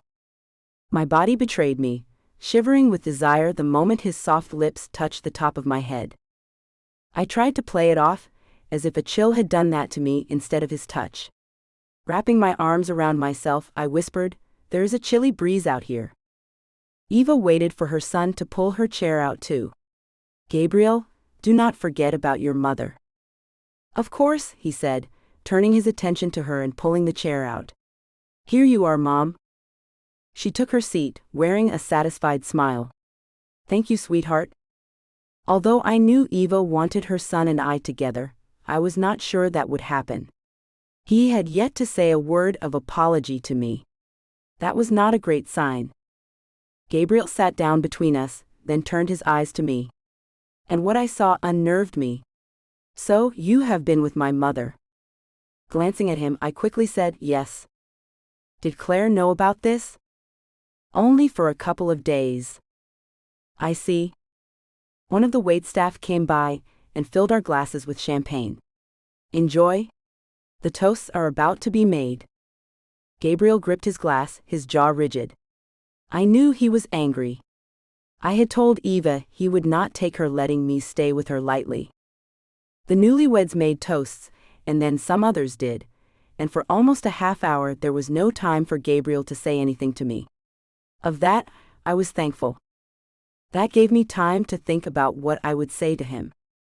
He was already on the offensive, having found out that his family knew my whereabouts and did not bother to tell him a thing. I had known he would be mad about that. But Eva did not seem to think the same way. Either that, or she simply did not care if he was angry with her or not. Once the toasts were over, the food began to be served, and that made it impossible to talk to, as we ate the most delicious food I had ever tasted. "This is amazing," I said between bites. "I do not even know what it is, and I do not care. It is like I am in heaven." Eva looked around her son to smile at me. "It is called chicken provençal. A thoroughly French dish. It is to die for." The chef is a genius, I gushed.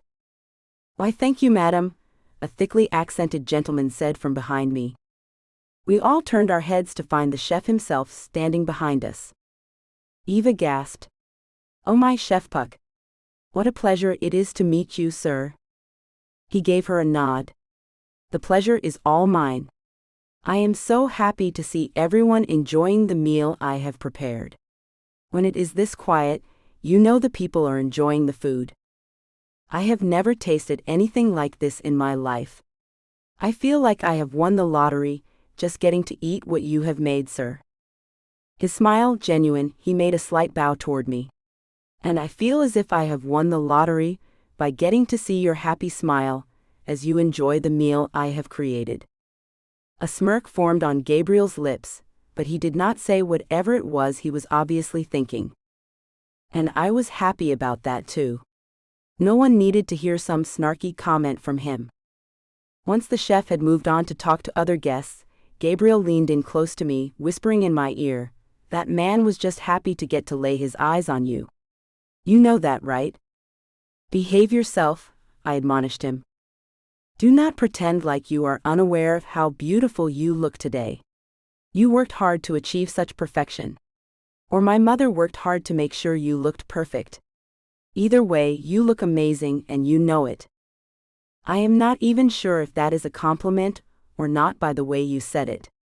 I took another bite of the delicious food, trying to ignore his comments. Take it however you want. He went back to eating. We said nothing to each other for the remainder of the dinner. But when the music began to play, he pushed his chair back, then pulled mine back and held out his hand, not asking me to dance but rather demanding it. The delighted expression on his mother's face gave me the incentive to take his hand and accept his silent proposal of a dance instead of telling him off. I just could not find it in myself to disappoint her. As soon as we hit the dance floor, he enveloped me in his strong arms, and I had to fight myself to stay upright as my knees went weak. Why does he have this effect on me? His sly grin told me he had felt my body swoon over his touch. Not to worry, I will not let you fall. As if I was going to fall, I said with a smirk. Yes, right. He laughed lightly. You did not go weak in the knees for me at all. Darn this man.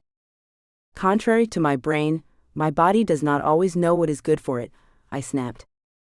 Please. He dipped me low, leaving me in midair for a moment before lifting me back up. You love it, and you know it. Is there something you have forgotten to say to me, Gabriel? I wanted an apology, and I was not going to let him get away with not giving me one. I could ask you the same question, Logan. He spun around with me fast, making my feet falter. It took me only a moment to get back in step with him. I looked him in the eyes, not knowing what he meant. What could I need to say to you? Oh, I do not know. He spun me around again, but this time I kept up with him. Impressive. I see you do not make the same mistake twice. I rarely do. Is that right? It is. I do not know, he said wryly. I can think of something you have made a mistake about twice. If you think hard enough, I am sure you will figure out what I am talking about. It was not lost on me what he was referring to. If you think my leaving was the same thing I did before, you could not be more wrong. This time, I left you of my own accord. Last time, I had no choice but to leave. I thought it was time he knew everything about why I had left him 10 years ago. My father left my extremely ill mother the day I left college, and you to go to her to take care of her. He never came back, so I had to stay with her, taking care of her every need. And making sure my sister had all she needed while I was at it. For 10 long years, that is all I did, day in, day out. That is why I left you that day. That is why I never tried to contact you during that time. I had no more time left to give to anyone. Not even to myself. He slowed down, looking at me with drooping eyes. Why did you not tell me this from the very beginning? Logan, I would have helped you back then. I had not told you yet, but I was about to tell you that I loved you, and I wanted you to come with me when I graduated. But I would have changed my plans to be with you. To help you and your mother and sister. I knew you would have done that, Gabe. And that is exactly why I did not tell you a thing about it. I knew you would give up everything for me and my family. But I could not let you do that. You made something great of yourself. So I know I did the right thing in not putting my burdens on your back. Shaking his head, he did not feel the same way as I did. No. I wish you would have told me. I wish you would have given me that choice. To know that you suffered breaks my heart, Logan. I lived through it. At what cost to yourself? He asked with wide eyes. You do not even know how to let someone love you. You lost more of yourself during that time than I think you even realize. I am becoming aware of that now. Thanks to your mother and sister. Blinking back tears, I felt I had done Gabe wrong. Looking up at him, I said, I am sorry for what I did to you. I am sorry for leaving without a word back then. And I am sorry for doing that to you again. I was hurt. But it was more than that. I was afraid too. Afraid of what? Falling in love with you, I finally admitted to him. It felt good to get that off my chest. I had been trying my hardest to tamp all my feelings for him down. But they would not be held back anymore. I love you, Gabriel Huff. I always have. I just did not want to admit that to myself. Somehow I thought loving you would make me weak. Love should make you feel strong. Nodding, I knew he was right. My father leaving my mother when she needed him the most made me believe things that I probably should not have. Things like that, the same thing could happen to me. So this time, I left before you could leave me. I was not going to leave you. You thought I did something terrible to you. How can you say that you were not going to break things off with me? I was wrong to jump to conclusions. I can admit that. And I am so sorry that I did that to you. I swear to you that I will never distrust you again. You could have left, not finding out the truth behind who had really made that leak. But you did not leave before cleaning everything up for me, while I sat there moping and wondering why you would do such a hateful thing to me. I was so wrong. And I cannot apologize to you enough. Somehow, his apology made it all disappear. I did not care about what he had thought before anymore. I did not care about any of it at all. All I cared about was him. That means more to me than you can comprehend. Leaning in, I kissed him softly, then rested my forehead against his. Can we just make up and get back to where we were before Leo Canton screwed everything up for us? Nothing would make me happier. He spun me around again, but this time I felt the joy in him as he did it. We danced and held each other, not talking, just feeling the chemical connection we had always had between us. The song ended and he stopped dancing, then whispered in my ear. Can you promise me that you will never leave me, not knowing where you are and if you are safe again? I could not take it another time. You have no idea how worried I have been about you. I can promise you that. Twirling me around, he laughed. Thank you. My eyes caught sight of his mother, her hands clasped in front of her mouth as her eyes glistened with tears. To see her happiness made my heart sing. Because she could see what I had not been able to. Her son loved me with everything he had. And I loved him right back the same way. Any mother would be happy to see her child find the love of a lifetime. Another song began to play, and Gabe kept me in his arms. I am not sure I can let go of you tonight. I hope that will be okay with you, baby. So, you are not going to hobnob the night away while I sit alone at the table? Not a chance. He swept me across the dance floor, and I felt someone bump into my back. Claire laughed as it was she and her husband who had bumped into us. Things seemed to be looking up for you too. The smile we both wore said it all. What makes you think that, little sister? Gabe asked as he laughed. Oh, I do not know. It might be the glow you two are putting off. You guys have more love vibes around you than the newlyweds do. I am afraid you are stealing Auntie Sophia's show. She will get over it, Gabe said. God knows this will not be her last wedding. I was the only one left out of his joke. What does that mean?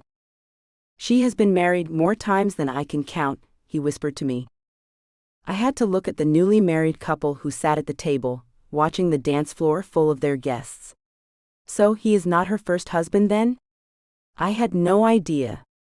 But I did wonder why it had taken her so long to find love.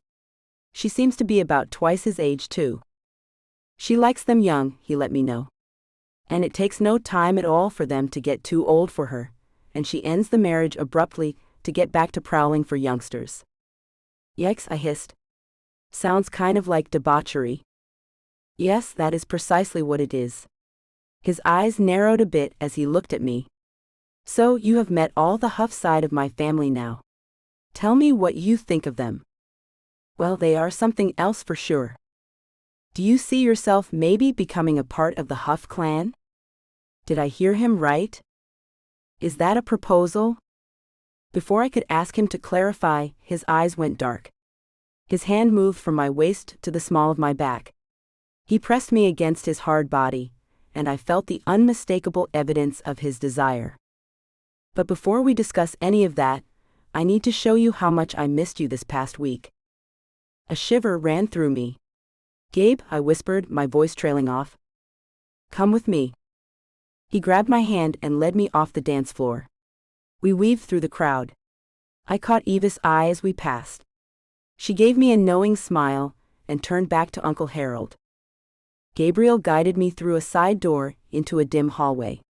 The sounds of the reception faded as we moved deeper into his aunt's mansion.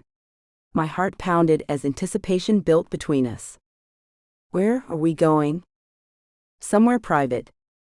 He tried a door handle. Locked. Then, another.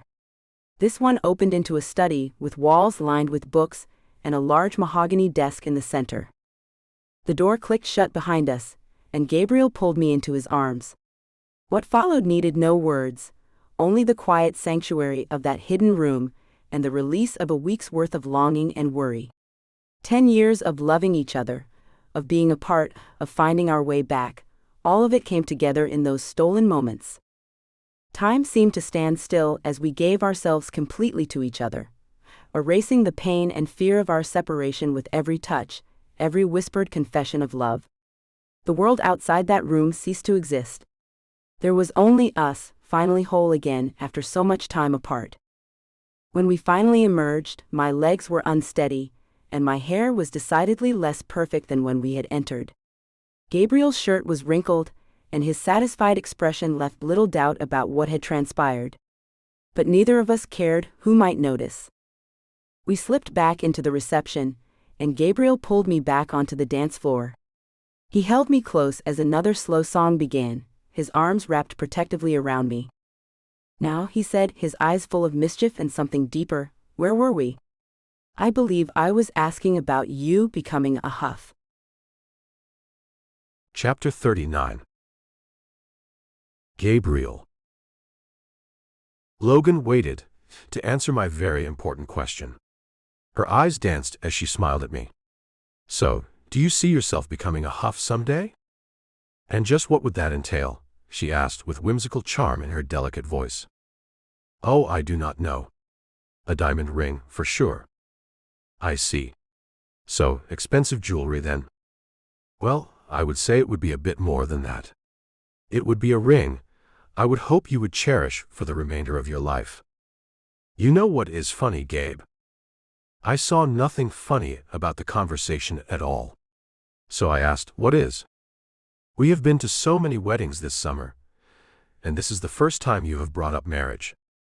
Am I bringing up marriage? I asked wryly. Of course, I was bringing it up. I saw no reason to play games anymore. Well, not super sneaky games anyway. Perhaps I am wondering what your opinion on the matter is. My opinion of marriage? Her brow furrowed. Gosh, I have had a rather bad opinion of them thus far. Maybe I could change your mind. Maybe I can make you see that all marriages are not bad. I mean, I am willing to spend the rest of my life proving that to you. You are? She asked with a pretty smile. You make it sound so nice. I will not lie to you. Times will not always be the most fun. If you have not figured it out yet, I can be a grouch every now and then. And you? Well, you know how you can be. You mean distrusting, flighty, and even a bit moody at times? Exactly. So, you are not promising me rainbows and butterflies? Her spirited grin made chills run through me. Not all the time. But most of the time, yes. Definitely more happiness than anything else. Sounds nice. When would you like for this happiness to begin? Has it not already begun? I think it began about 10 years ago. Do you not recall those 6 glorious months we spent together?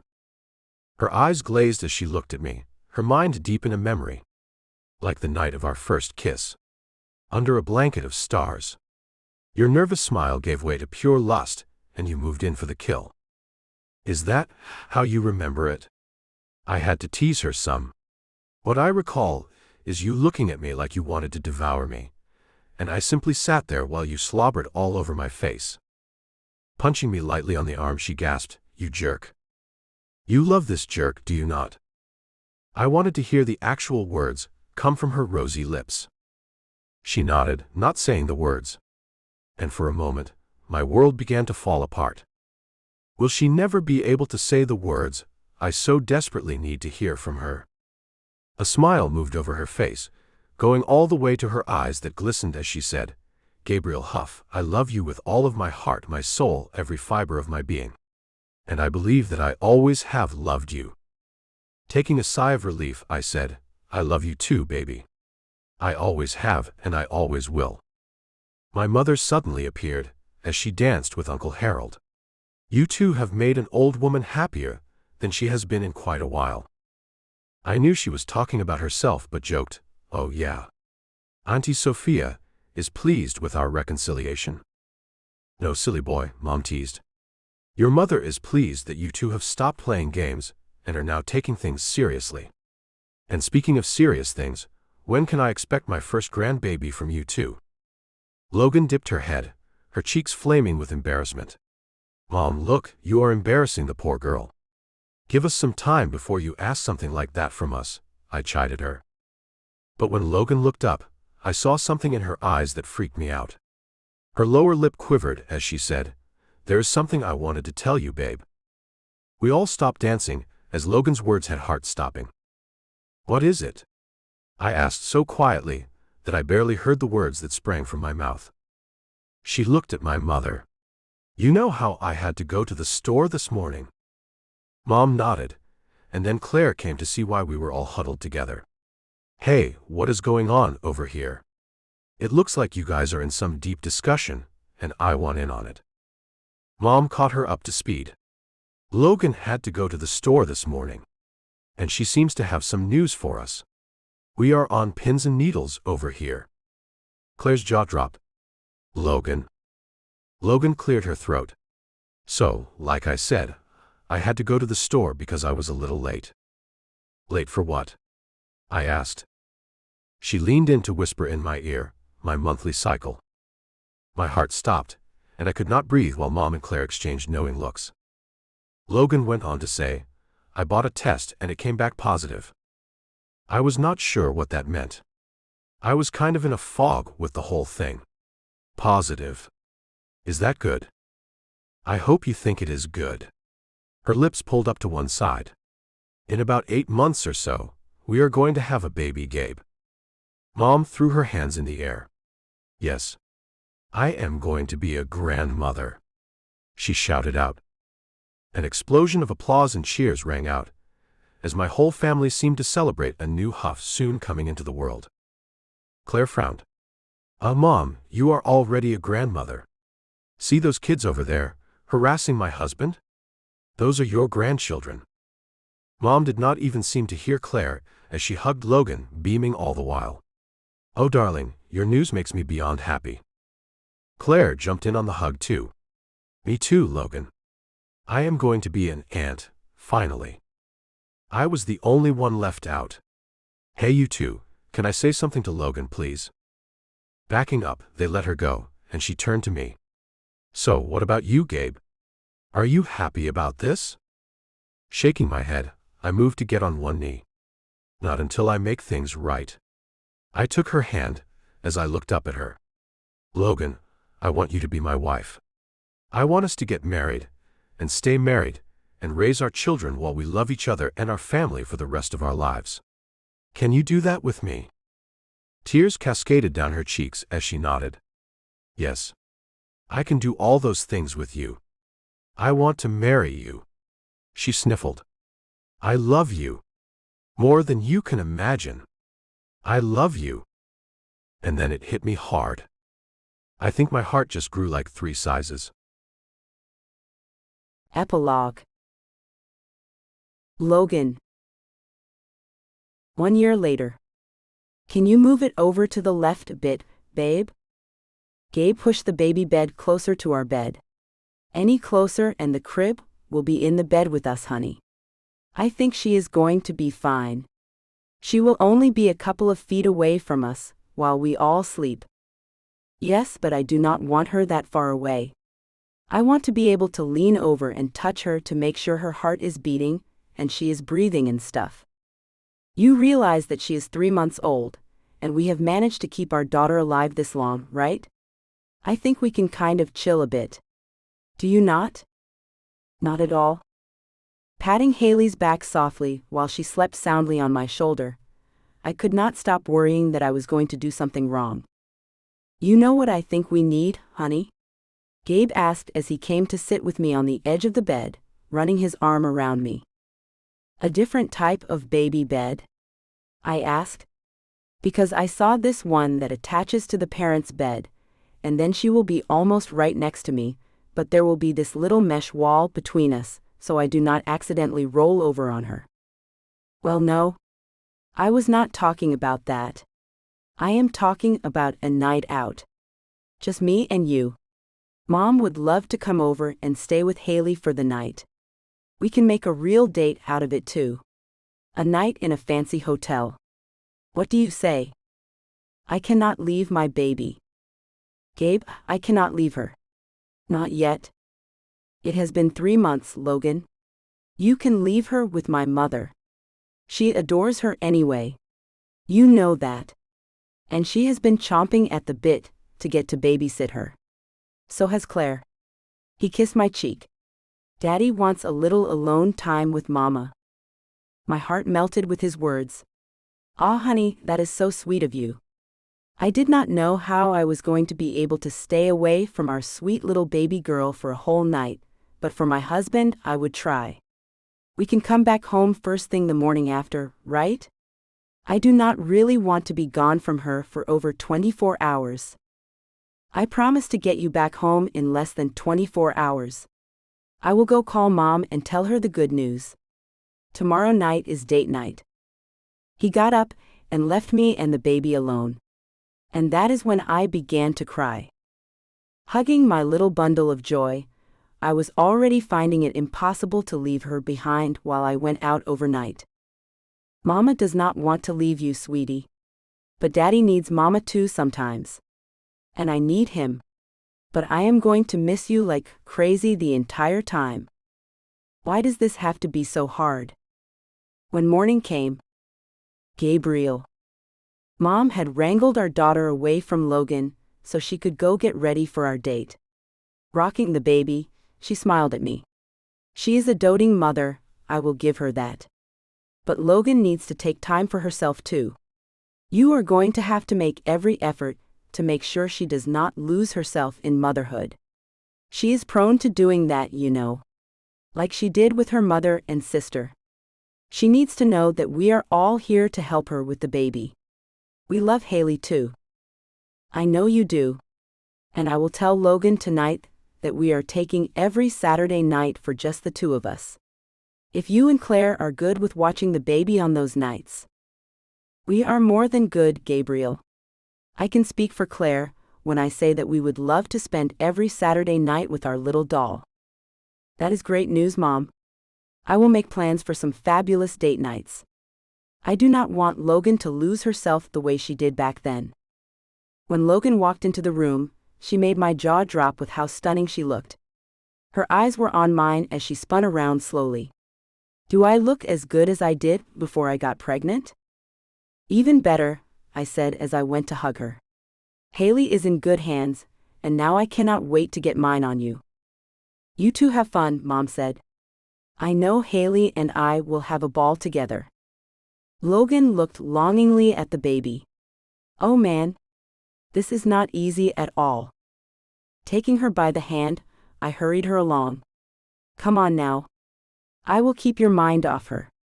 I have got big plans for you tonight. She looked back as I dragged her out of the house, but once I had gotten her outside, she turned her attention to me. Thank you, Gabe.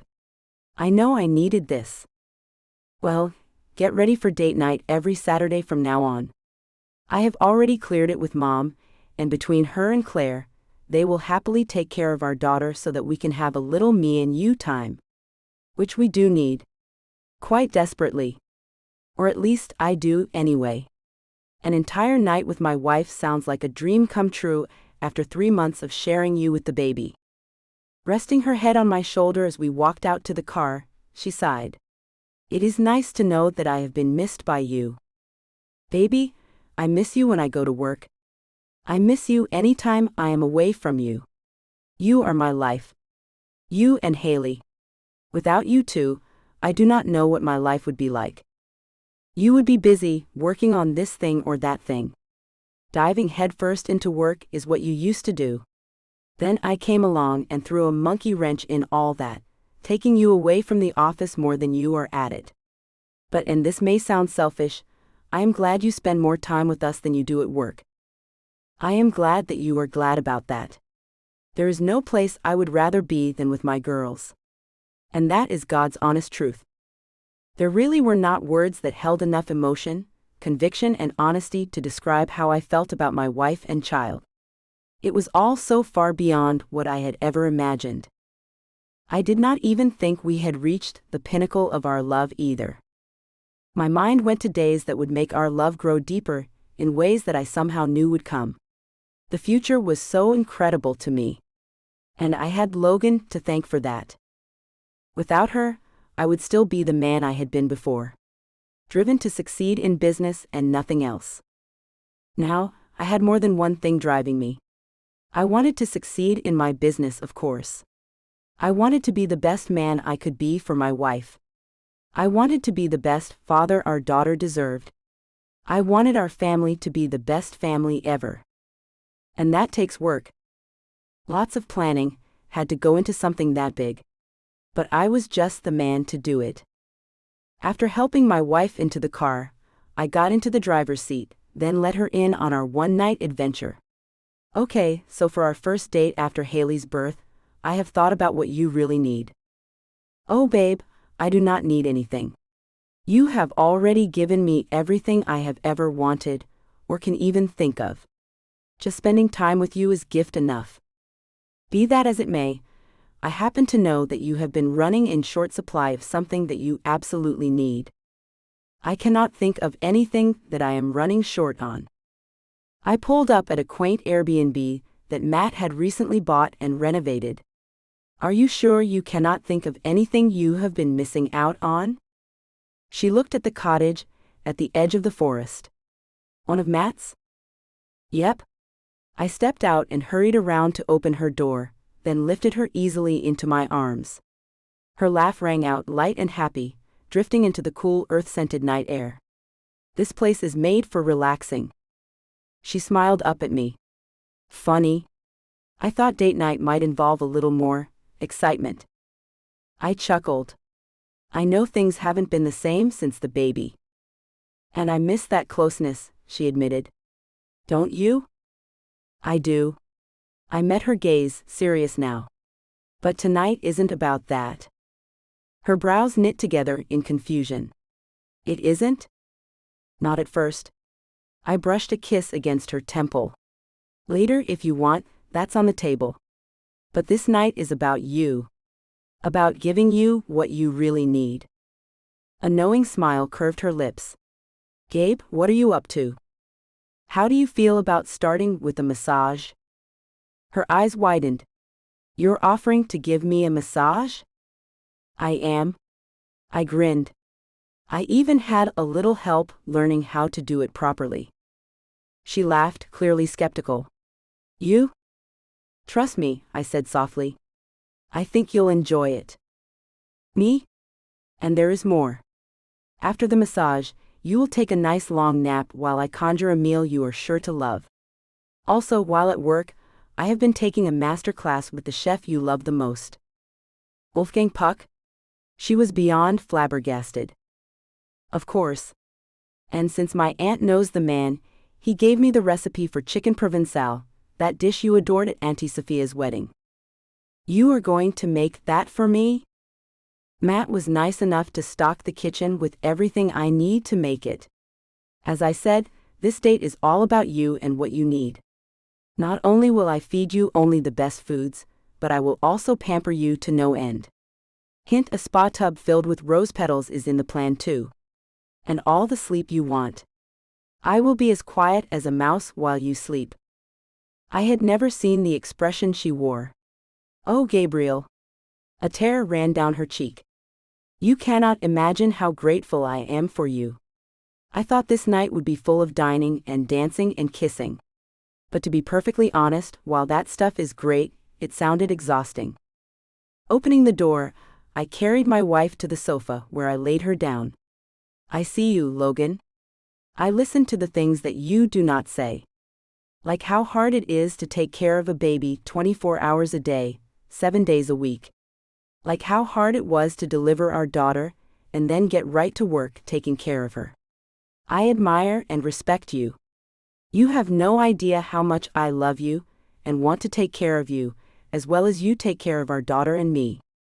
I knew I married the right man for me, she said with a smile. Taking my shirt, she pulled me in and gave me a kiss that sent my head spinning. Thank you. Wow, that kiss. Yeah, I know. I have never found you more attractive than I do right now. I think it is all the selflessness, and how you have taken massage lessons, and learned how to cook like my favorite chef. And how you knew I was running short on sleep. It is like you knowing all that, without me having to tell you, makes you that much more attractive to me. I want you, Gabe. I want you right now. Oh, my sweet. I left a small kiss on the tip of her nose. You have to let me prove myself to you first. If you think you want me now, wait until you have been massaged, had a nice long nap, eaten a gourmet dinner, taken a rose petal spa bath, then have been carried to bed, where I will take care of you completely. That sounds like heaven, she murmured as she bit her lower lip. Oh, I will see that you experience heaven tonight, my love. I plan on spoiling you thoroughly. Her eyes lit up. Oh, Gabriel Huff. What you do to me is unreal.